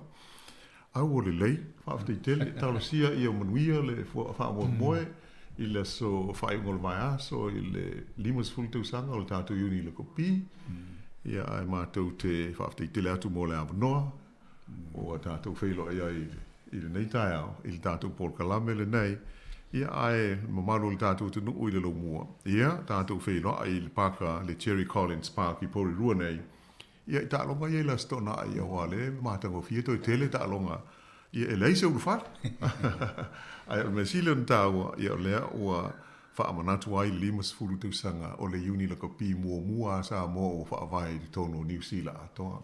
Whaaftai tele lau fionga tu mfono mo le awa noe le nei tae au.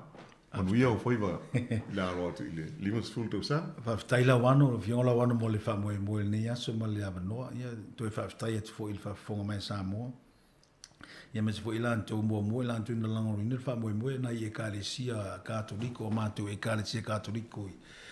Si tun ma i New Town whaaftai te le lango le wha moe ia le tua o no le tu lango mai ia me se fo le tanto uni ia wha malosi mai lea o le tanto lima sefulu tausanga nei e le au maua ia le o tanto wale na moe malai ia sao mau le tanto wha moe tanto ngā lue whaatasi ia o le matu whamtalanga na whaaftai te le mo le amanoa ia whaifo o lango mia le whala se matu whamtalanga ia wha mangalo ia e manuia nei aso la wano male me se fo i plo kalame o le alo tuai man wha mai ina nei aso manuia si ufonga lau mua ia e malolo inaki te tele malolo sa noa ia o la se i vai foi lau whaafonga mai ia ona toi so ta e la le tātou plo kalame nei o le ato e fe vai li ai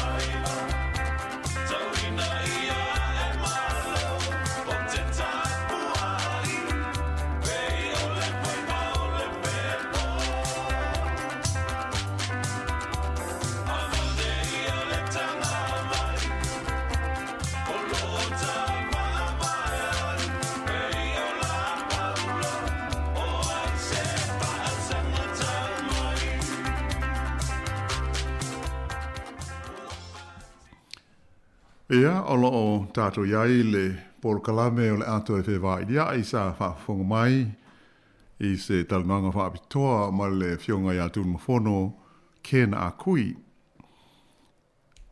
Ai pe o nisi lufia. Ia, o ia o le teitei whono o le tātou le tio i le komiti whaafoe. Ia ai o le Pelestene fo i le o lo i nei o le uni le kopia sa moa i te tono o le lo mua. Tusala o le Paul Kalame.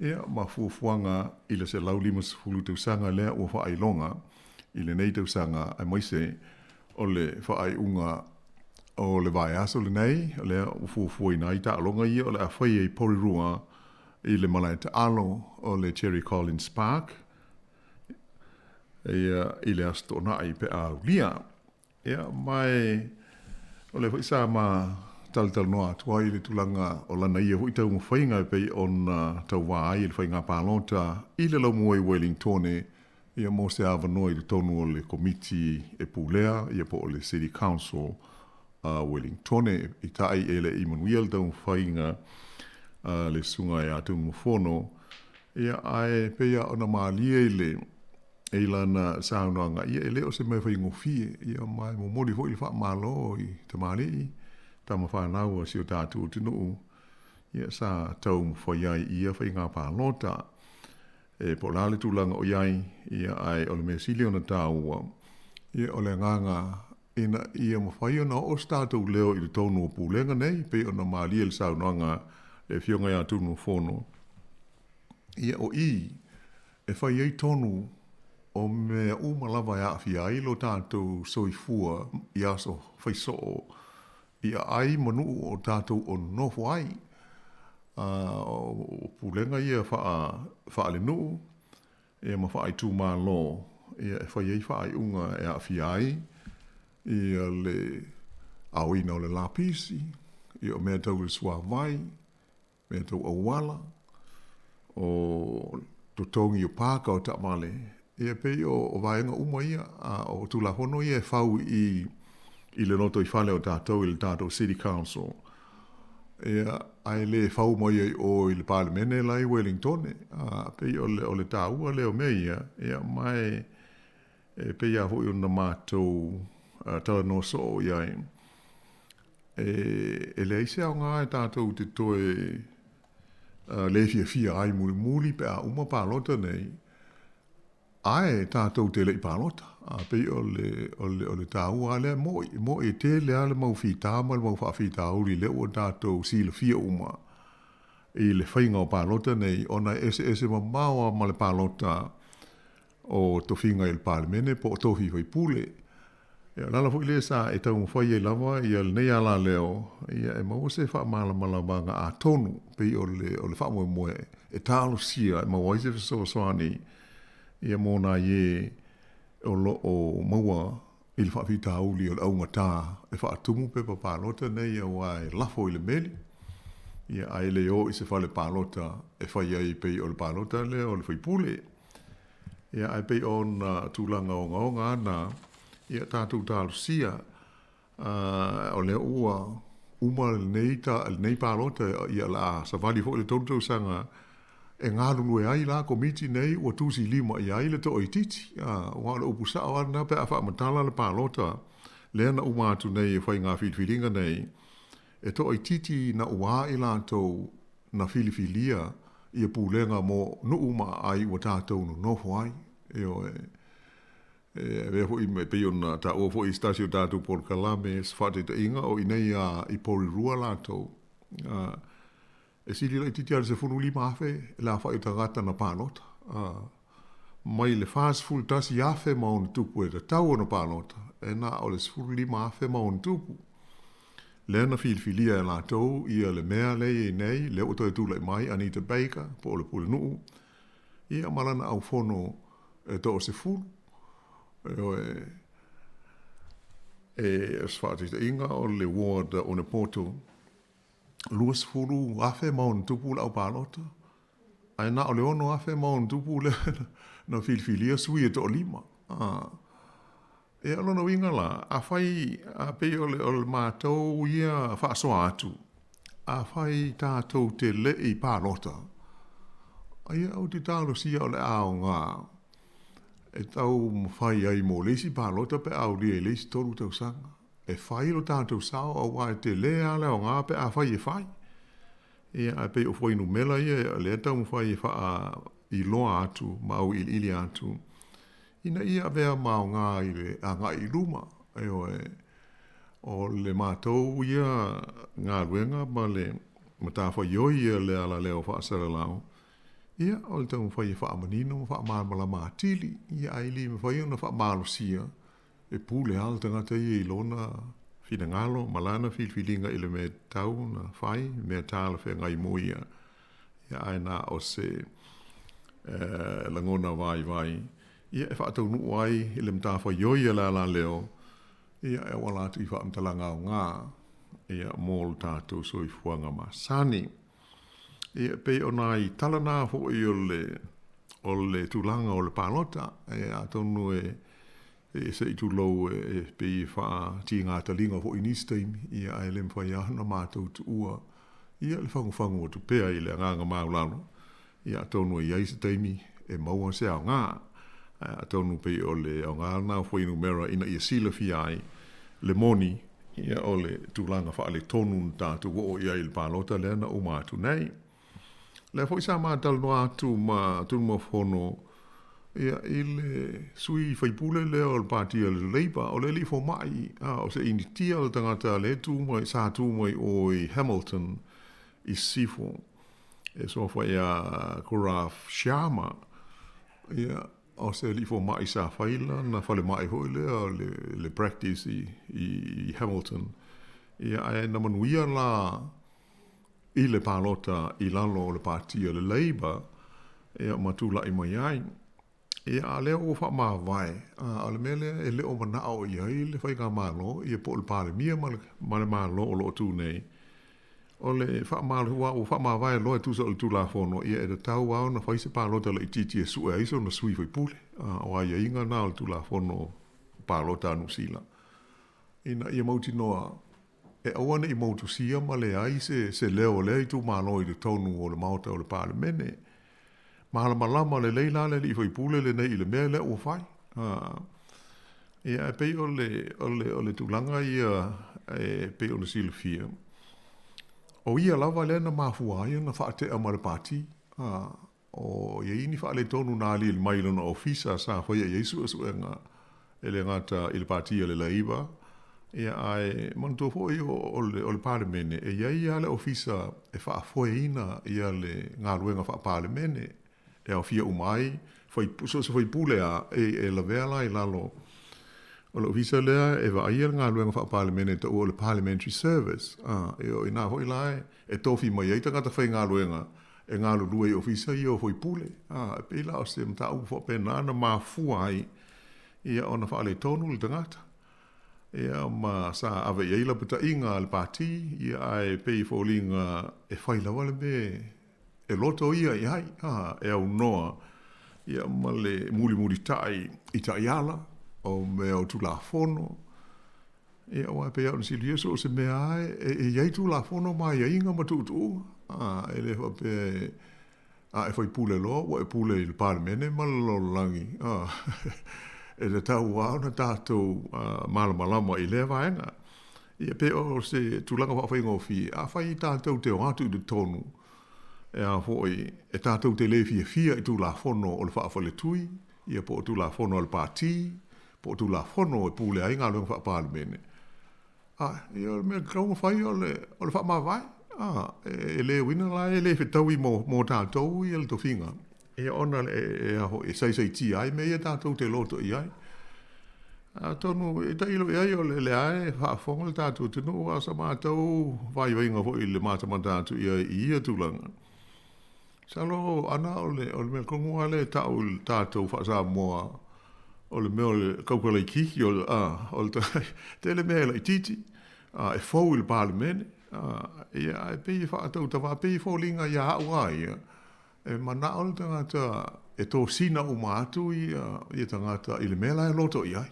Whina ngalo tangata sa ole. Ai tātia le mea le tau o na muli tai ai o ia o le sui whaipule o le pātia le leiva. Ia la lela ua whamawai. Ia mai ele alo fia de tau na whaile pālo tala i titi. Na o whalongo nei le tai au, whai mai whaapunga le tangata i le TV. Ele ilo pe malo, pe le malo. Ai pe ole winga matau tia. La mea na whamawai ai. Pe a whai e lai whale tonu pe toi fo i mai a pe malo i le pālo tala i titi. O whainga tā tele na fua ia i tu ai ngā a whapere i ka wahalanga whamawai o le toi fia whai pule.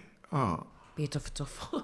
Ai so ia pe ia ana Maria ho sa no nga tu mo fono si o mea por kiki mo me upfai o malo i fai ia ho isi fenumia ai ni staimi mata to le mauton mai ia ai pe ona ta ua i le ai e pule alta ngata i lo no finangano pa o le me ta ua e la ulunga ta ona silfia ia e ia tu la fono e whaatontonu ia ma pule ai so se vaenga lawo le nei so i fuanga.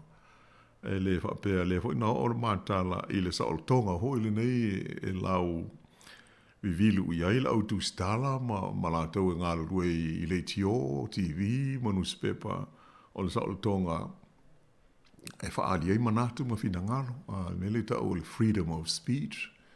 Ia so se atunu lava e mai se nei New Zealand ma atunu te tele e o foi asio tatu atunu e ai le tu la fono le e pui ai le saolo tonga le o whaamtalanga ai whaamtalanga e lo mia i newspaper ma whaasara lau i lungo o leitio ai le whapea o i le saolo tonga e free e freedom ona sa o loto ai a le atu ufau e le aini a inga e tofu ma ia vaenga o le soifuanga, ia maona tulafono i le anganga e mauai, ia le nofo le leimo, le toa fi le mu.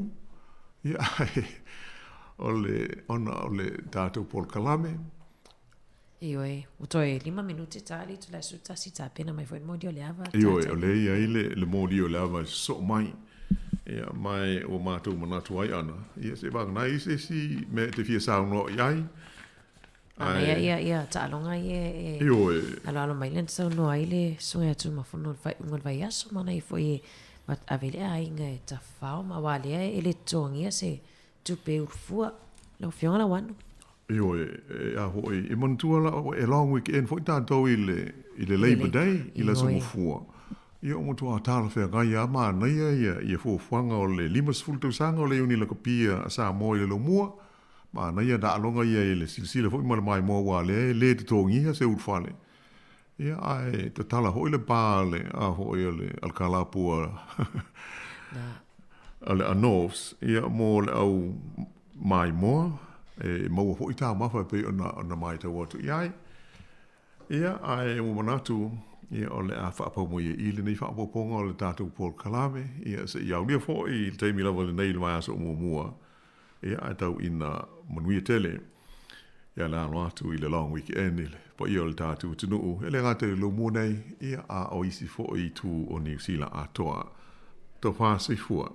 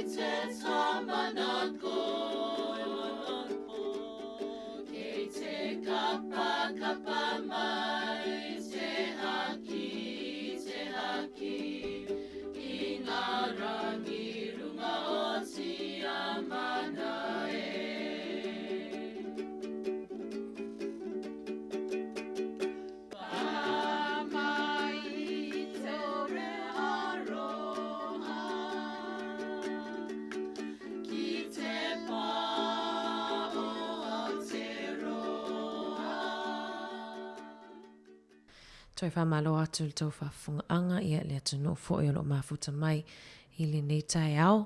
Ia le fo i wala ua tatou o mai fo i le taimi o le tatou porkalame whaaleanganga maasani lava ia solulu o le mōli o le ava. O le amwhaiona tau toi whafunga mai i se tasi o porkalame i mwhaiona toi au ina atu le taimi nei. Pok whatau taia lea i le susunga le whawhiangainga ia Reverend Jeremiah Allen. O le ekalesia whapotopotonga Kirisiano Amerika Samoa i Porirua usi mai loa le whafonga.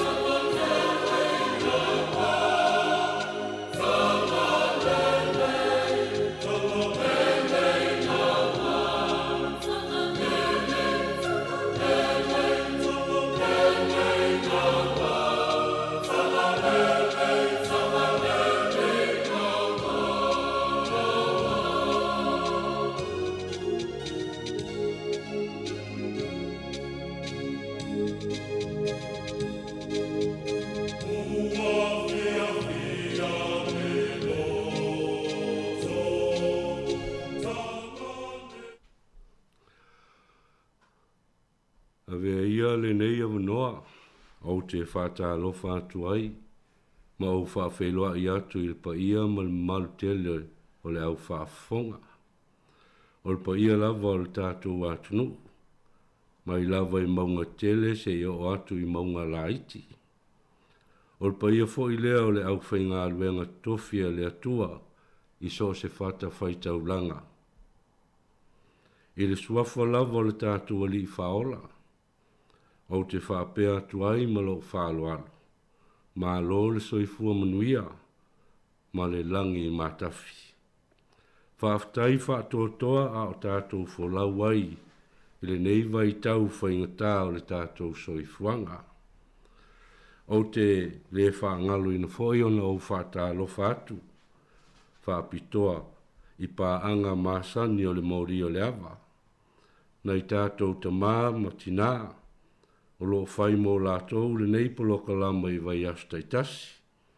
Whaaftai tele mo lo o tau sao, ma la o tau whasoa. Maua lunga i le vi inga o le tātou tāpa au i le langi.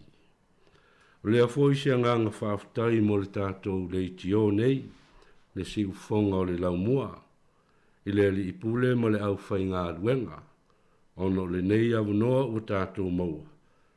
Ua mawhai ai, o na tātou wheiroa i lungo a upenga, wha nei on pō. Ai alo mai loa mo le tātou mōri o le awa, i le suafa o le atua le tamā, le alo ma le angang sa. Amene. Te o tātou a mata i le talo, le atua lo mātou tamā pa i ai. E le umale vi inga ma le whafta i tele, le ali ie. I lau pule whasosoa, ma lo whaanga ina o lo mātou wola. Whaftai mo avanoa wa e saunia mo i mātou. Mātou te whetu wha i ai, ma soa lau pule ai i au a whiong pa ia. Le ali ie, e le aise a totoa i ate i mātou. Ai mātou te ai o i atu i lo wangang pa ia.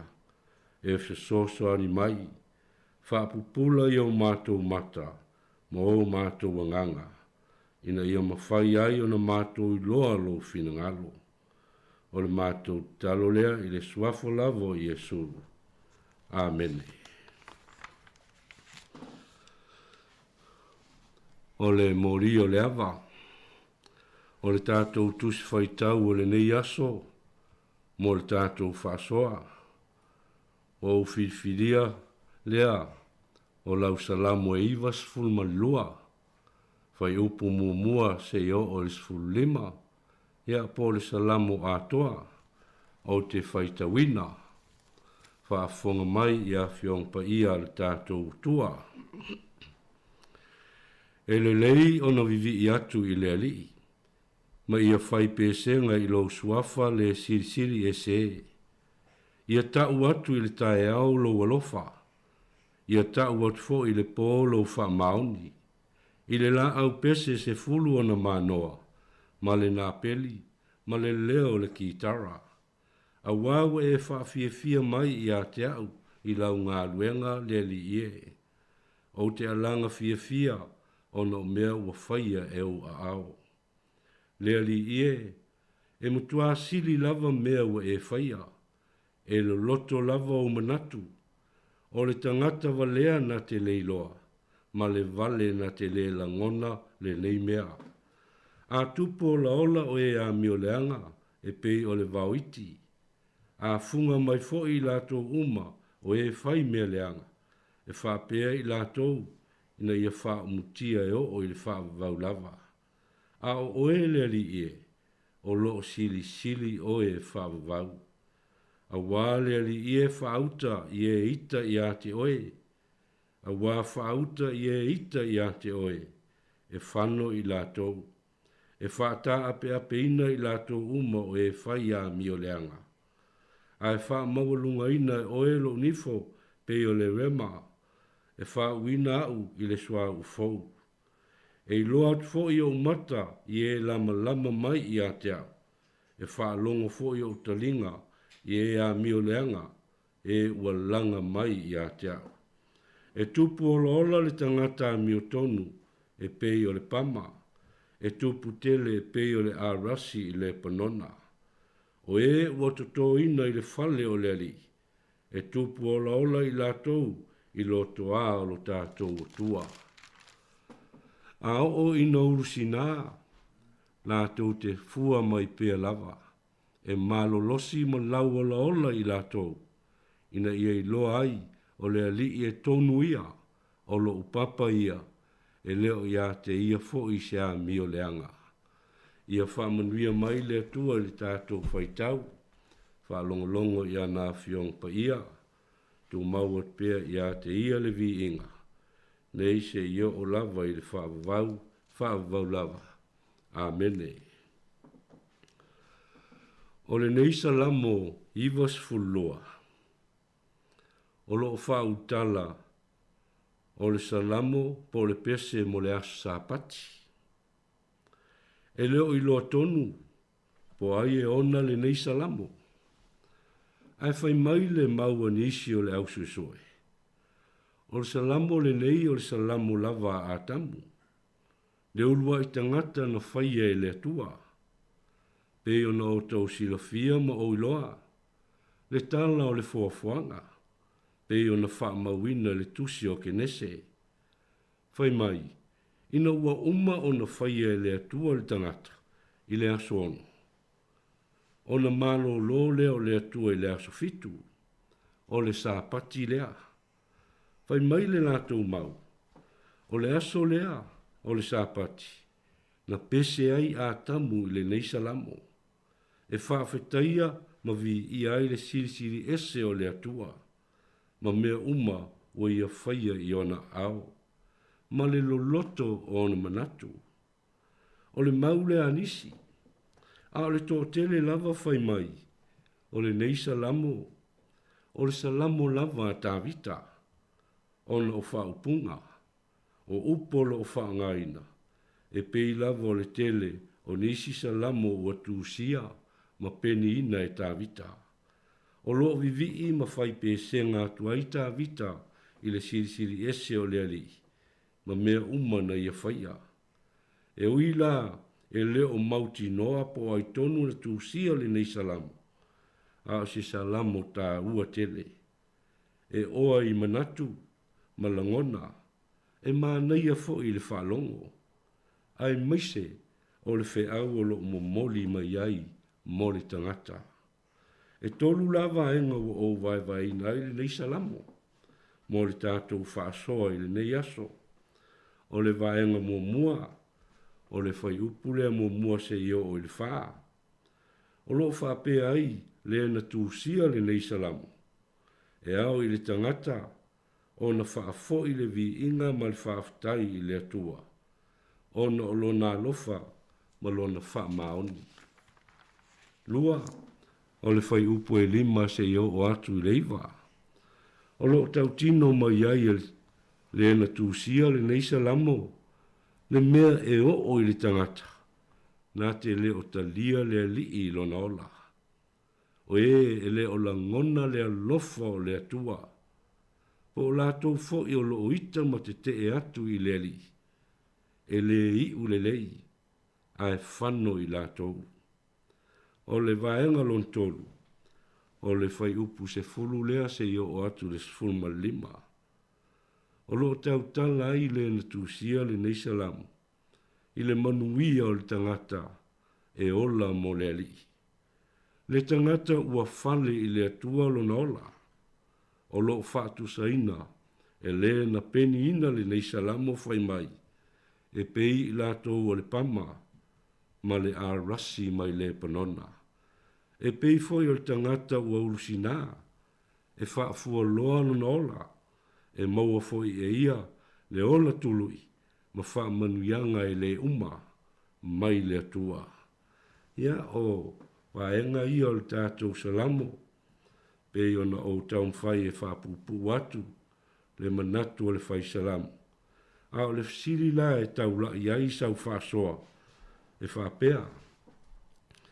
Po le a se fe au tāua, o lo mo moli mai le neisa o le a se fe au tāua, o lo mo moli mai le nei salamu, mo oe.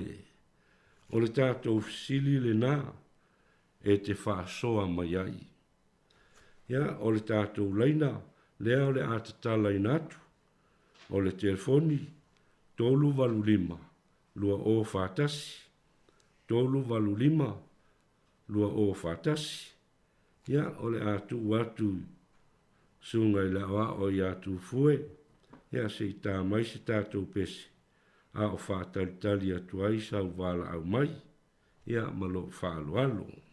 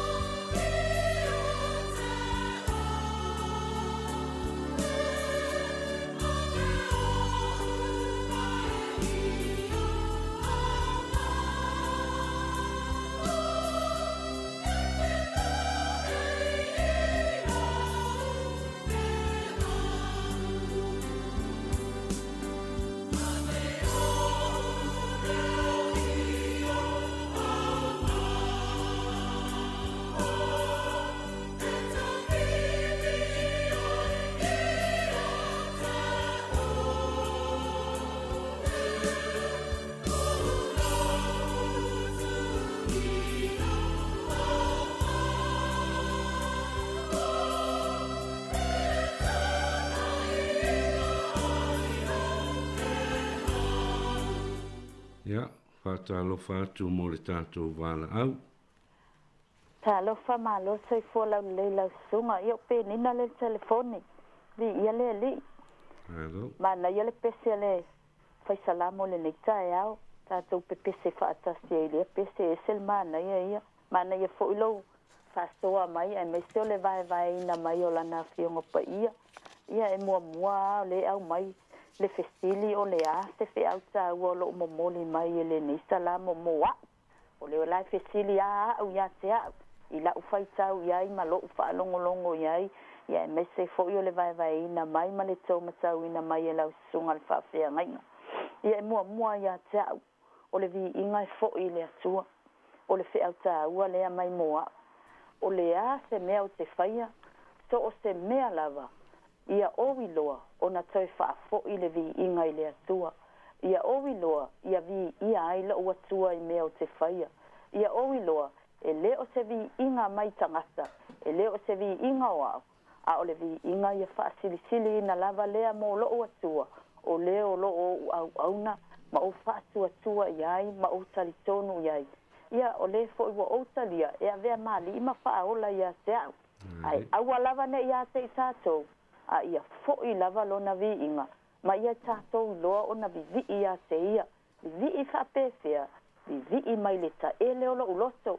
Whaonga ina o lima. Whaonga ina lo tino atoa. Awa o mea ia whai mai le apostolo Paulo. O mea le atua ia.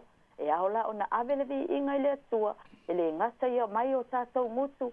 A o tātou loto. Ma o tātou tino. Ia se sti ia ilungo tātou lima ma whaafo'i lona vi inga. Ia o le taulanga e whaafo'i a te ia. Ia vea o se mea e mūma manongi le lei. I lana whaafofonga. Ia o le mea mua le na ia te au le se au tā. Ua le ua momoli mai moa au i le nei pese. I le ngata i lea. O le ua e vae mai fo'i. Whai mai o le vaenga le ima. Whai upu lima e o le iwa. O mea e o le tangata e la tau te le iloa le atua. E amai a te au le se au tā. Ua le ua amai a te au. Au o te popole fua pe whaamasino, pe tau i masui le ita mai a te au, po o e whai mai se me leanga i a te au, o lea ua umona whetalai e su, whai mai.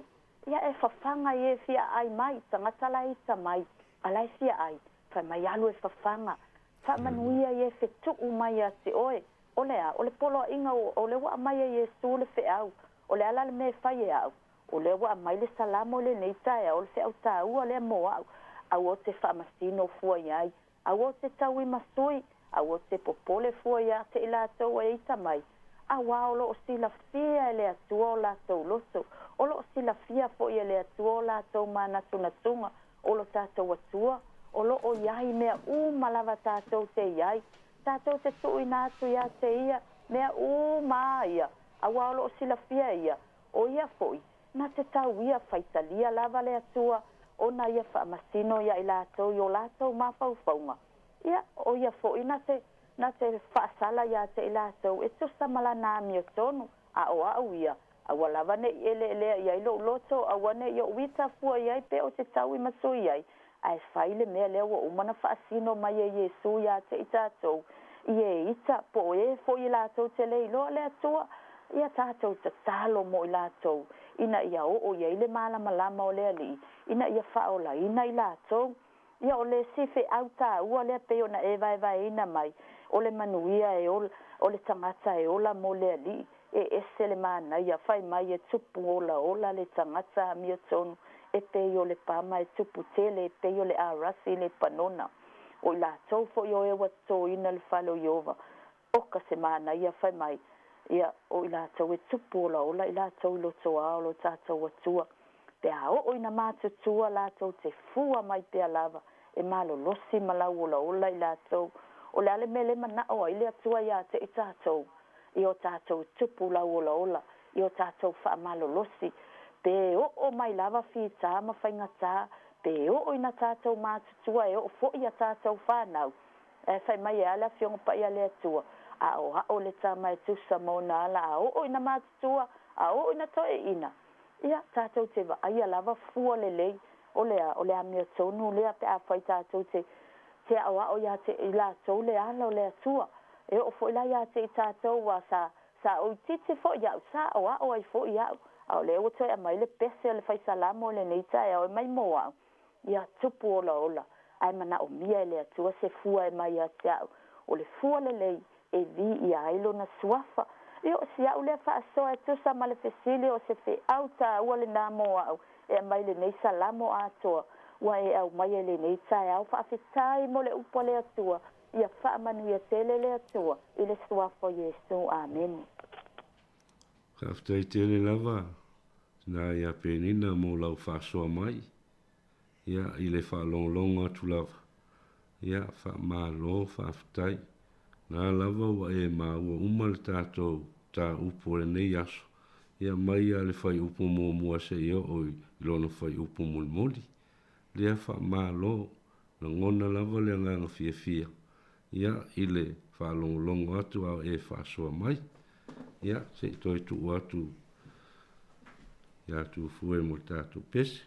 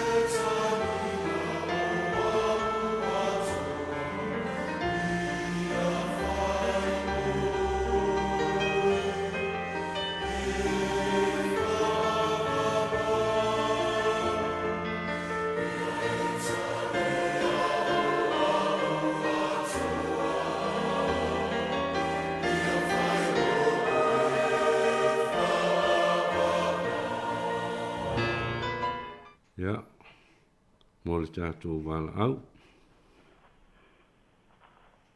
Tarofa tālofa lava ia tarofa tui lau tsungani fai fi au foi tu sai mane ta upu matango fie foi upstori porsia mai nei tai au matango fie ia ole te sidi ole ase fi au ta ua mori mai e salamu mo oe ia leanga lena e tau noa e mua ta ua tule ingoa o lo ingoa o ininga noa fa amore mole tai lava ia e luani vaenga o ta ua mai i pe ona le vaenga mua o le tangata valea na te le langona le lofa o le atua o lona lua e le ua paatusa mai i le tangata ami o tonu pa mai e tupu o la ola e pei o le pama tupu tele pe o le arasi le panona o sa ulangona la ia i le te auta ua ua momori mai mo i tātou so se mea lava e te whaia pe a whai watu mauro whātua tua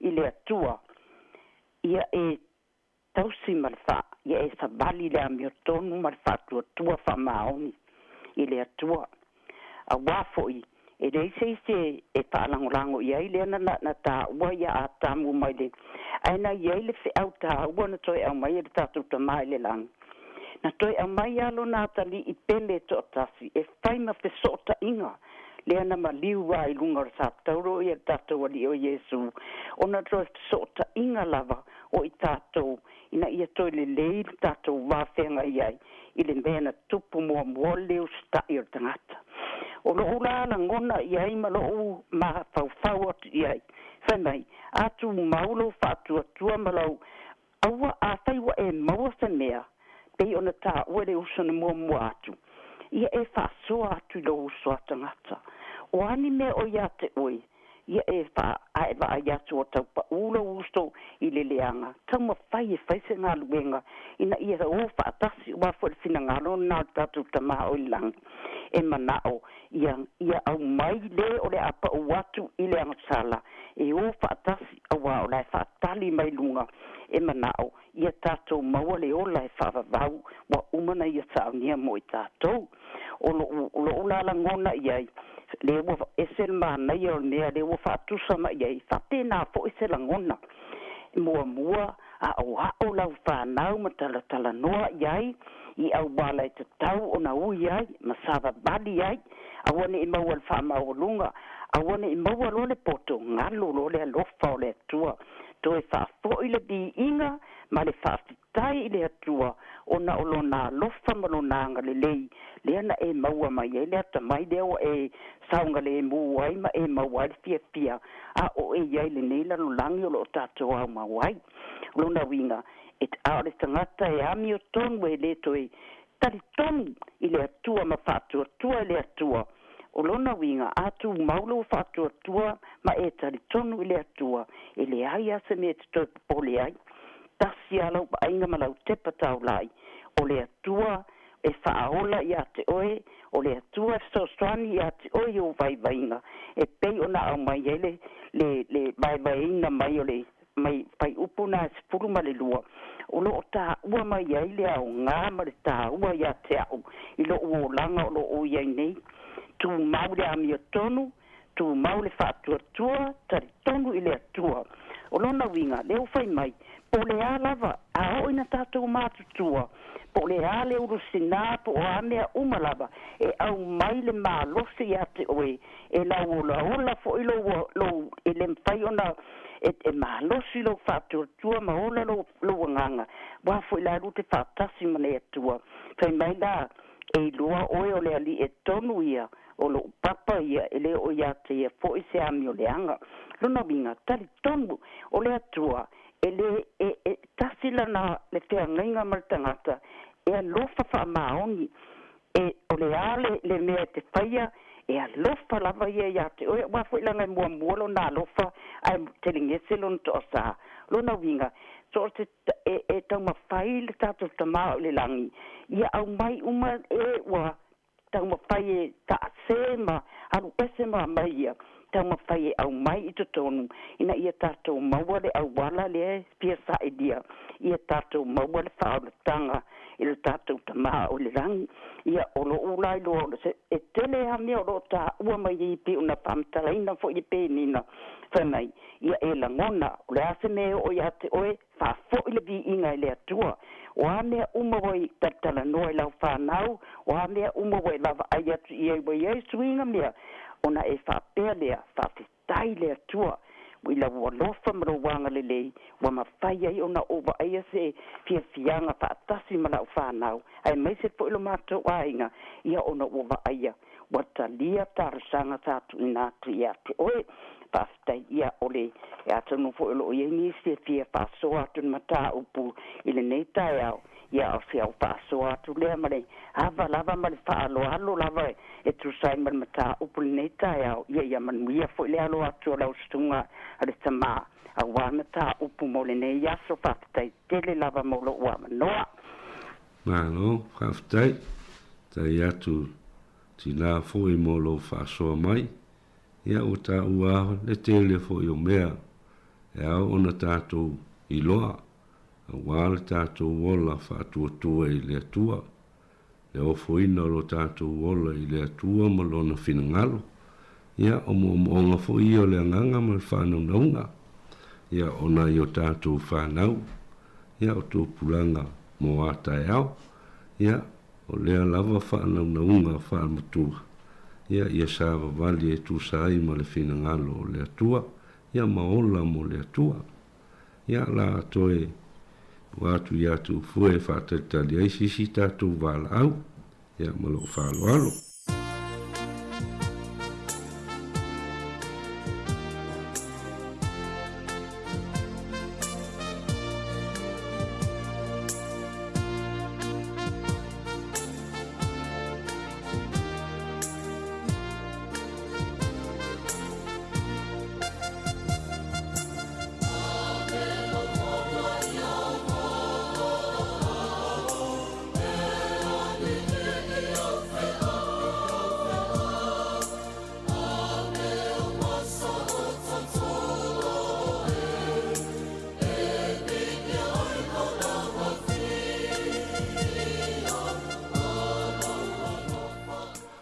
Ia, whaftai atu leua, toi ei fo il tātou wala au, ia, mawalo wa noa, whasoa mai ai.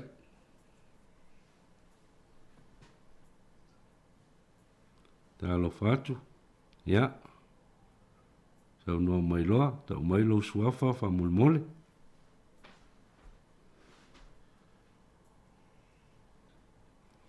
Ia, toi tau whai mai sistemi, lo, tele alta tu taimi.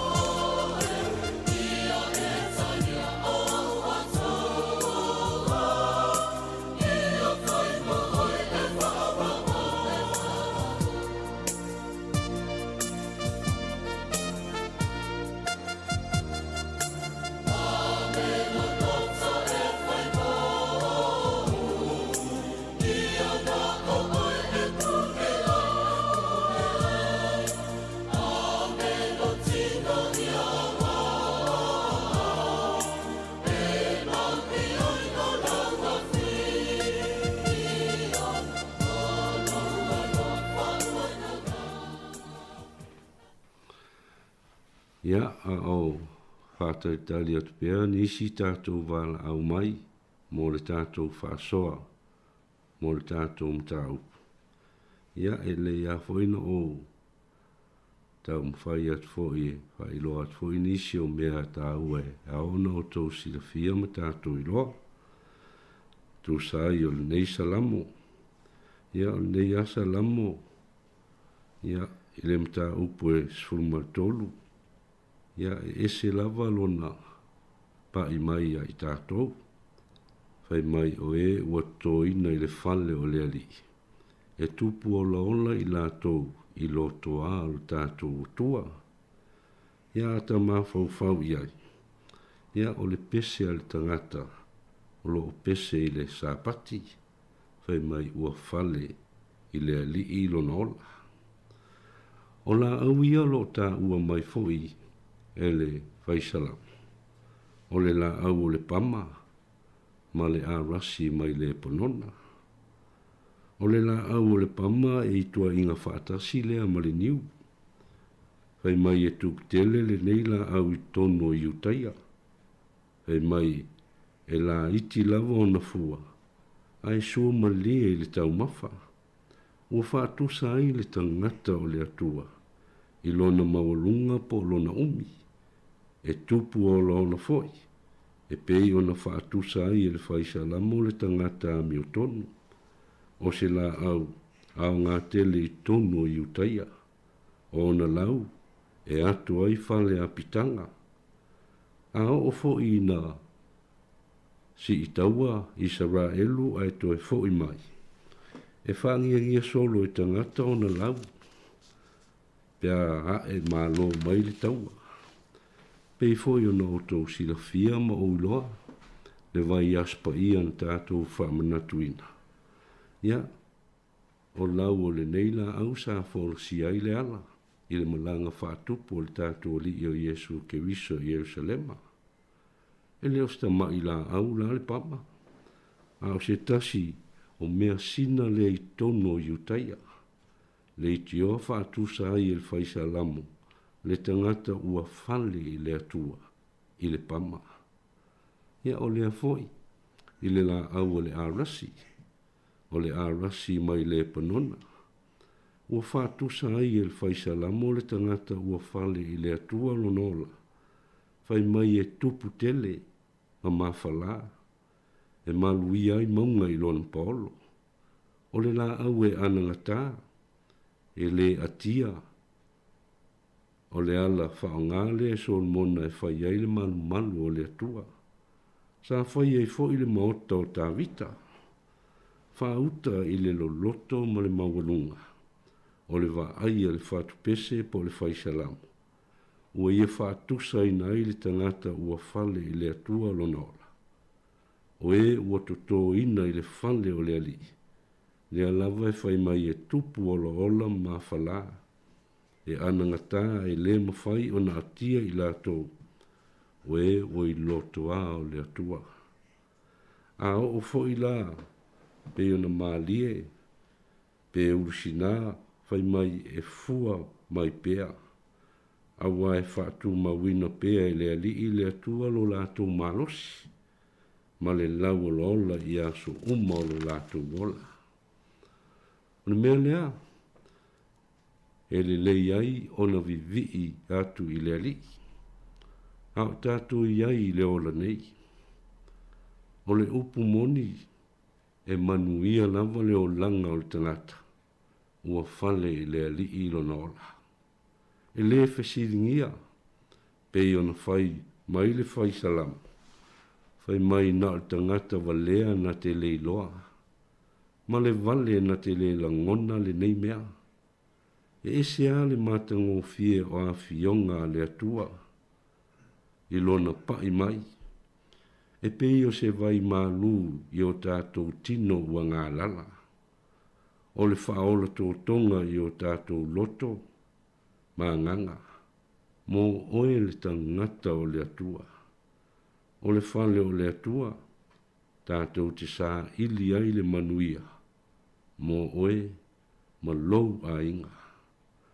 I oe tātou au whaafonga. Nisi nā, o mea tātou te mawhau iai i le tā ua o le neisalamu i lo tātou wola. ina ia tātou ola mo le ali.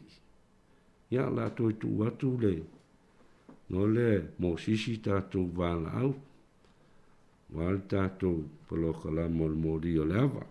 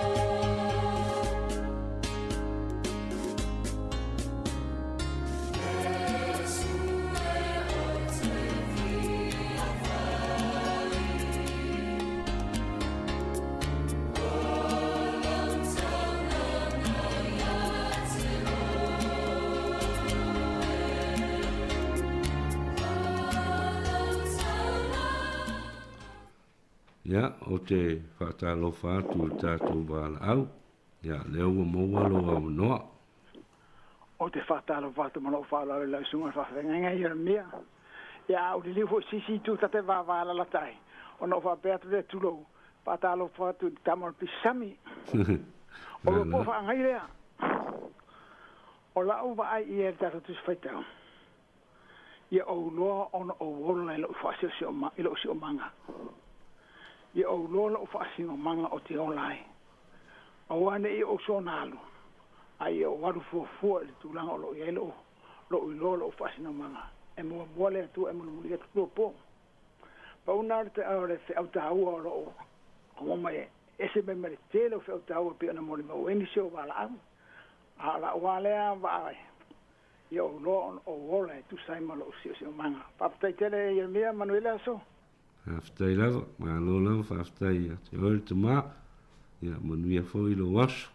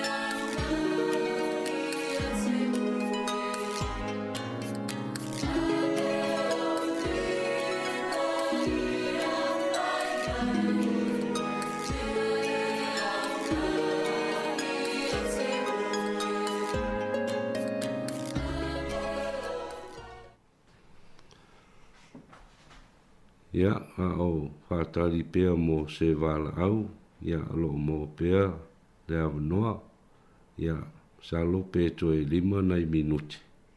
Ia ai lea se o tau mwhai atu pea tu sai ma le tātou mta upu le nei aso.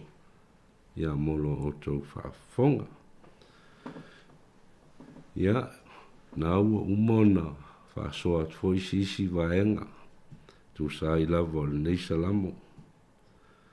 Ia ai whaaftai foi, nisi foi peo na wala au mai na i o tātou tina. Ia mes foi le tama i alua po. Ia ua ua lava. Nisi foi mea sa fia whaalonglongo atu ai i la o tau whaasoa. Ia ai whaawau atu se tau mwhainga foi. Ia mole nei lava salamo o tātou tō wha iai le nei foi aso. Ia ua o tau silfia lava. O le la au o le atua. E le malue lue.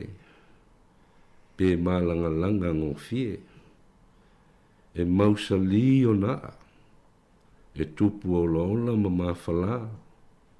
Fai mai e malu iai atu maunga. Ma mapu iai manu whelelei. Ma manu waifa i lona paolo. Le la au e le atia. Ai maloto e malosi. Whapea le tangata ua whale i le atua lona ola. A o mai whaingata o le olanga. E tō whi maalie. E le whaanga i tia pe pole vale i se mea. A wā o le tangata ua moni ma ato toa lona ola ofu ina atu i le atua. O le tangata ua whale i le atua lona ola i mea uma. Whai mai lava upu ia na a mata ai le salam. E le lei o na vivi i atu i le ali. Ma ia whai pēsenga i le suafa o le ali i le sisiri ese. Whai mai ia tau atu i le tae ao longa lofa. Ia tau atu fo i le polo wha mauni. A wao le tae ao ma le afi o teimi whaatulanga ina lea mo le tangata whaatuatua. E tāpuai ma te talo atuai i le atua. Pei foi o na whaia e aper amo le tamao le au whaatuatua. A o malanga atu i le mea i leiloa. Whai maiso o se mea e tō lau wapi ai. Aper amo malona au ainga.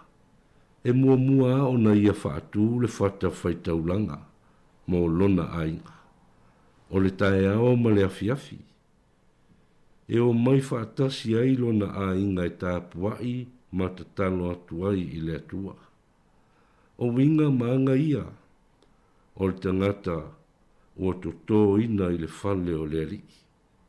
O whale i le atua lo lato wola. E a mata i le atua le aso. Toi whai u le aso i le atua.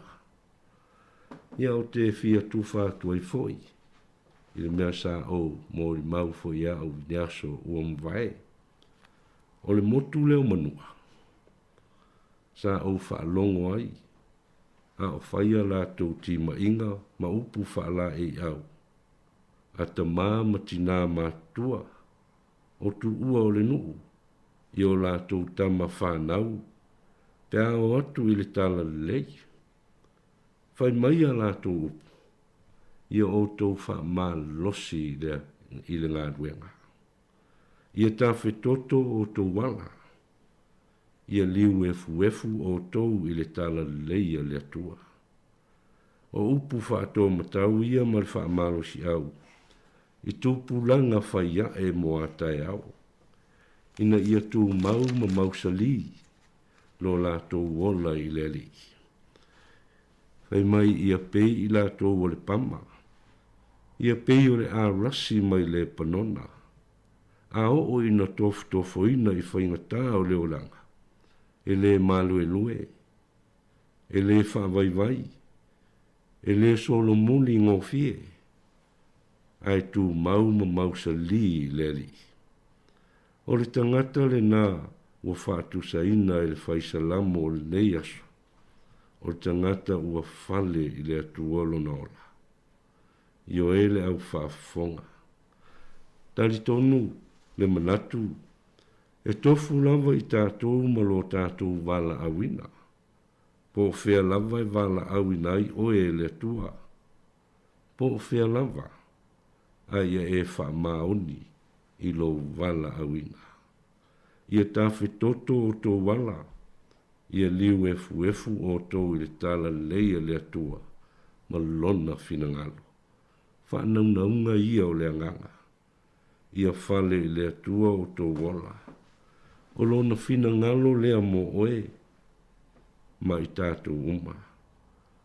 O le ala ia I sa taulo e le whaingofie. Pe ona saunia ai e le li ilo tātou whaotanga.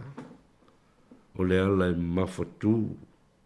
E whea ngai ma whaingata ma puapua ngā. Ma ti ngā o le olanga. Ai le I solo moli ma whaavai vai ai lo tātou li. Na tau nuu lava. A lea na ia alanga I lunga o le sātau. Ua tau nuu. O lona maliu. Ma lona toi tū manu mā lo mai le tunga mau. O le tala leile nā mo oe. Tala leifo I nā mo I tātou uma. A lea o tātou sa afi ai. I lea lofa o lea tua. E ala I lona alopele to tasi. I oe lea tunu oe. Ai meise le au whaafonga. Tai tonu lava le anganga. Ia e tā ua. Le neisa lamo ua tātou. Whaasoa I le nei aso. Se I toe fuata ina ai lo wola. Pea whai oro e tau mamao ma le ali. Whanaunga o le anganga. Ia ofo ina lo soifua ma lo wola mo le atua ma lo na finngalo. A o lava ina e matua peo na maua mai fo inisi o whasoa ana I o tātou tina. E le te ama o e le alofa o le atua. Te maua le ola tului. Te maua fo I whaamanuianga. E le uma. Ia tal tonu ono o tātou taimi lea ua tātou tūlata atuai. Ia a ua lava ia. Wala au pena. Wala au mai nei aso I tātou poloka lamo le mauri o le awa. Tal tonu ia e toi titi. Ia ai a noa lava ma tango fie. Whaasoa mai fo ia. Ai o tātou tina ma tātou ta mafoi. Ia peo na wala au mai nei aso. Ia ai whaaftai tele lava. Mō la o tō wala au mai. Whaaftai foi. I la o tō whaasoa. Tu sa i o le tātou poloka lama. O le mauri o le awa i nei aso. Ia le taloa ia whaamanui atu le atua ia te o tō. Whaamanui ia o tō whaiva mga luenga o tofi ma wala au inai o tō e le atua. Whaamanui fo I o tātou whanau. Tō pulanga whaia e mo atai au. Ina ia la tō sawa vali. E tu sai. Ma le fina ngalo lo tātou tua. Ia, e manuia lava o e to tō ina. I le whale o le li. Ia, o tātou loka lama le nā nei aso. Ia, manuia tele le nei ofisa. Whasa launga. Fionga le li pule a misfoi le au whai ngā luenga. Peo na mawai le nei a wanoa tāua. Ia, tātou te e tu wha iai ma wha soai. Ia na fionga. Wha manuia telefoi le atua le sunga le wao. Ia lo wha tau taia le tātou lo kalama nei aso. Ia ole le a tātou whai u tātou lo kalama le tātou talo. Wha tailo mātou utua. Ua a mata manuia le nei wha moe moe o le nei aso. Le a foi uto e whai uina I le manuia. O mātou langona lava le pa I mai o au a fionga. E alei salamo peo na mātou whaitau ma wha longo longo iai. Sa mātou fitu wha I foi. Mātou mau ai le tele o nisi o sulu fau o le nei lava salamo. Tau tai ai lo mātou wona. Ia o ngā le nei Polo kalama pe ona mātou whai le nei aso. I lo mātou wola tau mwhai, ma le ola ngā iluma. Ia ia manu ia tele si o mātou wātunu, manu ia o tātou tangata. Ia meisi whai wa watoe nei aso. Ia ia tu mawai le alofa o le atua, lunga ia i tātou uma. Ia o le talo lea, ma la au atuai, i le nei fo i tu aso. I le suafa lava o le atua le tamā, le alo ma le ngang pa ia, mo mātou talo mwala au atuai. Amene.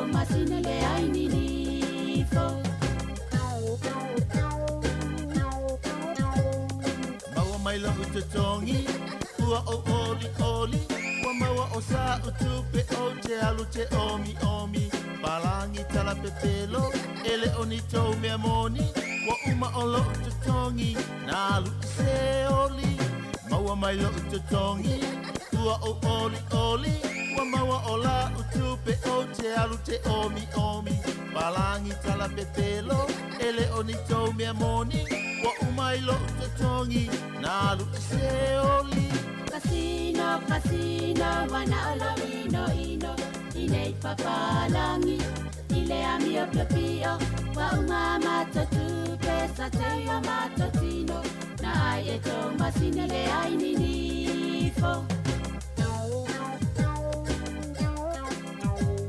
Casino tau fa alata, casino tau lama lama, e casino, casino, casino, casino, potoleanga, avatu ola uafe, ai au mai na ole afa, ai le tau lia le tele waso te aruna fata fata, casino tau fa alata, casino tau lama lama, e casino, casino, casino, casino, potoleanga, avatu ola uafe, ai au mai na ole afa, ai le tau lia le tele o aso te fo ina fata fata. Casino, casino, wana ola ino ino, inei papalangi, ile amio pio pio, wa uma matotu, pesa te yo matotino.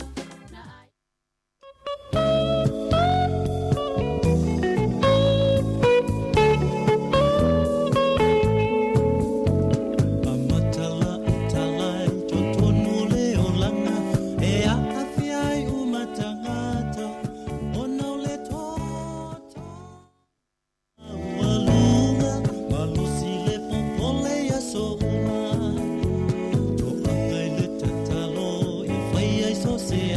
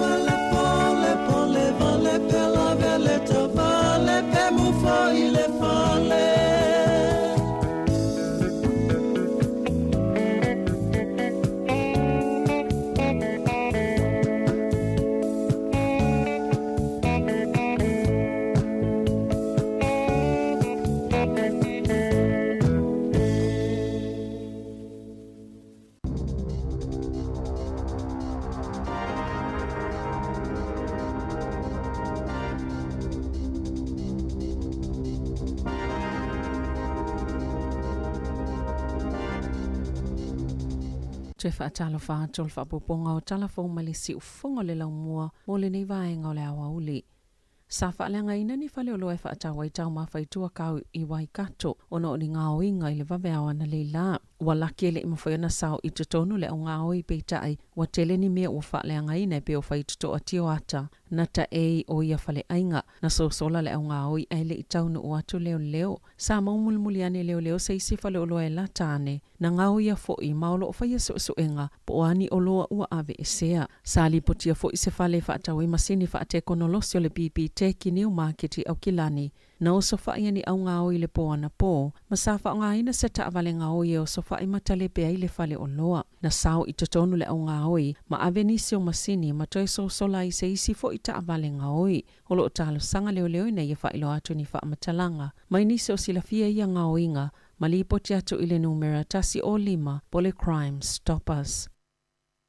Na ta wele lo ia se taulele olo o tua ia i te tono al wha amasnonga i lona wha amalosio ni tamaita i Wellington e wha apea o le taule lea ua mōlia na a fia mawhai nei ni wha atosina i lunga o penga ta whailangi ia sa le i mawhai o na ta ofi. E le wha amasnonga wha i tō malo Wellington e na wha aliai e le li loia o Sam Campbell. Sa wha avaia wha atosina i lunga o tala whe avea ai matala wha alongo. E walu mōlianga o lo mōlia le taule lea lua 5 tau sanga le matua o na o amionga wha malosi. O le tau sanga i lua afe lua sifulu na amatawhai ei whaasea i lunga o penga ta whailangi e whaasanga i le tau lea. Mulimuli ane, na whaiei ni tamaita ini whaasea ma ave i leo leo, e winga ini a mionga whaapea na tutupu fo ia i lātou, mai lea lava tau lea. Olo o tite e lea li i ona mōlianga ma olo tau fia le whaamsnonga, le whaailoa olona i ngoa se ia mai a tau manga uma o lana mata opo. Wa whaamutaina ni usilala na tuutunga mulimuli lava saya i mō tangata malanga mai mo le COVID-19 o le asoa tai au o le a le toi whaatumuina i e tangata i taunu i tutono ni usila se pepa mō tangata malanga mai le New Zealand Traveller Declaration o le a pepa sa whaatumu i lunga o penga ta whailangi ma sa amataina mai le masina o mati o se fuafuanga e au ina i whaamaumongo o tangata malanga mani o lātou whaamaumongo o COVID-19 e au fia i whaamau ni ngoto i pui ma suenga i taimia o le i malanga mai. Na whaasilsila le malo i le asoana na fia whaapea o le ato e suia ato le tu la fono sao lātou mawai le pawa le ana whaonga ina e whaiei whai unga mol COVID-19 o le ato e fo i lava tu unga maasani mo tangata e taunu u le atonu o e pei ona iei le taimia o le ia afia ni usila le COVID e le to iei ni whaamaoni ngō tui pui suenga talipupuni o fonga po le whaanono fo esea po tu unga isa ili i tangata sala talata ie ua PCA le whaamai. O toi whaalawe fo i tangata te o lo umana na ona ia toi whaafoi au nanga wha i tō malo no whaafi i tutono New Zealand i whewa inga mafofuanga tangata i tutono Wellington. O le tae ona leilana polo kai ni tangata te whewa inga ta avali le awala le transmission gali i Chargeford i Porirua. E silia malto o sifulu tangata na South wha i lunga o le awala tele e polo kai whewa inga ta avali. Sa whaia fo i lea wha ala potonga. Ni te e whaapea isi vaenga mga ala i tutono Wellington i le vai aso taluai. Sa o atu i leo i le taon leila pe tai o lo fautua ina tangata whewa ina ia no fosila fia e ono whaatuai whewa inga ia vaenga o le awala tele. E sile atu male afa o tangata Wellington e sao lātou whaalia e le o saonga le mui tutono o lo lātou a ai taimi o le pō. E to sai ma se saililinga le Nielsen Quality of Life mai to ono a feiva se lau tangata sawhisilingia i le saililinga e au fii tangata inono foi Wellington o le Heart City ma Porirua. Ui ilea e valusful pasene sao lātou whaalia e whaapeole i tū malo Wellington e mānei a tele i le nofo. Ma le 5 valu pasene na whaalia lo lātou wanganga mita i fōlinga wa aia ma le tūlanga o le tū malo. E pito mawalungol foi numero Wellington e whaalia lo lātou mita i lo lātou a ai peona tūla e mai leono tasi pasene. E pito mawalalo le tū malo o tauranga i le whawha pasene. E sile atu ma le awha le au whainga i lātou Wellington sao lātou whaalia i le saililinga e whaapea. Ua sili atu le leanga o le taimi nei na ilo le tau sanga taluai, ona o le lava o fale e tau ngofie whaatase ma le alu ilunga numero tangata e le eini fale e nono foai. Ua whailo le malo le whai o se ilo ilonga, i le whaatinonga o la lātou tali atu i le COVID-19 e ui e le i whaasila ina ni fuafuanga whaata atitia. na whaamaoni ale sui minister mo le tali atu le COVID-19 Chris Hipkins. I le asoana na fi le fuafuanga le malo e whaapawhala i le tele o malo si anga le malo na maua e ala atu i le tulafono le COVID-19 o ia suinga wa whaamuta i le toi whaioni taimi e tahapuni maloka i le tunu upo lockdowns. O le whaanofo isea o tangata i ni nofuanga whaapitoa, o ni tapula au whai numero o tangata i poto i ni whaatasinga, whaapea i maia inga motu i pui. O lo o whaatou maupea le fito aso e whaanofo isea i le tangata, pea whaamaoni e le COVID-19 maleiva, ma le whaonganga o le talipupuni o fufonga. Inisi o vaenga o le soifua maloloina, sa whaamaoni e fo i le minister le tai au ananafi, le whaio se iloilonga a o tangatanga i fo i le malo pe whaapefeo na wa aia mapule ina le leile COVID-19 i le lumanai, sa whailo fo i le tamaitai Palemia Jacinda Ardern, lona langolangoina o le whaio se iloilonga, o le wana wala au le teitai o le National Whaapea Male Act, ina ia whaia se suenga le whaatinonga o le tali ato le whainga malo i le whaamai o le COVID-19. Ona o le mawalunga o le whainumero o tangata i ngā lulu e tū mau mo le soifua maloloina o le mawhauwhau o lo ofia sa ilia. Wa yele talitonunga wanga ia tuaile au nanga lau tele le soifua maloloina i se tūlanga whaale i tono e whainga tau na toi whaale leia. Peo na whaalia le pulisilo le whaala potopotonga le soifua maloloina o le mawhauwhau. Sean Robinson. I ono se lau fast food tolu leo whainga o tangata i ngā lulu e tū mau mo le soifua maloloina o le mawhauwhau. O lo ofia sa ilia e whaatumuina i avanoa i le atunuu, pei ona ta wai whaamaumaunga o ngā luenga mai le soifua maloloina. E to se lau lua se fulufoma i o le mawhauwhau. Wha se lau ma le valu tau si soifua mo le mawhauwhau. Ma le se lau se fululima o foma i e iloina mawhaia au nanga whaatalatala noa mo tangata ia a fianga o le mawhauwhau. O se whainumero tele e tele, maana ta wai Robinson, e le se whaamoemoe mawhaiona whaingo fia se fofo e whaia i lea whaafita auli. Mai se lia ma le se fulu tau sanga, e tau whaatumua ia wanoa i tangata whainga luenga mo le soifua maloloina o le mawhauwhau. O le whautuanga ma le lapata inga le au whaiwhaatoanga i tangata ni usila, o le atoi si itia fo i le tau o tau mafa, o nei le whaingofia le totonginga, o le whaamalunga o le ele mo whaatoanga, talua ili si itia mawalunga o le tau o le suao o. E 50% o si itia ile tau o le fertilizer, e whaapena fo i isi whaalele ele, ma onisi o ia o loa ua ile vao le selau, ma le lua selau pasene le si itanga. Peitai o le si itanga pito silo na whae na ile au whai whaatoanga o le tiso, ma o le taimi momole o matoa mawalunga atuai le tau, o taungata ai le tiso ile penisini i vatasi, na ta ua se sui lau whai whaatoanga o lona popolenga, o le asi itia ile lumana ile tau o maamoe mapovi, o le tau sangataluai na to samale ono se lau tala. Sa tu moile masini ono se lau lita e whaamalu waile ele, o le taimi nei, wa si itia ilunga to le afe lua se lau tala. Na ta ua se whai whaatoanga o le asi itia fo ile tau a supermarketi.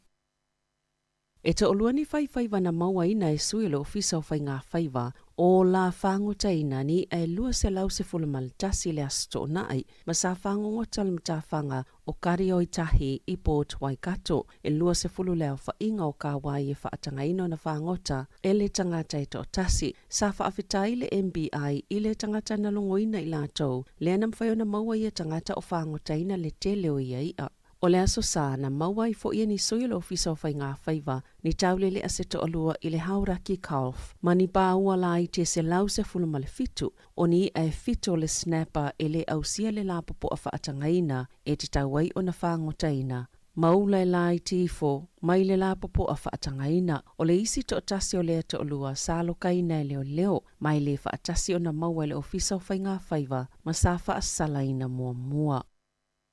Wa whaasilsila le whaipule tuto o tasi Kaurav Sharma lana whaamawaenga mai le Palemene, ma e awai o na whaise whai ngā pālota la ititi, ilona i tū malo whaapālota o Hamilton e sisifo, i sana tustusi ngai lunga le Facebook i le awaulia na nafi, na ia ta wailo na whaanaunanga e toi tau vai lalo, o sana vaenga wha upwhai fau, e tuli mata i le whaatino o ngā luenga, ai le na o manatu e whaali, O lana fe au taulongolongo i le malo, e le mawhaiona o lātou tau fia o na manatu whaalia, ma o le awhina upea ele ngāta mauia, ai whaapea fo i molo na i tū malo, ma tangata o le atunuu, pe o na whaalia le li i whaipule, na tā ua e shama, na whaiala na whaiunga e wha mawai ai, e tau fia le pale mia ma le vaenga wha upwhaia le leipa, mai le wala aunga le tū la fono e mawhaiona sui le vaenga wha upwhaia nga iai se whaipule, o le atu la fono, o le ave se ai o ia mal pale mene au noa male whai o se whai ngā pālo tala i titi. I se whamatalanga le pale mia Jacinda Ardern i le au auliana na whina ia tā uai. Lona tite e le whamatalanga sha mai whaapea. Sa ilo e le leipa pe whaongali atu la fono, mai na tele ilo ina le aunga tono le tūlanga i winga i a shama na Sauno Ardern, a tono e toito mānatul whai pulela na whai unga, o nei le o se tūlanga mo mia, le tupe alo le au whai la fonga mo se isi pālo tala i titi, mai le mo mia ina, ai le ngata i lea, o tupe mau, ai o lea le o toi mau le whai ngā pālo ta tele le tunuu. Na wha ate a shama ma le wha faltuia le leipa i le masina au kuso. Lea na wha leoni tua inga o whainga wha amata o mai tonu lava o le vaenga wha upufai. Wala pata ina i leo lau ave ta avale o na tusa lava pe whaisina moe ini pe moe mo sina taimi popo. E le wha apeo lea mawhaio na pasi e le su engo le maanava po o ova le ava malosi. O na ise poloka leo Wellington e lea satalwai. Na mawai nisi o ave ta avale wha asua ava. Na ta o se pepo wha amatalanga leo. E se lau 50 leo wha ingo ave ta avale na su ina le taya o lea susa. I se tasi o mga ala i tono Wellington e ele ave ta avale na ilunga tol tapula a whaatangaina mo e ilunga tol ta ilua sfultau sanga le mātutua le tele o le avana ia tau mawhaina sa moile ave ta avale ina ua mai a se inunga pia i le po ma le manatu ua te ale o na ma ua lava le malosi peita ai na feula le masini ma ilo ai e fitse lau 50 micrograms o le ava malosi i le lita i lana manava mana se ia i lava malona lai siene mo se taimi le tau mau na ta ua wha apeo le wha lima i leona maua ma su eina lea lava ave ta avale ilona wha afoenga le ta avale a olo o wha asua ava na tu ina atu fo ini wha salanga inisi ona ole le whaio fusi pa o ta avale po le alava le taime ta hau whi leo o le aso su eina lava le manava e tu saima se wha alinga sa so upo leo ma ole ava aia so o lava poloka leo le tu malo Wellington au wha solo atu i vai taime o le tau mawhana. Wa avesea le eni usila na polokalame e tu ina atua i le avanoa e filfili ai le pāsese pe totongi na o le pāsese mō lona no foa malana ato tai mo whainga malanga i Tahiti, Perth, ma Honolulu. Na ta Well Company e tu samali 5% o tangata malanga e whaatauna o le pepa malanga o le no foa malana ato tai mo ia whainga malanga. Na amata mai ana nafio na leto ia i leo fo le eni usila. Ai o tangata umalava le a totongi sa o lava le pāsese le uata ua o le works e iei ma le tau mawhtanga ma le ato e ave i le uta. Amata ato le asotolus fulo o kitopa o le aleto iei ni ofo whaapea mo whainga malanga i Honolulu. O le au foina ato le eni usila pāsese mono fua maasani o le vaenga i whiololo ato le tau pāsese mano fua pita taungata.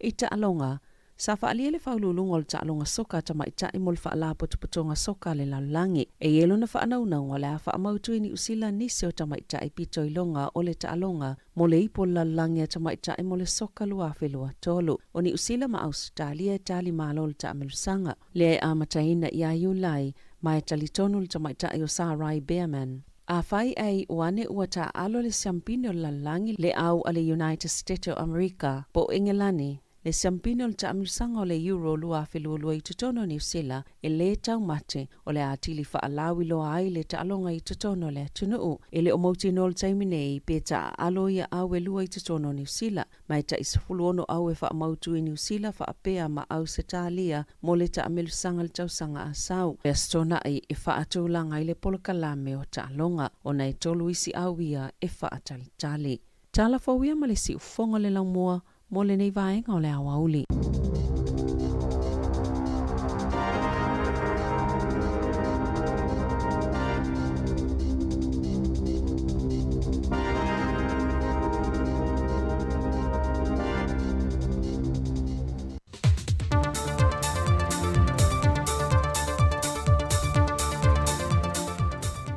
E ngang fia te whaatano whātoi foil whaafonga anga le tātua tunu e se tautua whaawau. A leite na forward si fonga le lau moa. Na tai mua le toi tau wao fio le palemene le aswana nafi.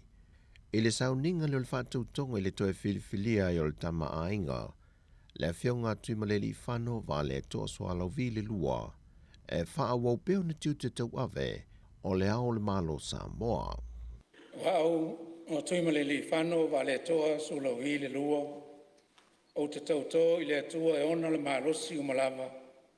O le ao to e ina le mamalu le tofinga o le ao le malo. Ma o le awhaia ma le tonu ma le wha maoni o tiute i le pūlenga wha foe o le malo tu to tasi o Samoa. Ina ia tu sai ma lona wha vai ma na tula fono. Ia fisoso ni mai le atua i atea. Samoa e au mai le alofa o le atua tātou te la ei ma ofu ai. Tātou te whio e ai ma wha manga lo ai ai. Ma tuli loa whaatasi se ai mo Samoa o tātou a inga no o mai kāne sia. O wai le aita file mo moni tātou te maua i le whewhuri tua ai ma le whaamasino ai. O te whaamoe moe fōi o la tātou whaitatalo ma anapongi. Mautou au mai le tua lalo ma le whasoasoani e langa molu wai lau tula i mai le neito whinga. O ne ngalo ia te tātou, o ani whaingatae tula i mai o le soifuanga, o le paolo le ona le malosi umalava, e marutia i pea Samoa mai do tau ma popo ngā matu ia, o lo matualu tia ai le tele o atunu o le lalolangi. Na mori fo le whaafitai e tui malele whanu le fiongol te mai tai pāle mia malana ka peneta, e na ua toi amana ia o ia e wha wau le tautua mo Samoa, e ui o se avenga ma se whaafafa o na tiu te tau ave, e pe o na whasanga e malu i tau te tele o la nofo inga i le amatanga. E tasi le wala sa manatu te whono le komiti whaapale mene, no lātou toi a sia le whaai unga no lātou whia mua, e le mata aupu na tangi ai le whionga le sui pāle mia, tuala te vanga i Josefo Bonifacio, e whaasanga le sui whaipule le tu malo le pā, ma le sui whaipule o whaleata numero tolu. Sau nova lasi. Sa u whaapea. O le ala unga mai i a kulepa. Ai la whakwese. Pade, ia, o le whakwese i o le mea ngal ngakai. Ua mangaku i e whakwese o salmo. E o whan makomiki, ele i a lae, au mai ale ngangale. Ia, au le winga la ngā lula, me sau whapesau expecting ngal koi. E whaisanga upo e. Peitai o le fionga le whaipule o whaleata numero tolu, le fionga le ala le pule rimoni a iafi. Na whamanino le fionga le teitai o le atunuu, le fionga fia mena o mimta awhai lumo le pāle mene. Na whola sila na whato e senga i lumo le komiti na ua toi whailua i whaalua. Whapena fhoi o nei whola sia la na whato e senga luna i tu māloi le asua na nafi. Ai na sau no valasi o le teitei whono le komiti na toi loiloina le mata aupo. Kele ao sa fuala ko ai afa mangalo a ku wa ngo fa pe ai lo yese loko ngaka ya lai fa ma ale le nganga pe mo fa ku ele ai se fa pe wa lu la ya po se fa ko ese pa wa me ya nga o sko inga ale pule ka fa malulu ese fa malulu ese fa ko ese ese a upol fa malulu ese upol fa ko ese Na whamanino le teitei whono ia wālasi. E uina le saini isi sui e to olua o le HRPP sai le komiti. Le fionga whai malo toki ke Star Wars, ma le fionga lau tawhi fio se lafi Brazil o no la ua lava lea ia tatau. O lo pui pui fo i lalo whinga whaavai al malo tuto tasio sa mboma le pāle mene. Aina saini isi sui e to olua le vaeng whaopo whai e ngai le malo. Le fionga tuu an si i leota. Ma le fionga ale vena ale. E le mai ai o le palo ta wha lilo na wha tino, na manu malo e le to o lua se fulmaliva o sui na lato langolangoina le reporti, ai to se fulmaliva no lato te ena.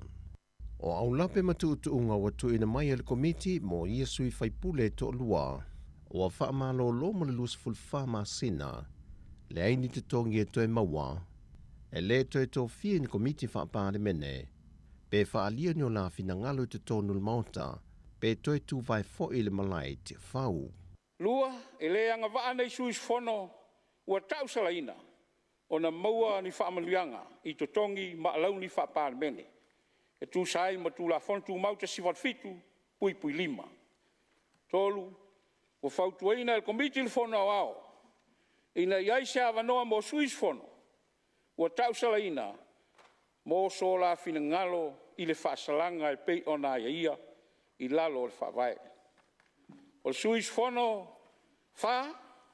suis fono ua tu eseina mai ngā luenga le fono ao. O le ale mawhai o na toe whaatinoina tūlanga nei. Le mawhai o na te ulufale I le mota po o malae maloto ao le palemeni. Le toe mawhai o na iai in komiti whaapalemeni. Po le whai o se fisili po o se whaasilisilanga. O se lafo I tutonu o le palemeni. Le fionga valasi to ngā mangata fitu sele o le teitei fono o le komiti whapalemene nei loiloina le mata opo. O tala fawia mai sa moa manuia le nei aso lo tātua tunuu, whaasoifoia.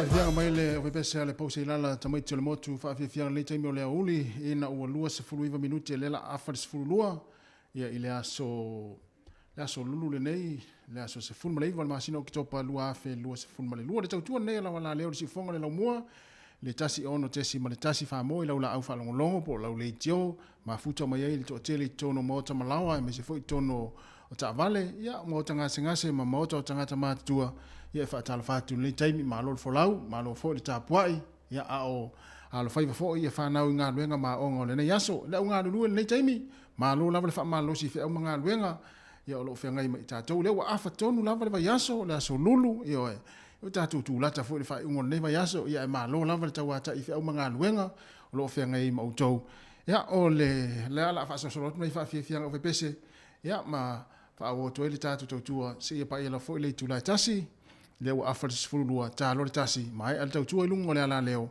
ai fa o pe lungo Facebook mo lungo ta YouTube mo le yaso se pa ia le tu lai lua ma futa la ia ta tu le yaso na ta ona tasi maiava tu tolva ia mo ta tu tua o le ia uli ia o ila to fo o ta li su le taimi nei matua mai se fo la unga lue fa fo isina malolonga le afa le yaso ia wa fo taringa suam fa malo stino ia ona toi amatai foi lo nga luenga i stay mi ole le oli poli tulatasi ia ai mafuta mai peita tu fa fianga su filoi ia ole le o se mai le pese le la oso ia e fa fia tu ia te o tau le tai mi ole oli ia wa o mia la vata tu ni pese fa pe e sa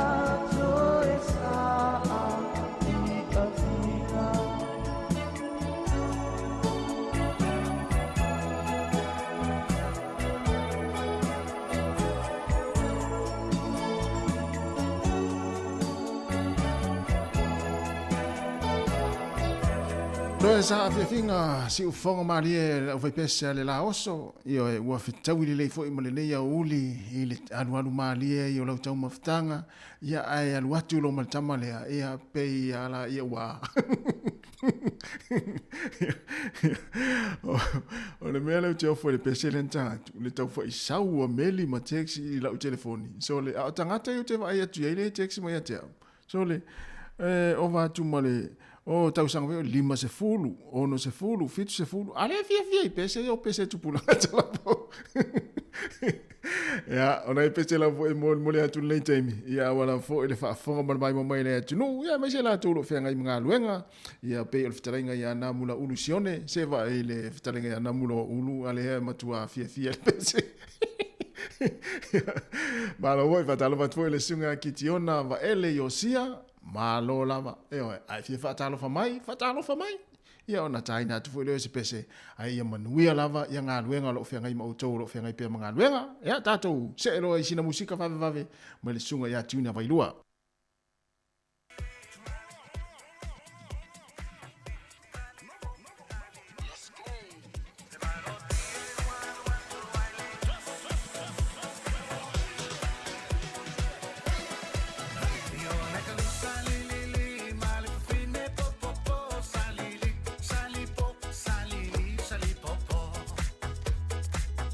Malo si e walu atu ai le umana yo manatu salili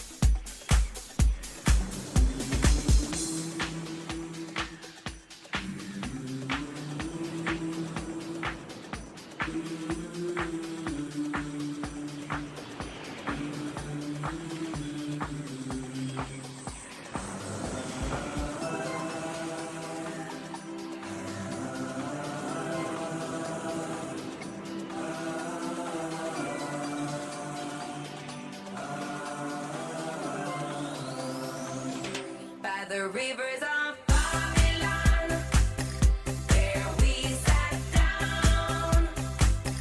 Yeah, we wept when we remembered Zion.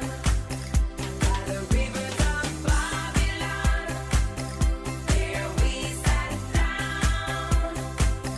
Yeah, we wept when we remembered Zion. Let the wind carry us away in captivity, requiring of us a song. Now how shall we sing the Lord's song in a strange land? Let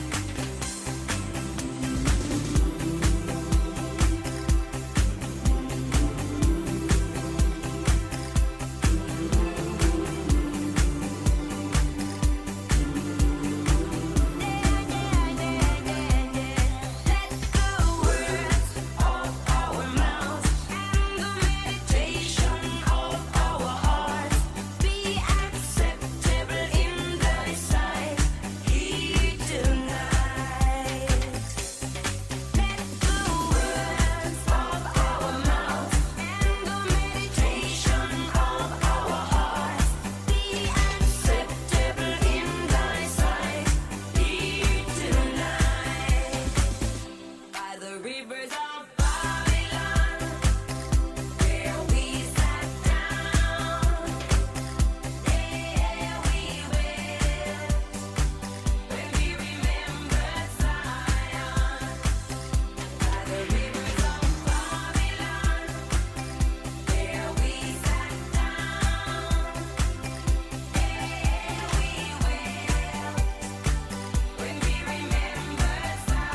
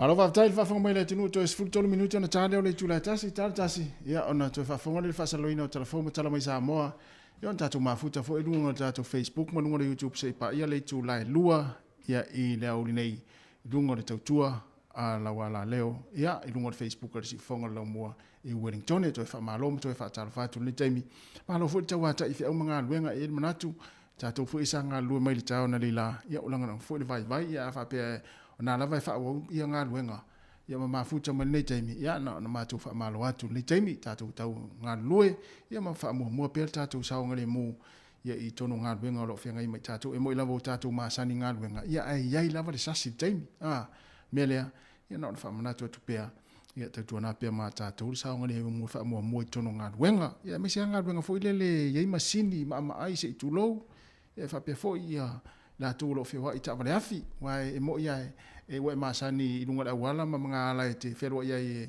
pasi o loli o taxis o upas ia o couriers ma ta vale afi fa pena ia le sas ia pe ia ona fa manatu tatu po kala me tu la fono sunga sua ia awal tau si o tatu sa o te mi tatu te fero ia lunga la wala wa atau si o tatu sa o ala se mal tanga tara sa ia ona tupu lele fa lave ia fa mo sa ngani mo ia e tatu umalava to es fulu minute ia ona talo leo le tula tasi si fonga la mua fa fianga ni taimi o le uli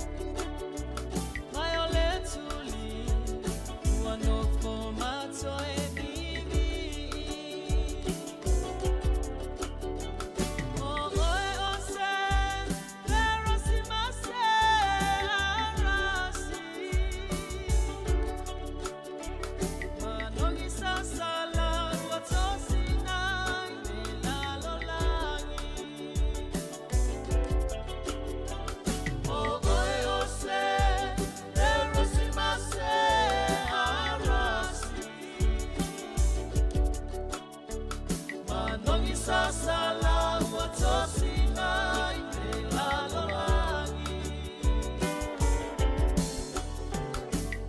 Aua e te anu i le matamatangi. Aua e toe pipisi umamai te le lai. E maa sa tula whaina e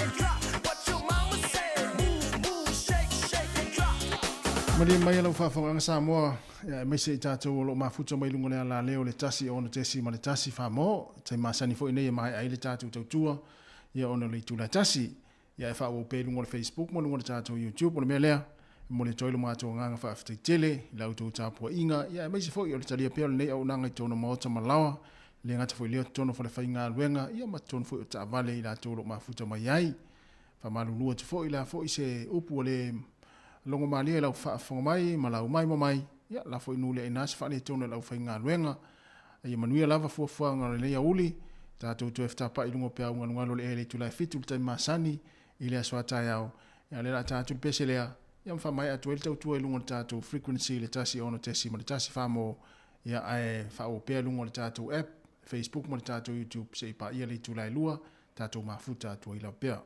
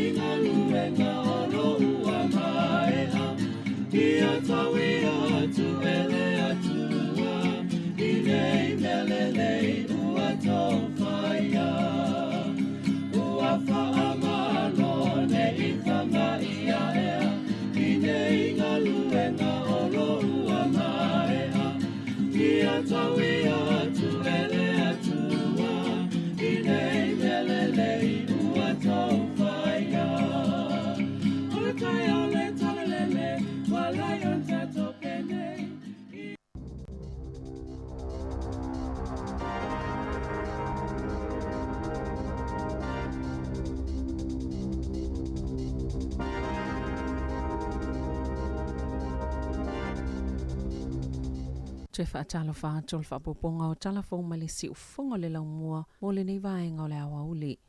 Sa whaalengaina ni whale o loe whaatawai tau mawhaitua kau i Waikato ona o ni ngā oinga i le waweawa na leila. Wa laki le imawhaiona sao i tutonu le o ngā oi peitai wa tele ni mea ua whaaleangaina pe o whaituto a tio ata na ta e o ia whale ainga na sosola le o ngā oi ai le i taunu o atu leo leo. Sa maumulmuli ane leo leo se isi whale o loe la tāne na ngā oia fo i maolo o whaia suenga po o ani o loa ua ave e sea. Sa li potia fo i se whale whaatawi masini whaate konolosi o le BBT ki New Market au Kilani. Na o sofa ia ni au ngā oi le po ana po, ma sa wha o ngā ina se ta avale ngā oi e o sofa i matale pe ai le whale o loa. Na sao i tatonu le au ngā oi, ma ave nisi o masini ma toi so sola i se isi fo i ta avale ngā oi. Holo o talo sanga leo leo ina ia wha ilo atu ni wha matalanga. Ma nisi o sila fia ia ngā oinga, ma li poti atu ile numera tasi o 5, pole Crime Stoppers. Na ta wele lo ia se taulele o lo tua ia i te tono al wha masnonga i lona wha malo sio ni tamaita i Wellington e wha pea o le taule lea ua mōlia na a fia maa whai nei ni wha ato sina i lunga o penga ta wha ilangi ia sa le i mawhai o na ta ofi. E le wha masnonga wha i tō malo Wellington e na wha alia i le li lo i o Sam Campbell. Sa wha vai wha ato sina i lunga o tala whe avea ai matala wha alongo e walu mōlianga o lo mōlia le taule le alua 5 tau sanga le matua ona o amionga wha malosi o le tau sanga i lua afe lua sifulu na amata whai ei wha asea i lunga o penga ta wha ilangi e wha sanga i le taule lea. Mulimuliane na whai ei ni tamaita ini wha asea ma ave i leo leo e winga ini amionga wha apea na tutupu fo ia i lato mai lea lava taule lea o lo utite e lea li i ona mōlianga ma o lo tau fia le wha amsnonga le wha iloa o lona ingoa se ia mai a taula manga uma o lana mata opo.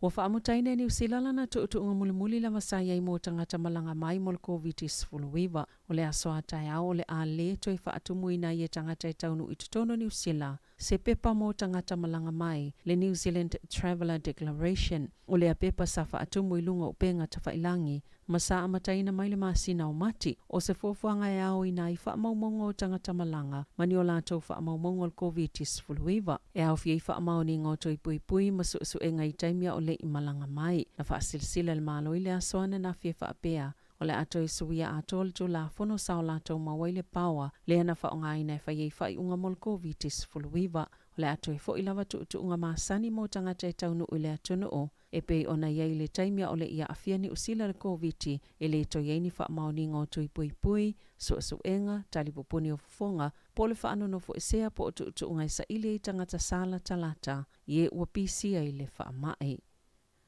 Ua toi whaalawe fo i tangata te te o lo umana na ona ia toi wha i au nanga wha i tō malo no whaafi tutono New Zealand i whewa inga mafofuanga tangata i tutono Wellington o le tae ona leilana poloka i ni tangata te te whewa inga ta awali le awala le transmission gali i Jargeford i Porirua e silia malto sifulu tangata na sau wha i lunga o le awala tele e poloka i whewa inga ta awali sa wha ia fo i lea wha ala potonga ni te te e whaapea isi vaenga mga ala i tutono Wellington i le vai aso taluai. Sa o atu i leo leo i le taon leila pe tai o lo fautua ina tangata whewa ina ia no fosila fia e ono whaatuai whewa inga ia vaenga o le awala tele.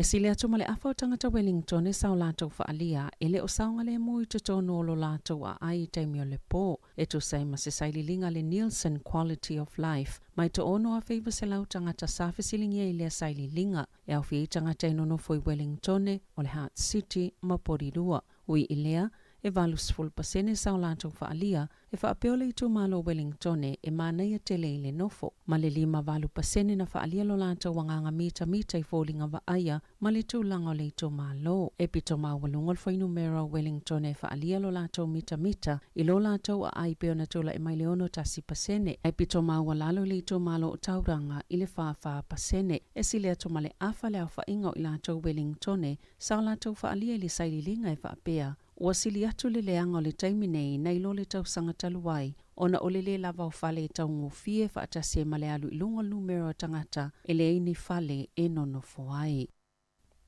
Ua whailo le malo le whai o seilo i longa, i le whaatinonga o la lātou tali atu i le COVID-19 e ui e le i whaasila ina ni fuafuanga whaataatitia. na whaamaoni le sui minista mo le tali atu le COVID-19 Chris Hipkins. I le asoana na fi le fuafuanga le malo e whaapawhala i le tele o malo si anga le malo na maua e ala atu i le tulafono le COVID-19 o ia swinga wa whaamuta i le toi whaioni taimi e tahapuni maloka i le atu no upo lockdowns. O le whaanofo e sea o tangata i ni nofuanga whaapitoa, o ni tapula au whai numero o tangata i poto i ni whaatasinga, whaapea i maa ia inga motu i pui. O lo o whaato maupea le fito a soe whaanofo e sea i le tangata, pea whaamaoni e le COVID-19 maleiva, ma le whaonganga o le talipupuni o fufonga. Inisi o vaenga o le soifua maloloina, sa whaamaoni e fo i le minista le taia o nanafi, le whaio se iloilonga a o tangatanga i fo i le malo pe whaapefeo na wa aia mapule ina le leile COVID-19 i le lumanai, sa whailo fo i le tamaita i Palemia Jacinda Ardern, lona langolangoina o le whaio se iloilonga, o le wana wala au le taitai o le National Whaapea Male Act, ina ia whaia se suenga le whaatinonga o le tali ato le whainga malo i le whaamai o le COVID-19. Ona o le mawalunga le whai numero o tangata ngā lulu e tū mau mo le soifua maloloina o le mawhauwhau o lo o fia sa ilia, wa yele talitonunga wa nga ia tuaile au nanga lau tele le soifua maloloina i se tūlanga whaale i tono e whainga tau na toi whaale leia, peo na whaalia le polesilo le whaala potopotonga le soifua maloloina o le mawhauwhau. Sean Robinson, i ono se lau fast full tolu leo whainga o tangata ngā lulu e tū mau mo le soifua maloloina o le mawhauwhau. O lo o fia sa ilia e whaatumuina i awanoa i le atunuu, pei ona ta wai whaamaumau o ngā luenga mai le soifua maloloina. E to se lau lua se fulufo mai o le mawhauwhau. Wha se lau ma le valu tau si soifua mo le mawhauwhau. Ma le se lau se fulu lima o fo mai e iloina mawhaia au nanga whaatalatala noa. Mo tangata ia fianga o le mawhauwhau. O se whai numero tele, maana ta wai Robinson, e le se whaamoe mawhaia na whai ngofia se fofo e whaia i lea whaafita auli. Mai se lia ma le se fulu tau sanga, e tau whaatumua ia wanoa i tangata whai ngā luenga mo le soifua maloloina o le mawhauwhau. O le whautuanga ma le lapata inga le au whai whaatoanga i tangata New Zealand, o le atoi si itia fo i le tau o tau mawha, o nei le whaingofia le totonginga, o le whaamalunga o le ele, mo whaatoanga, talua i le si itia mawalunga o le tau o le suao o. E 50% o si itia i le tau o le fertilizer, e whaapena fo i isi whaalelei ele, ma o nisi o ia o loa ua i le vao le selau, ma le lua selau pasene le si itanga. Peitai o le si itanga pito silo na whae na ile au whai whaatoanga, o le tiso, ma o le taimi momole o matoa mawalunga atua i le tau, ua taungata ai le tiso i le penisini i vatasi, na ta ua se sui lau whai whaatoanga, o lona popolenga, o le asi itia i le lumana i le tau ma moe mapovi, o le tau sangataluai na to samaleono se lau tala. Sa tu moile masini ono se lau lita e whaamalu wai le ele, o le taimi nei, ua si itia i lunga ato le afe lua se lau tala. Na ta ua se whai whaatoanga, o le asi itia fo i le tau a supermarketi. E te oluani whai wana maua ina e sui le ofisa o whai ngā whaiva, o la whango taina ni e lua se lau se fulamaltasi le asto nai, ma sa whango ngota le mtawhanga o kari o itahi i Port Waikato, e lua se fulu leo whainga o ka wai e whaatanga ino na whangota, e le tangata e to tasi, sa whaafitai le MBI i le tangata na longoina i lātou, le anam whaiona maua i tangata o whango taina le tele o ia. O le aso sa na maua i fo ia ni soi le ofisa o whai ngā whaiva, ni taule le aseto alua i le hauraki Calf, ma ni pā ua la i te se lau se fulu ma le fitu, o ni e fitu le snapper e le ausia le lapopo a whaatangaina e te tauai o na whangotaina. Maula e la i tifo, mai le lapopo a whaatangaina, o le isi to tasi o le ato alua sa lokaina e leo, mai le whaatasi o na maua le ofisa o whai ngā whaiva, ma sa whaasalaina mua. Wa whaasilsila le whaipule tuto tasi Kaurav Sharma lana whaamawaenga mai le Palemene, ma e awai o na whaise whai ngā pālota la ititi, ilona i tū malo whaapālota o Hamilton e sisifo, i sana tustusi ngai lunga o Facebook i le awaulia na nafi. Na ia ta wailo na whaanaunga e toi tau vai lalo, o sana vaenga wha upwhaifou, e tuli mata i le whaatino o ngā luenga, ai le na o manatu e whaali. O lana fe au taulongolongo i le malo, e le mawhaiona o lātou tau fia o na manatu whaalia, ma o le awhina upea ele ngata moia, ai whaapea fo i molo nei tō malo, ma tangata o le atunuu, pe o na whaalia le li whaipule, na tā ua e shama, na whaiala na whai unga e wha mawai ai, e tau fia le pale mia ma le vaenga wha upwhaia le leipa, mai le wala aungol tō la fono e mawhaiona sui le vaenga wha upwhaia nga iai se whaipule, o le tō la fono, o le ave se ai o ia mal pale mene au noa male whai o se whai ngā pālo tala i titi. I se whaamatalanga le pale mia Jacinda Ardern i le au auliana na whina ia tā uai. Lona tite e le whaamatalanga sha mai whaapea. Sa ilo ilo e le leipa pe whaongali a tō la fono, mai na tele ilo ina le aunga tono le tō langa i winga i a shama na sauno Ardern. A tono e tō tō mānatul whai pule lana whai unga, o nei le o se tō langa mo mia, le tupe alo le au whai la fonga mo se isi pālo tala i titi, mai le mo mia ina, ai le ngata i lea, o tupe mau, ai o lele o toe mau le whai ngā pālo ta tele le tunuu. Na whaate a shama ma le whaafaltuia le leipa i le masina au kuso, lea na wha leoni tua inga o whainga wha mata o mai tonu lava o le vaenga wha upufai. Wala pata ina i leo le au ave ta avale, o na tusa lava pe whaisina moe ini pe moe mo sina taimi popo, e le wha apeo le ama whaio na pasi e le so engo le maanava po o ova le ava malosi, o na ise poloka leo Wellington e le asataluai, na mawai nisi o ave ta avale wha asua ava. Na ta o se pepo wha amatalanga leo, e se lau 50 leo wha ingo ave ta avale, na so ina le taia o le asusa. I se tasi o mga ala i tono Wellington e ele ave ta avale na ilunga tol tapula a whaatangaina, mo e ilunga tol ta ilua sfultau sanga le mātutua, le tele o le avana ia tau mawhaina, sa moe le ave ta avale ina ua mai a se inunga pia i le pō, ma le manatu, ua te ale o na ma ua lava le malosi peita ai na feula le masini, ma ilo ai e fitse lau 50 micrograms o le ava malosi i le lita i lana manava, mana se ia i lava malona lai siene mo se taimi le tō mau, na ta ua wha apeo le wha lima i leo na maua, ma su eina lea lava ave ta avale, ilona wha afoenga le ta avale a olo o wha asua ava. Na tu ina atu fo ini wha asalanga, inisi ona ole le whaio fusi pa o ta avale. Po le alava le taime ta hau whi leo o le aso esu eina lava le manava, e tu saima se wha alinga sa so upo leo, ma ole ava aia so o lava poloka leo le ito malo Wellingtone, au wha asolo atu i vai taime, o le tau ma whana.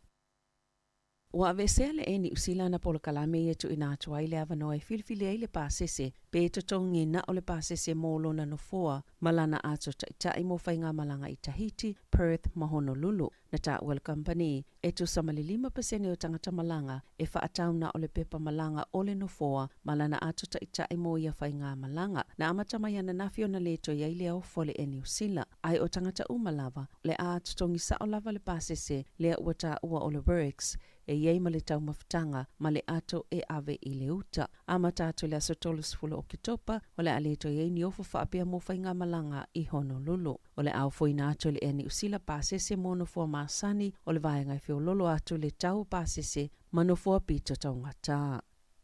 I ta alonga, sa whaalia le whaululunga o le taalonga soka tama i tai mo le whaala putuputonga soka le lalangi. E yelo na whaanaunanga le a whaamautu ni usila nisi o tama i tai pito i longa o le taalonga mo le ipo lalangi a tama i tai mo le soka lua whelua tolu. O ni usila ma Australia e tali malo le taamelusanga. Le a mataina i a iulai mai talitonu le tama i tai o Sarai Behrman. A whai ai wane ua ta alo le siampino lalangi le au ale United States of America po Ingelani. Le siampino le taamelusanga o le euro lua whelua i tutono New Zealand e le tau mate o le atili whaalawi loa ai le taalonga i tutono le tunuu. E le o mauti no le taiminei pe ta alo ia au e lua i tutono New Zealand. Mai ta isafulu ono au e whaamautu i New Zealand whaapea ma au se talia mo le taamelusanga le tausanga asau. E astona ai e whaatulanga i le polokalame o taalonga o nei tolu isi au ia e whaatalitali. Tala fawia ma le si ufonga le laumua mo le nei vaenga o le awauli.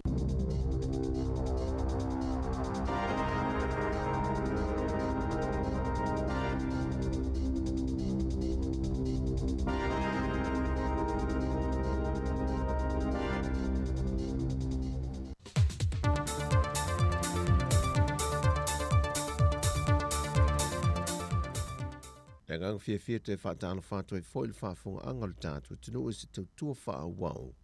A leite na forward si fonga le la moa. Na tai mua le toi tau wau fio le palemene le asuana nafi. I le sauninga le whātou tonga i le toi filifilia i o le tama ainga. Le fionga tuimaleli whano va le toa swala vi le lua. E wha wau peo na tiu te tau ave o le ao le malo Samoa. Au o tuimaleli whano wa le toa sulo i le lua. O te tauto i le atua e ona le marosi o malava. O le au to e ina le mamaru le tofinga o le ao le malo. Ma o le awhaia ma le tonu ma le wha maoni o tiute i le pūlenga wha foe o le malo tu to tasi o Samoa. Ina ia tu sai ma lona wha avae ma na tula fono. I e fisoso ni mai le atua i atea. Samoa e, au mai le alofa o le atua tātou te la ei ma ofu ai. Tātou te whioi o ai ma whewha mangalo ai ai. Ma tuli loa whaatasi se ai mo Samoa o tātou wa inga no o mai kāne sia. O wai le aita file mo moni tātou te maua i le whewhuri tua ai ma le whewha masino ai. O te wha moe moe fōi o la tātou whaitatalo ma anapongi. Mautou au mai le tua lalo ma le whsosoani e langa monu ai lau tula i mai le neito whinga. O ne ngalo ia te tātou, o ani whaingatai tula i mai o le soifuanga, o le paolo le ona le malosi umalava, e marutia i pesa moa mai rui tau ma popo ngā matu ia, o lo matualu tia i le tele o atunu o le lalolangi. Na moli fo le whaaftai e tui malele whanu le fiongol te mai tai pāle mia malana ka peneta, e na ua toi amana ia o ia e wha wau le tautua mo Samoa, e ui o se avenga ma se whaafafa o na tiu te tau ave, e pe o na whasanga e malu i tau te tele o la nofo inga i le amatanga. E tasi le wala sa manatu te whono le komiti whaapale mene, no lātou toi a sia le whaai unga o no lātou whia mua, e le mata aupu na tangi ai le whionga le sui pāle mia, tuala te vanga i Josefo Bonifacio, e whaasanga le sui whaipule o le tu malo le pā, ma le sui whaipule o whaleata numere tonu, sau nova lasi. Sa u whaapea, o le ala unga mai a kuilepa, ai la whakwese. Pade, ia, o le whakwese i o le mea ngal ngakai, ua mangaku i e whakwese o salmo, e o whan makomiki, ele i a lae, au mai ale a ngangale. Ia, au le winga la ngā lula, me sau whapisa u expecting ngal koi. E whaisanga upo e, Peitai o le fionga le whaipule o whaleata numere tonu, le fionga le ala le pule rimoni ai afi. Na whamanino le fionga le teitai o le atunuu, le fionga fie mena o mimta awhai lumo le pāle mene. Na whola sila na whato e senga i lumo le komiti na ua toi whailua ai whaalua. Whapena foi o nei whola sia la na whato e senga luna i tu māloi le asua na nafi. Ai na sau nova lasi o le teitei whono le komiti na toi iloiloina le mata aupo. Kele au, sa fuala ko ai a whamangalo a kuwa ngua whapea ai lo iese loko ngaka ia lae whama aale le nganga peo mo whayaku e lea ise whapea e walu lalo ia po se whapo ese a wal mea ia ngā o siko i ngā o ale pule kau whamalulu ese whamalulu ese whapo ese ese a upol whamalulu ese upol whapo ese Na whamanino le teitei whono ia wālasi. E wina le saini isi sui e to o lua o le HRPP sai le komiti. Le fionga whai malo toa Kika Star Wars, ma le fionga lau tawhi fio se lafi Purcell o no la ua lava lea ia tatau. O lau pui pui fo i lalo whinga whaavai al malo tuto tasio sa bomal pāle mene. Ai na saini isi sui e to o lua le vang whao pufai e ngai le malo. Le fionga tuu an si i leonta. Ma le fionga ale vena ale. E le mai ai o le palo ta wha lilo na wha tino, na manu malo e le to o lua se fulmaliva o sui na lato langolango ina le reporti, ai to se fulmaliva na o lato te ena. O au lape matu utuunga watu ina mai e le komiti mo ia sui whaipule to o lua, o a wha malo lo mo le lua se fulfa masina, le aini te tongi e toe maua, e le toe to fie ni komiti wha pāre mene, pe whaalia ni o la fina ngalo te tonu le mauta, pe toi tu vai fo i le malai te whau. Lua, e le anga waa nei suis fono, ua tausalaina ona maua ni whaamaluanga I totongi maalau ni whaapalemene. E tūsai ma tūlafonu tūmau te siwatfitu pui pui lima. Tolu, ua whautuaina el komiti le fono ao. Ina iai se avanoa mo suis fono. Ua tausalaina mo sola fina ngalo I le whaasalanga e pei ona ia I lalo le whaavae. O suis fono suis fono ua tu eseina mai ngā luenga le fono ao. O le ale ma whai o na toe whaatinoina tūlanga nei. Le whai o na te ulwhale I le mota po o malae ma loto al pālemeni. Le toe ma whai o na iai in komiti wha pālemeni. Po le whai o se fisili po o se whaasili silanga. O se lafo I tutonu o le pālemeni. Le fionga valasi to ngā mangata fitu sele o le teitei fono o le komiti whapalemene nei loiloi na le mata o pō. O tala fawia mai sa mo manuia le nei aso lo tātua tino o whaasoifoia.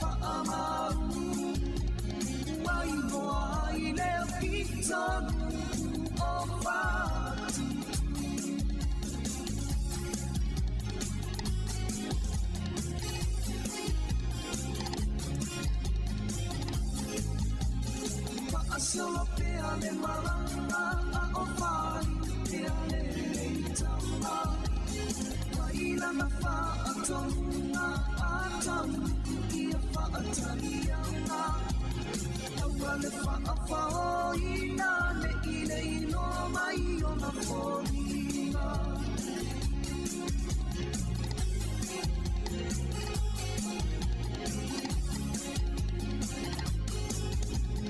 Malito ua sauni mai ole atani na masua Na nilo ilo no fina ngano se faala velame o se pana Talai mai no le fili na maua Sono le alofa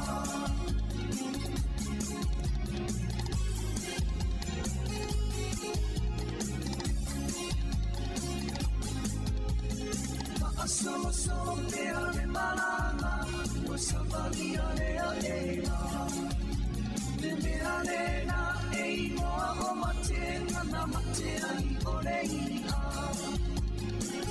Me malanga ua tuae Isi o ulau ele ele Wa atanilo le au malanga Ae alu apa ese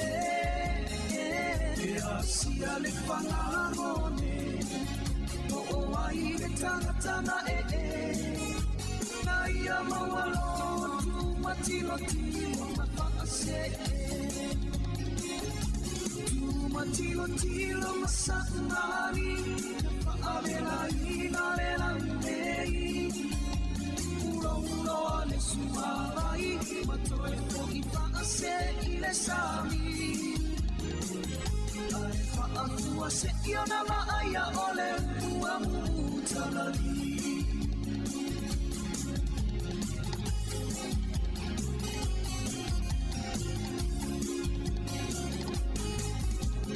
E iai fo I le tasi upu E whai isi o uru E iai o ni mea o tatoe O unitoe o samole Mawatu ole ia Ua toe aina o huna A ua mu maa ano Tanu le whaatamana Ule tasi whaalame lame O tangata sa ngole ngole A ua sui nei o salongelo unu pa tele tele matilo tilo masaumani wa avera ina le langei ulo ulo le suawai matoe mo ipa ase ile sami ai fa akua se iona ma aya ore uamu salari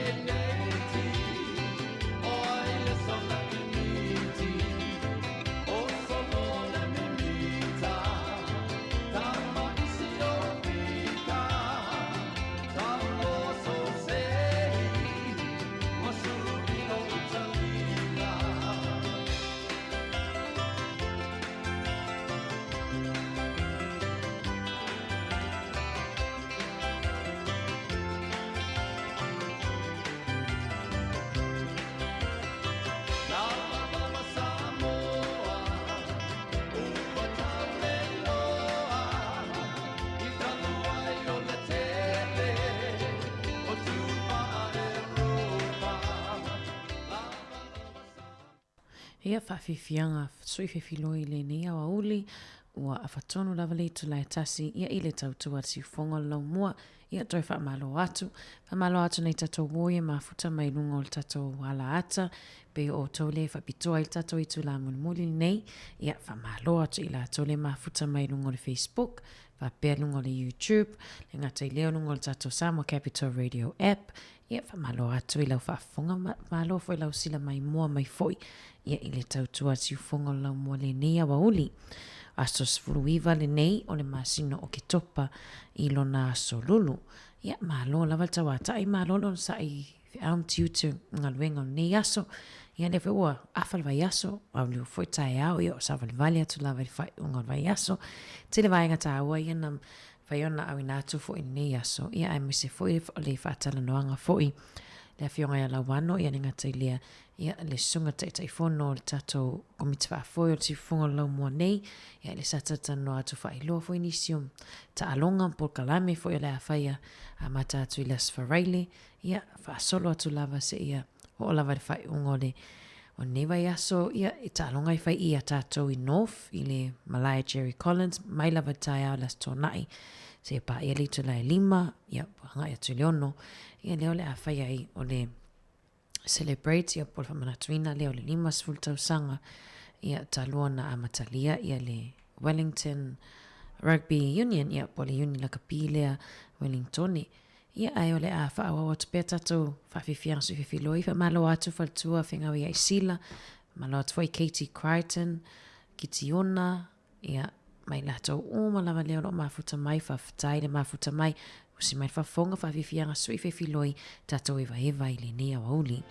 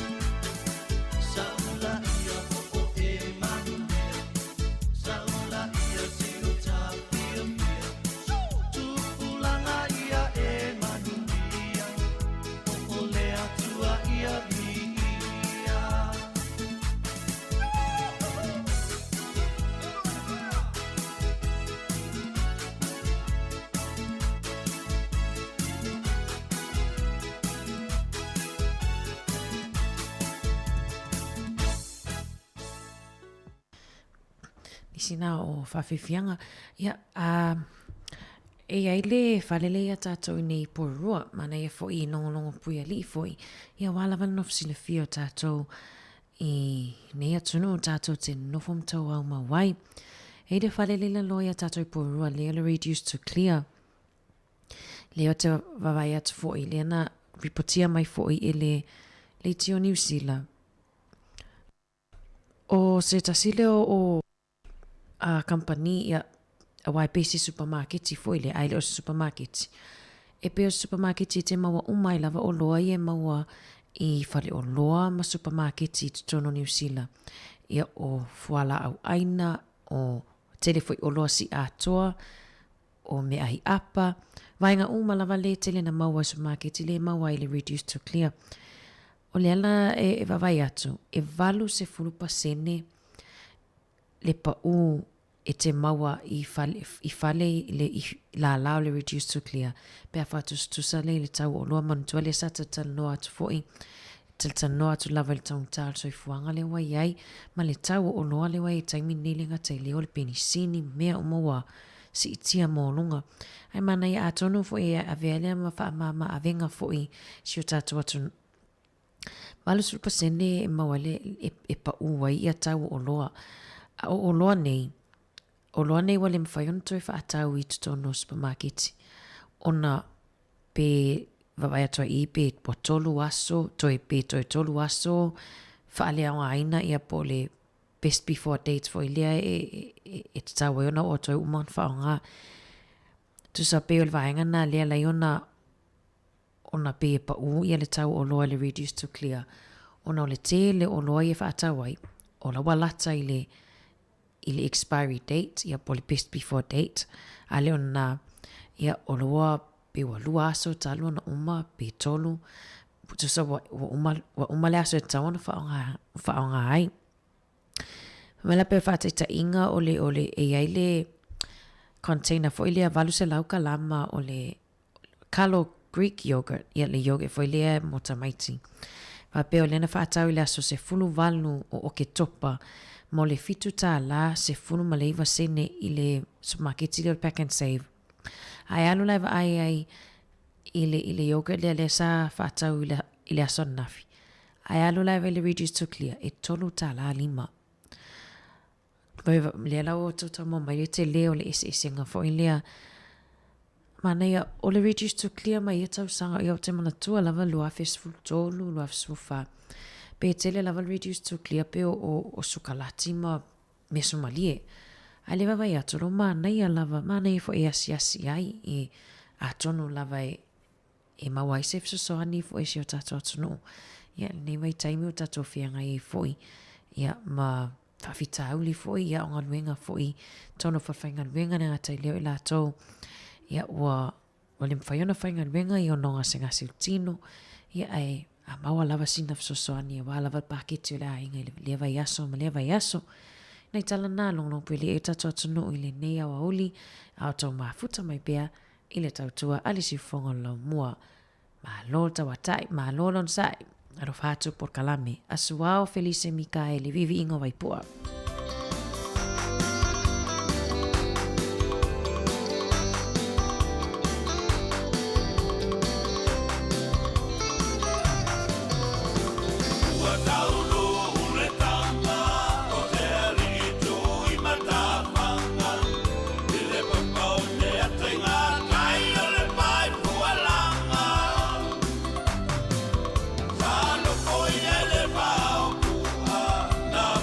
Up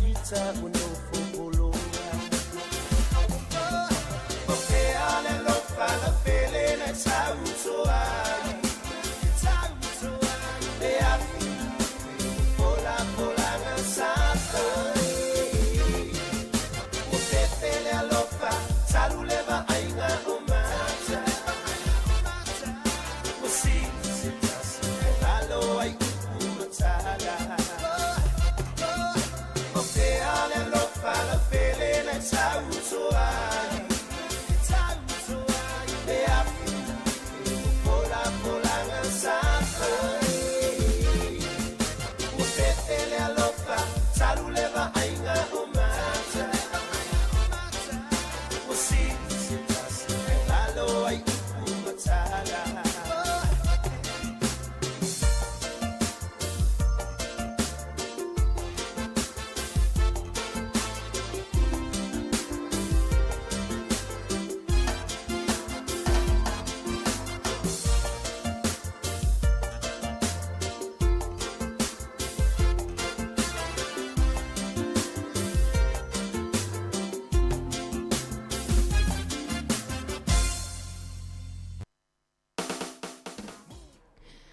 Whaafifianga na e male mapuiti ngā band o fea le alofa ia.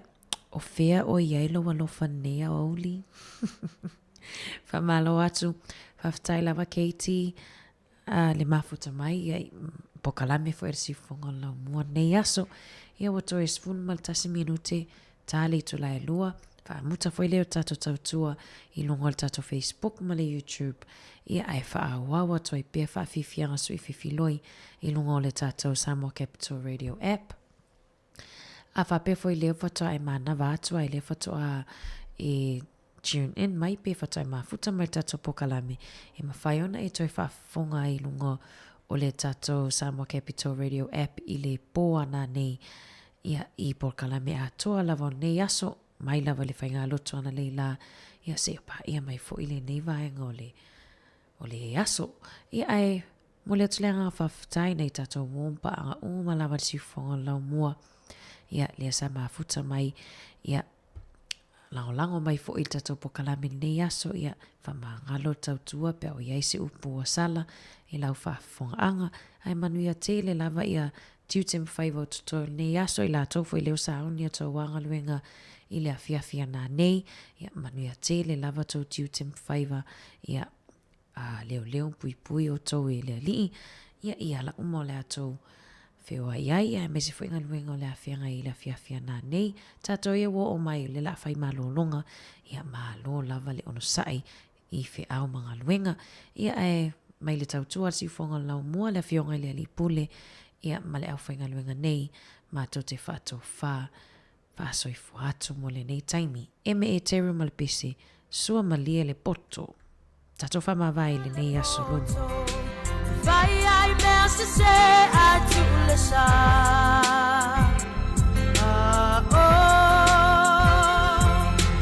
Vai tonga piti le anga. Ta uma vai e wha malia pele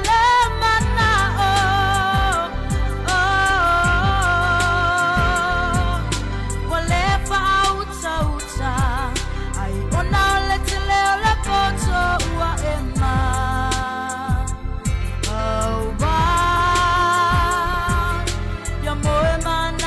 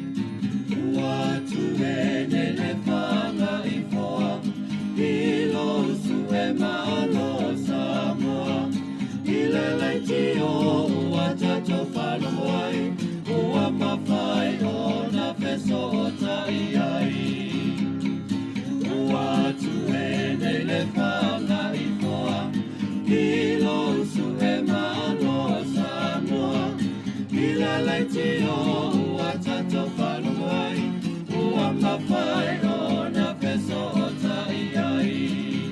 O le tai au le tala lele, walai o le tato penei, i aso le komisa o mea umana whai ngata, o nei ta sanga ua tato au lea mai, i nei manui a ua tato maua mai.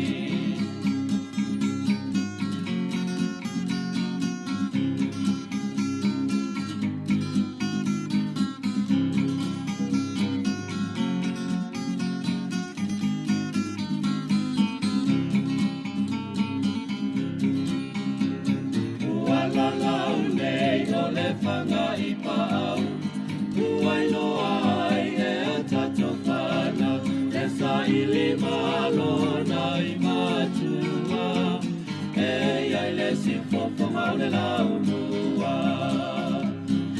Wala lau nei o le whanga i pāu, uai loa ai e a tato whana, e sa i lima lona i mātua, le si whawhanga le lau mua. O le tai au le tala lenei, walai o le tato penei, i aso le pōngisa o mea umana whai ngata, o nei tā sanga ua tato au lea mai, i nei manui a ua tato maua mai.